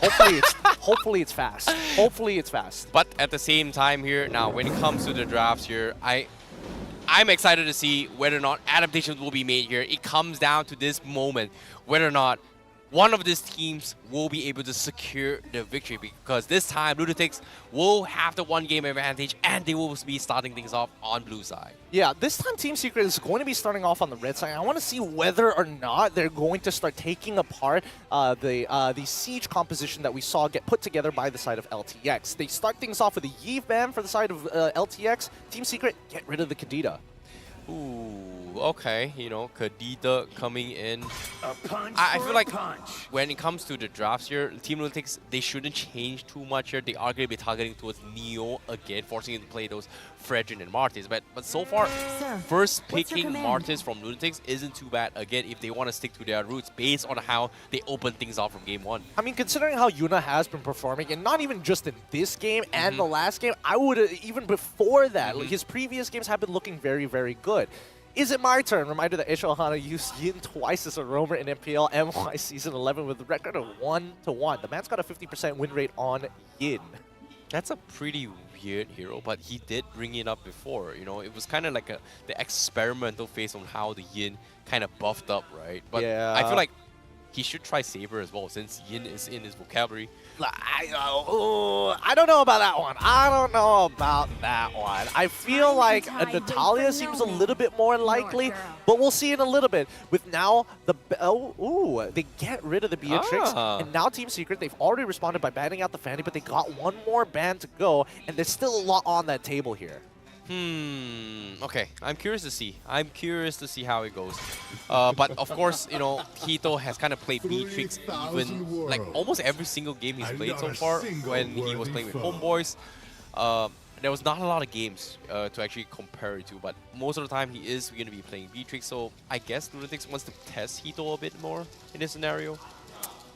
Nah, I don't see it. I don't see it just yet. And also, it's not Homeboys, it's Team Hawk. But Team Secret on the other hand... Oh yeah, it's Hawk. Yep, 2 for 2 right now. I'm going with the score. Team Secret on the other hand, I think it's smart to ban out this Martis, especially since you're not on that blue side. And you know that Lunatix, especially with Yuna's performances thus far, have been so very good. It's not going to put him out completely. There are still early game junglers that you can take advantage of. But it forces Lunatix in a position where they have to flex pick. Okay, going for Asia's Edith all the way through in first pick here, flexible hero. Oh, that's so sweet. Wait, is that who I saw it is? Huh? Who? Was that Joel? Was that a handsome man on screen? Yeah. That was okay. Huh. Huh. He's still around? Are you done yet? No, I'm just a little bit lost here. Are you not mesmerized? Of course, like, you know, it would be nice to see him playing with Lunatix again. I don't.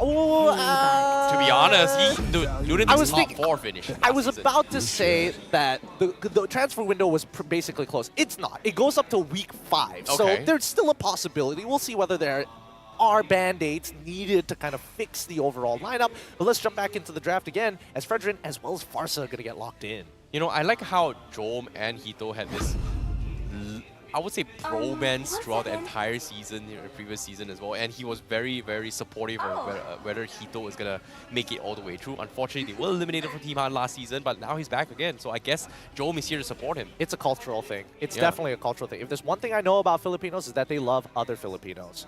Like 100%. Rose is the best example, isn't it? Dude, where are you going with this? I don't know, man. I don't know. She's, you know, very supportive on all the Filipinos. I'm just going to end this conversation right here and jump back into the Angela, as well as the Irithel getting locked in. I think this is a very interesting combination, but there's also a very good chance that we might actually see an assassin jungler like Ling, hopefully. Really like seeing the Ling-Angela combination from the side of the Lunatix, but it poses a question to Team Secret. They see they already have the Farsa. They're in some trouble. If Ling gets picked up, Farsa is not going to be able to get her ult off very conveniently, so do you pick it up now? Do you look to deny, or do you start thinking about suppressions? I think, you know, that's the thing, right? When it comes to those preference here, I feel like with Team Lunatix already used to Asia's plays out with Edith, I think they can just completely skip the entire suppression composition, which is the Franco as well as the Kaja. So I feel like that's going to be the angle that Team Lunatix is going to be going for. But I feel like they're more accustomed to deal with the Frederick on the XP lane rather than, you know, Max kind of playing it in the jungle role for Team Secret. I think that's a fair argument. I definitely think that's a fair argument here, but I think that Team Secret's still falling back to what they know and want to get the siege composition up and started all over again with the Bruno already locked in as a final pick of the first phase, and then they ban out Ling in response. So very nicely done coming in from Zico, identifying potential threats. Okay, Angela, Ling, it's something that they just don't really want to deal with it here, but when it comes to jungle, Angela and Baxia isn't too bad as well. Martis is also pretty okay, but Martis being banned, not gonna happening. So I guess when it comes to this as well, Yuna has the option to potentially play it, you know, the Baxia. Or maybe even jungle Uranus personally, but not a big fan of it. I know you hate it, but jungle Uranus, definitely a big no-no for me. I don't think that's going to happen. I definitely think that there are better tanks out there. More importantly, Team Lunatix, they ban out that Joy, making sure that nobody can jump in towards that backline and really threaten it. Worst yet, having a Joy in the EXP lane, especially when they take Vengeance, makes it tough for Irithel to actually secure kills, even when she's ahead. I like Alice here coming from Lunatix if they decide to go for it. Like, jungle Alice with the Angela does give you a lot of healing potential to actually dive the back lines if you think about it. But I don't know, it's going to be up to their question here. But of course, Team Secret, they will ban the Valentina, so that is going to be Dato forcing to play the Novaria again, perhaps? Still playing the Novaria? Yeah, he's done really well in game 1 if you think about it. I feel like there's a potential that it could be Deto just picking up the Angela and then Aisha Ohana goes back on the Edith, and then they kind of set up for a potential backline diver to stop the feathered airstrike, maybe in the likes of like Lapu Lapu, Yuzong, the Grog, all of which are very relevant. Actually, it's also a possibility, you know. Like, I'm not a big fan of it, but considering that because they have the Edith, I think they can get away with it because they have a decent balance of magical damage. But the DE being banned from Lunatix, what is this? Atlas setup? No.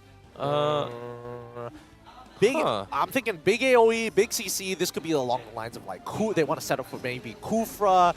There's a lot of options that could fit Aisha Ohana. Don't get me wrong. There is a lot of options. Things with long engages.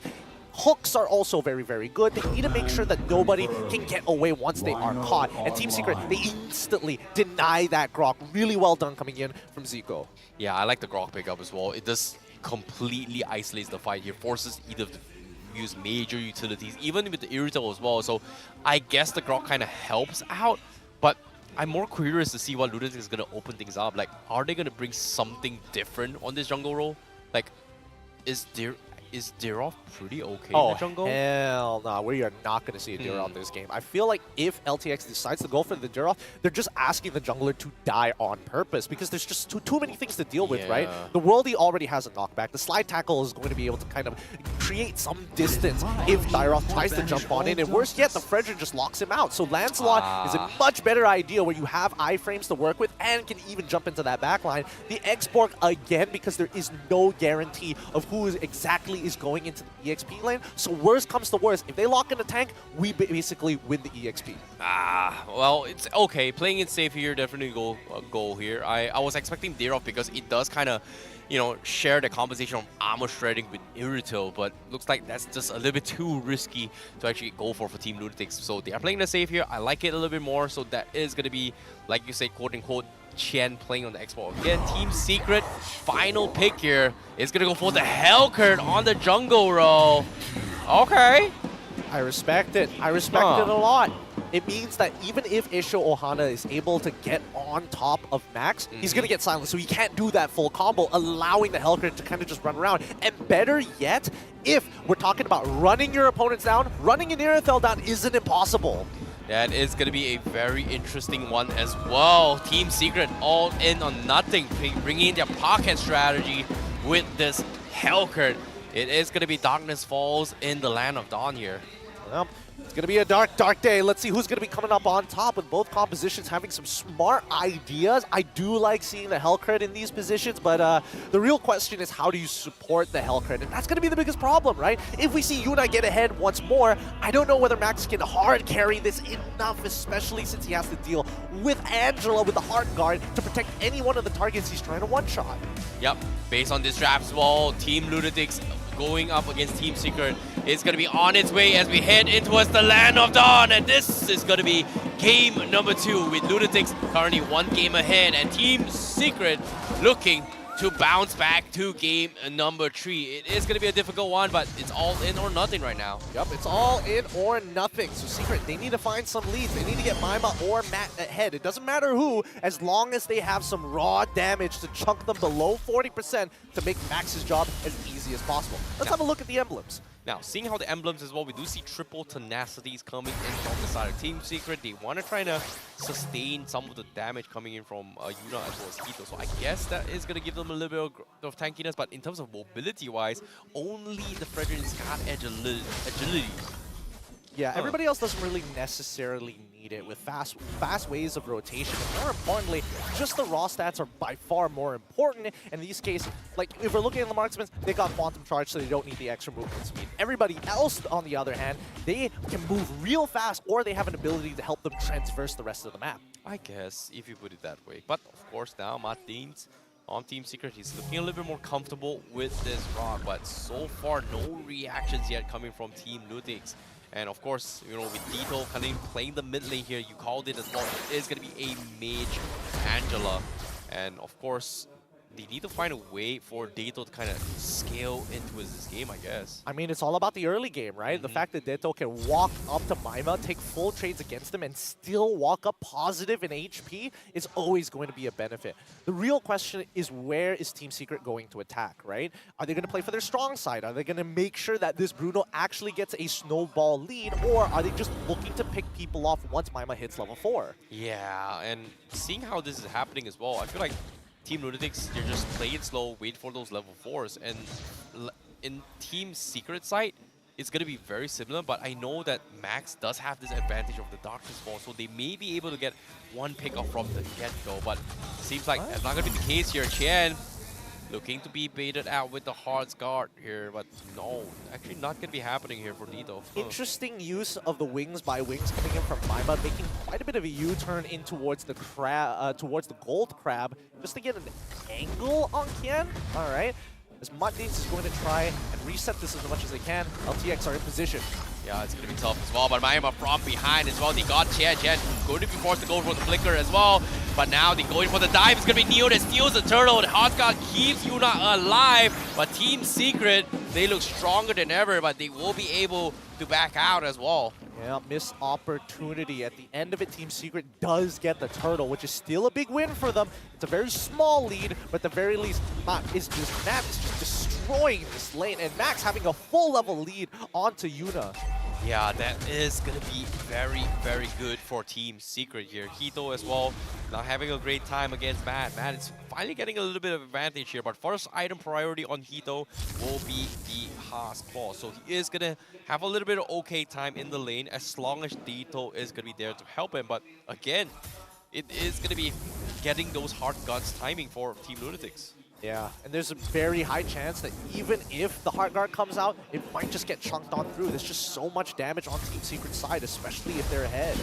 Agreed. Now Chen forcing you to actually back out as well. His time, he's sidestepping his way through from the feathered airstrike. He's going to be A-okay unless Max decides to go for the dive, but it's just not worth it. This isn't the export we're talking about. I think the dive was probably worth it there, but there's no guarantee that you're actually going to hit it. I think that's just a lack of confidence. But more importantly, so the Heart Guard can change the tide. Topside getting absolutely destroyed, and that's what you want to see. Beautiful, beautiful catch here coming from Asia, punishing Matt's aggression. Nothing they could have done. Mat Dinz a little bit slow here with the wall charge, but all is well. That means Team Lunatix will finally get an equalizer in this vicinity. But at the same time, AOI winning prediction here is favoring Lunatix with 64%, but Team Secret winning on the gold lead in XP lane. Yeah, so far. Let's see. Once we hit the 8-minute mark, we're going to check in again with our AI winning prediction.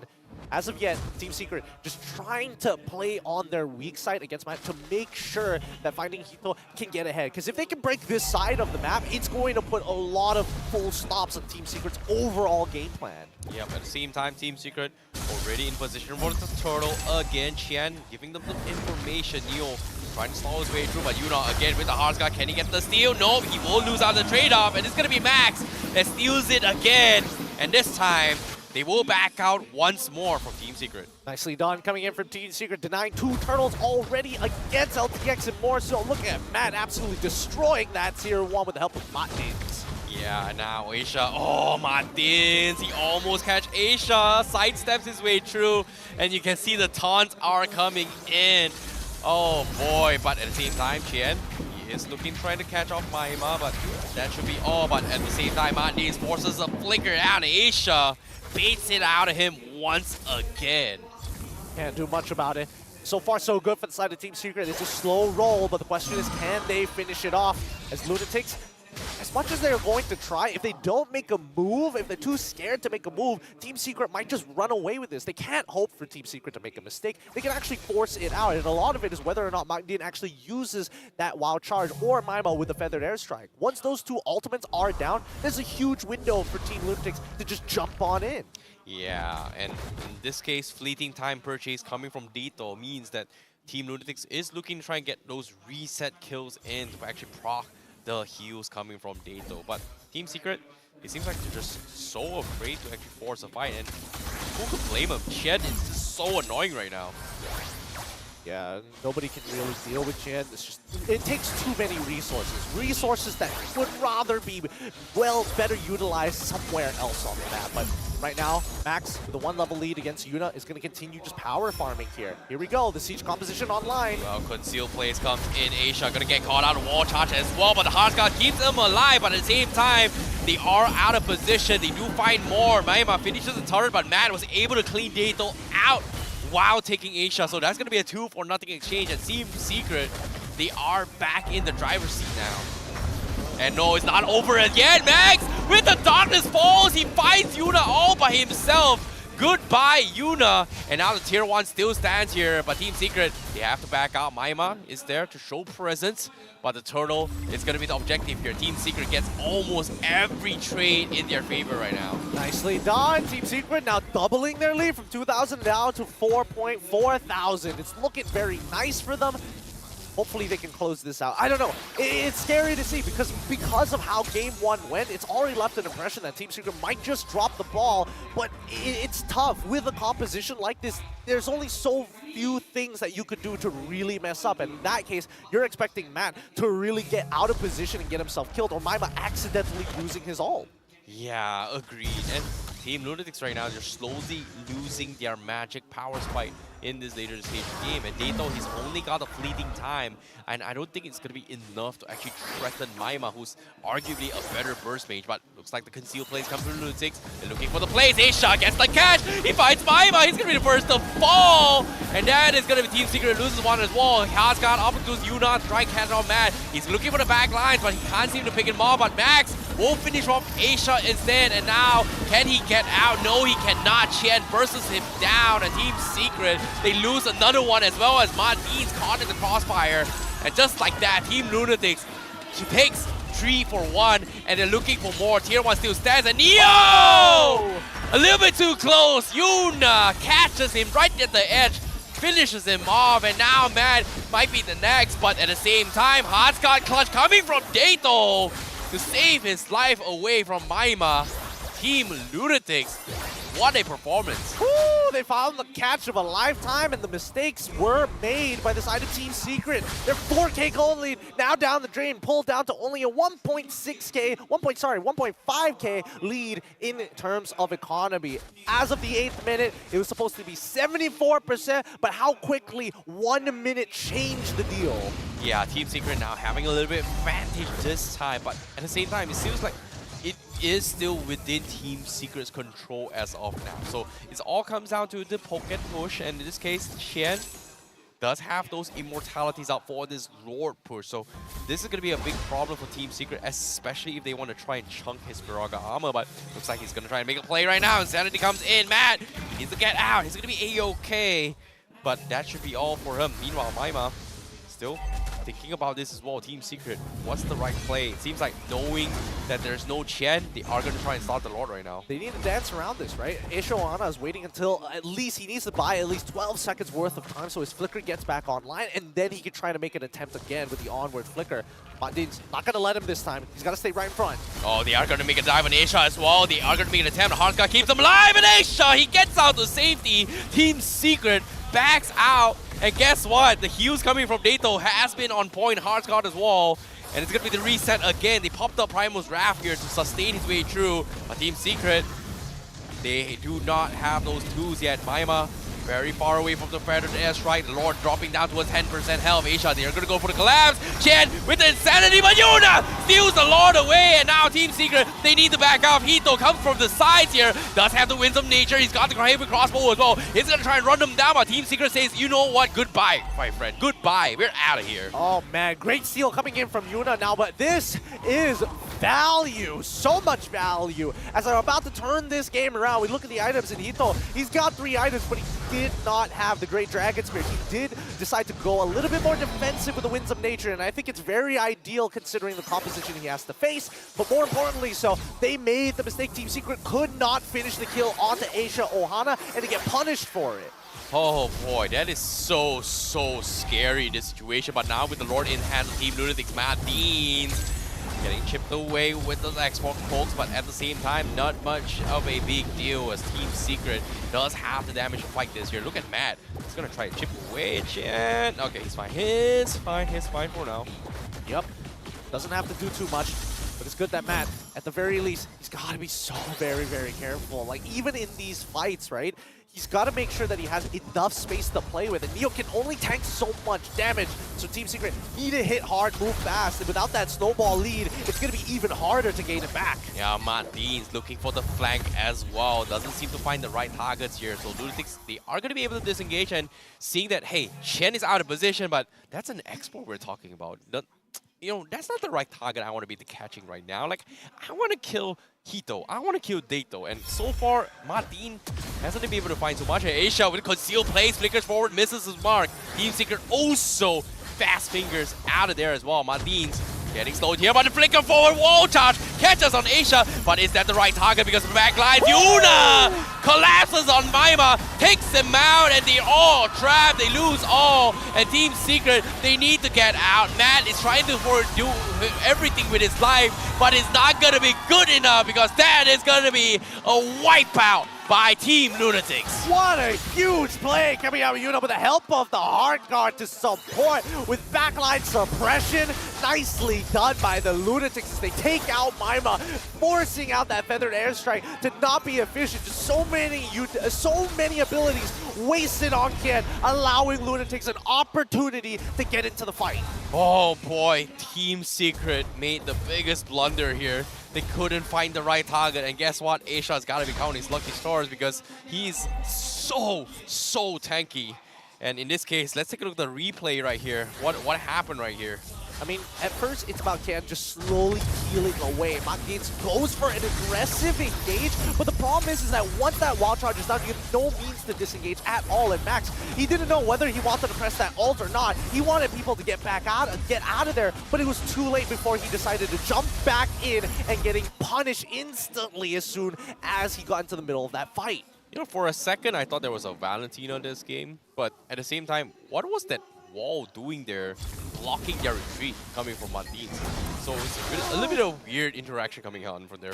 That's true. He can't do much about it, but Team Secret, they've lost their early game gold lead, right? Their composition isn't going to be as painful as it was before, and going even, the fact that Team Lunatix are about to hit the 42k mark on this second Lord is a very big deal here. With a missing mid lane inhibitor, there's no way. Yep. Hito secures the Lord for the team, but here comes the engagement from Lunatix. Asia catches on Neo, he forces the flicker out, but Team Secret says, you know what, we just don't have the tools right now to contest Team Lunatix, and they're forced to back out. Now, a moment to breathe. But unfortunately for Team Secret, they've got to start cracking their heads here. The order of the abilities that are coming out, especially now that we have an idea of what they have in terms of items, the gold lead is not too far away from both these marksmen. The biggest gold lead that we're seeing so far is from the jungle as well as the EXP lane. Yeah, it is going to be tough, but now with the Lord coming in as well, Qian also clearing off all 3 lanes. Hito making work on towards the turret as well, but here comes the collapse. They're going to dive in the back lines. Asia, he will be backing out here. Neo will fall, but at the same time, Crystal's exposed half HP. Look at Hito, he doesn't care. He's focusing on the Crystal, and he closes it out for the team. Team Lunatix, easy 2-0. That's a GG, well played, as Lunatix find their 2-0 victory against Team Secret with the help of their 2 Filipino partners in crime, Yuna as well as Hito. Looks like Team Secret are going to have to hit the drawing board once again. They gotta get their chemistry together. But Asia Ohana, literally the glue of this team. What an absolute monster of an Edith game. Yeah, they're playing so well in this game as well. And you know, Team Lunatix, they seem to have found their fix for the week number 3. However, one of these teams is going to be winless out of this series, and that is going to be Team Secret for now, because Lunatix, they secured their first series win.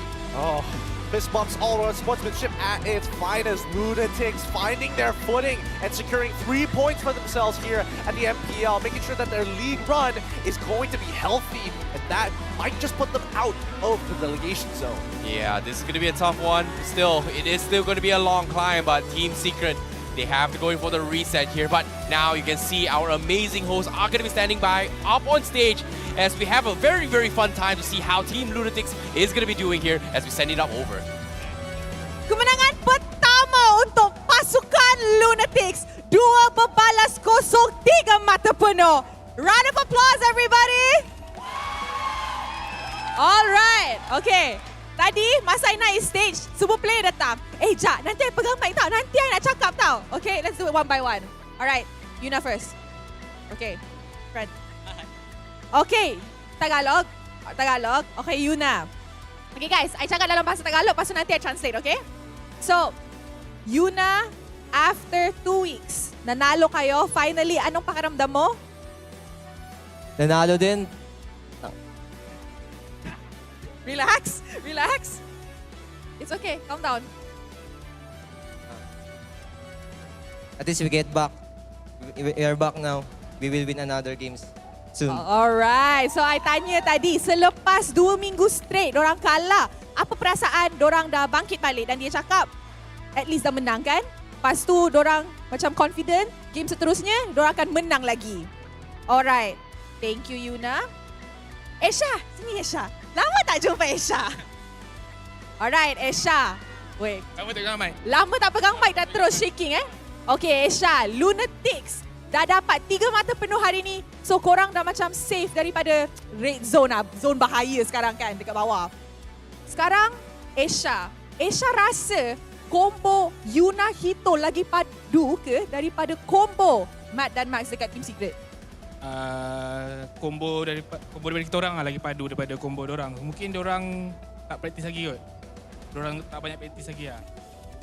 Okay, apa yang Esha nak cakap dekat semua orang yang sokong Lunatix walaupun 2 minggu macam struggle sikit? Thank you kepada semua fans sebab sokong kita orang walaupun kita orang berada di bawah. Tapi korang still support kita orang, thank you lah. So kita orang janji kita orang akan tunjukkan hasil yang baik lah untuk next game nanti. Alright, okay guys.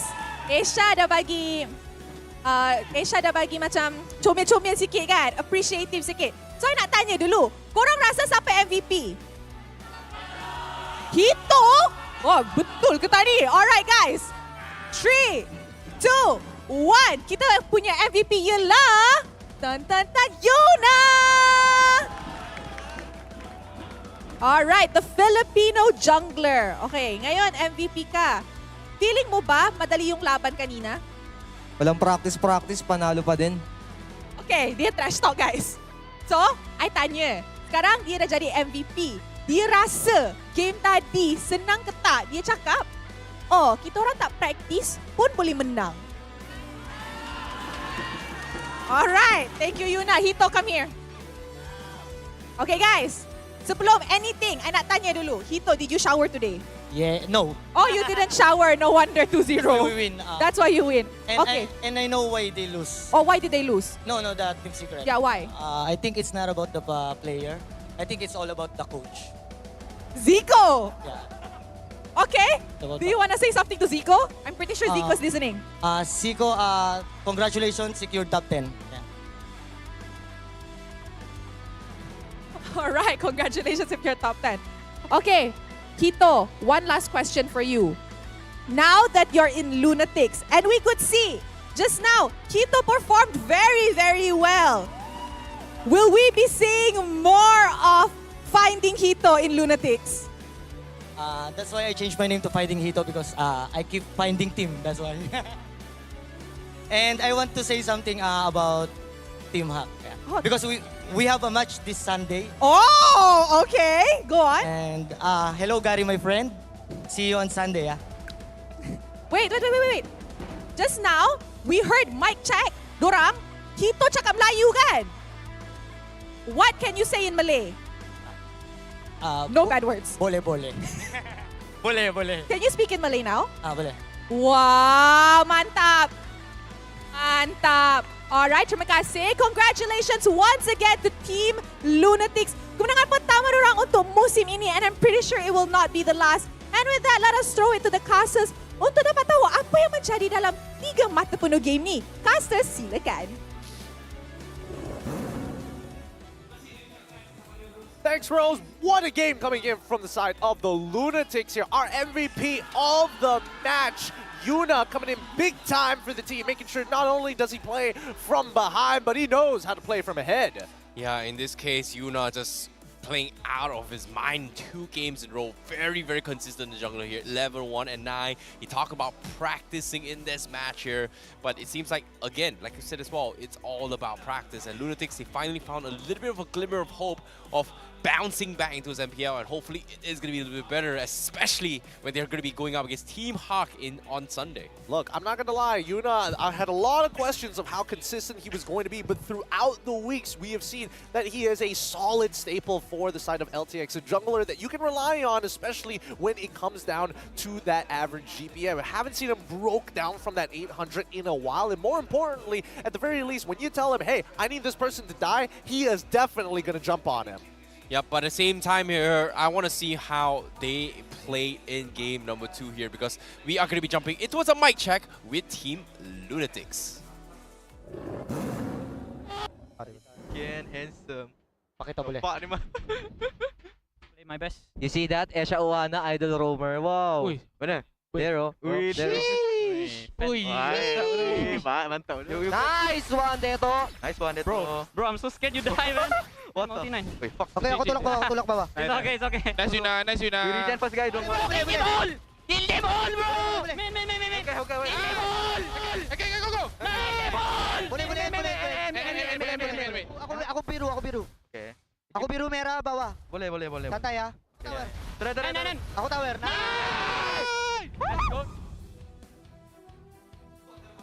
Let's have a look at their items after a very eccentric mic check. Let's see whether they broke it down. Because so far, the fact that Deto decided to go for first item, fleeting time, and then decided to get all the utilities later on, I think that was a very interesting choice. But at the very least, it really paid off. The more times he could use, his ultimate, the more times he is saving members of his team to create bigger plays. Yeah, even with that final moment as well, where they actually got the wipeout on 5 players. Normally, as an Angela, you kind of want to, protect whoever who gets engaged on. And time again, he's doing a fantastic job saving Asia's life. But in that final moment, he opted to switch it. You know what? I'm going to go into Yuna and let Yuna kind of pop off in the back lines. And he was able to trust that. And Yuna was able to just completely destroy everyone from side Team Secret. And I like how Dato is being very reactionary coming from Team Lunatix. He's very patient and understanding what needs to be done. And I like how Team Lunatix played this game.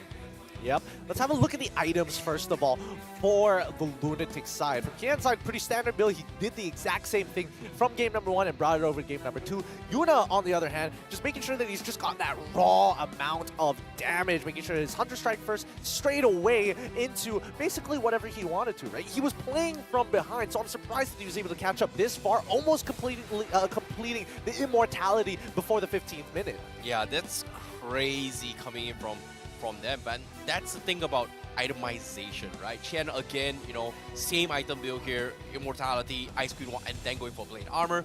I'm not a big fan of third item blade armor, but it was very, very much necessary to make sure that, the Bruno doesn't get those additional crits to actually chunk away at his Furagama preemptively, or in this case, prematurely in a couple of scuffles, right? So in this kind of playstyles here, Team Lunatix kind of adapted this playstyle, but Team Secret, there is going to be a little bit of fix here. What are your thoughts on this? I mean, when we jump into it, right, I think their draft was okay. There's a very clear idea, but the chemistry just doesn't seem to be there. The initiations coming up from Mat Dinz is not connected with everybody else, and it feels like they're a little slow to actually follow up on a lot of the damage. I feel like even in Mat's position, where he actually has a good number of items to keep him relevant in that game, helping to not only clear the waves with the help of the Wind Talker instead of rather going for a first item Haas Claw, I think they were in position to really take it over until we saw these big plays coming in from the side of Team Lunatix to punish, to first shut down Maima, get that ult out of the way,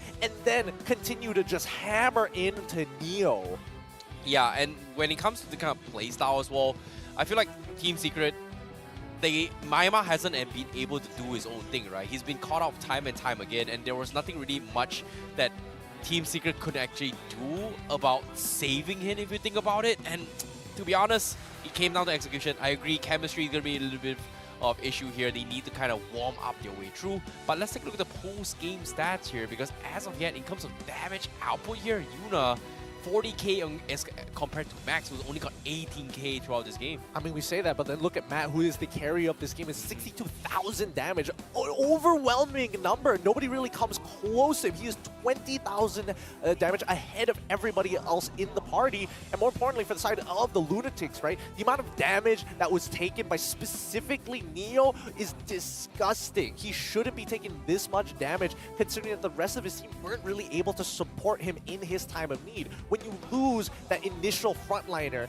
and especially if you cannot get as many resources out of your opponent in comparison to someone like Kian, who naturally has the Firaga armor to get out of it, it becomes really difficult to play the game. Yeah, and seeing how this is going as well, on top of it all, when it comes to sustains as well, Team Lunatix is okay because they have somewhat of heals coming from Dato, whereas Team Secret, if they don't get the necessary kills, they're not going to be able to prolong this long enough. So let's take a look at the goal graph to give you guys a little bit of contrast on how things were going as well. Team Secret, they were technically winning the early game from, first to all the way to like the 9-minute mark, they were still leading in terms of the goal graph here. Yeah, I think the big moment came at the 8th minute of the game. 4,606 gold ahead.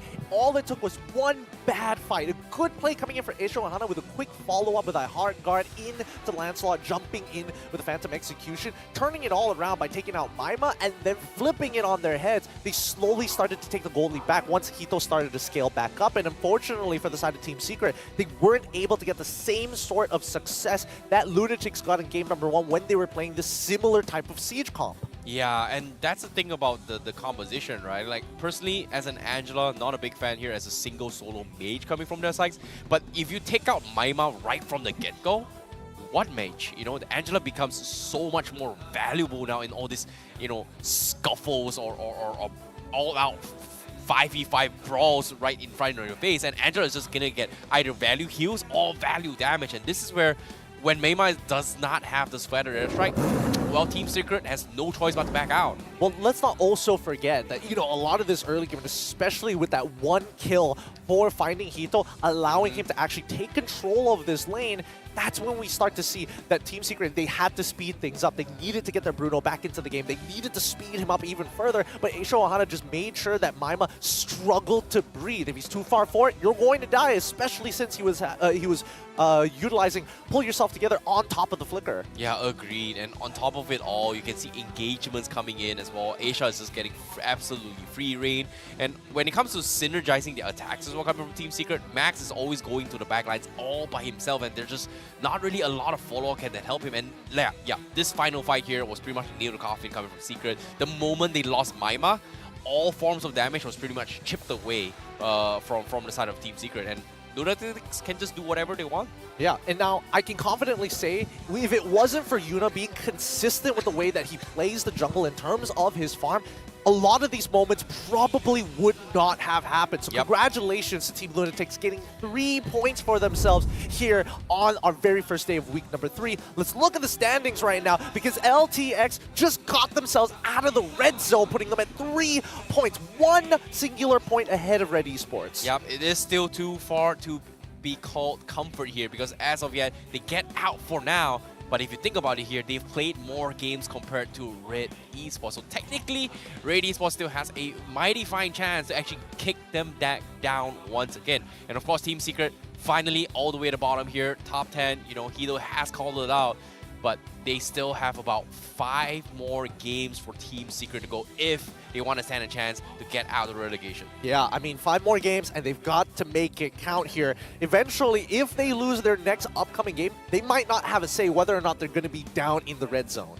Ooh, that is going to be a very, very difficult one. But of course, well, when it comes to relegations here, you know, Team Hawk as well as Team Secret, they were the 2 teams that came in for the qualifiers, and Team Hawk now in top 3. So all things considered, that is going to be a match to be watching out for Sunday. But before we hit to Sunday, Saturday comes first, and tomorrow's matches will begin things off with Team SMG going up against MPXNC. Yep, that's going to be an exciting one with Team SMG haven't dropped the game yet or an entire series.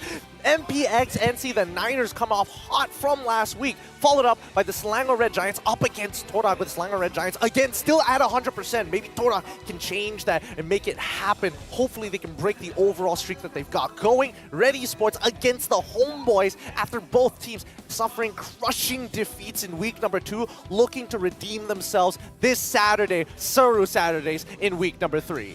Well, it is going to be a pretty fun one as well, because tomorrow is all about Santai and Suru. In this case, all things considered, week 3, day 1, was it within your expectations of the 2 O's that happened today here, especially coming from RSG as well as Team Lunatix? No, not at all. It's honestly, I did not expect this to actually happen. You know, a lot of these changes, and especially with the windows that have been open, have really changed things up. And again, I don't know, if I was part of the MPL predictor winners, I would have been a genius. So hats off to you guys who have won, who predicted Rippo, and as well as Yuna for both of these matches. You guys nailed it, because this was a tough one. Yeah, it is definitely a difficult one as well. I think first match was a little bit difficult, right? Considering that, hey, Rippo kind of won. Yeah, match 2, okay, pretty clear cut. Yuna played really, really well. I feel like my money was on Yuna a little bit more, but game 1, wow, Rippo, that was something that I had a soft spot for Iris, to be honest. I had a really soft spot. I love both of these EXP laners, so again, it was very difficult for me to choose overall. My personal MVP had to go over to Aisha Ohana today. It really feels like he's pulling this team together with his energy, his calls, and his catches. So well done to all the teams who got their 2-0s today. Yeah, it's nice to see Aisha, you know, with his lively self here back on stage again here. Hopefully we'll get to see a little bit more for him as they are going to be playing against Team Hawk later on Sunday as well. So that's going to be an interesting one as well. Hito looking forward to finding himself, finding teams as well, and maybe even beat Gary up in game on Sunday. Phrasing, gotta be real careful about that. But once again, thank you to everybody who's been tuning into week 3, the very first day, and honestly seeing some of these lower teams actually shooting back up in towards the standings, and hopefully they can get out of relegation throughout the rest of the week. I'm excited for Soru Saturdays. It's always a good time, and don't forget that even for the BM side, they usually bring on some guests, and I'm curious to see what that guest is going to be for the upcoming week. Ooh, wait, I've heard that on the English desk, we've got a, you know, special guest coming up tomorrow. Do we? I thought we were just having a trio. That's what's going on. I don't know. Only way to figure it out is to stick around. But honestly, out of the games that we were seeing yesterday, which are you most excited for? Today? Tomorrow? Tomorrow. Okay, tomorrow I want to see Tora Bites back. Like Selangor Red Giants, you know, they're pretty much on the top of the board here. Like, they're going up against Todak. You know, Todak finally, you know, we know them, slow start in the regular season. They eventually somehow make it to the playoffs. That's kind of that storyline that they've had for the past, 4 years now? I don't think it's going to change anytime soon.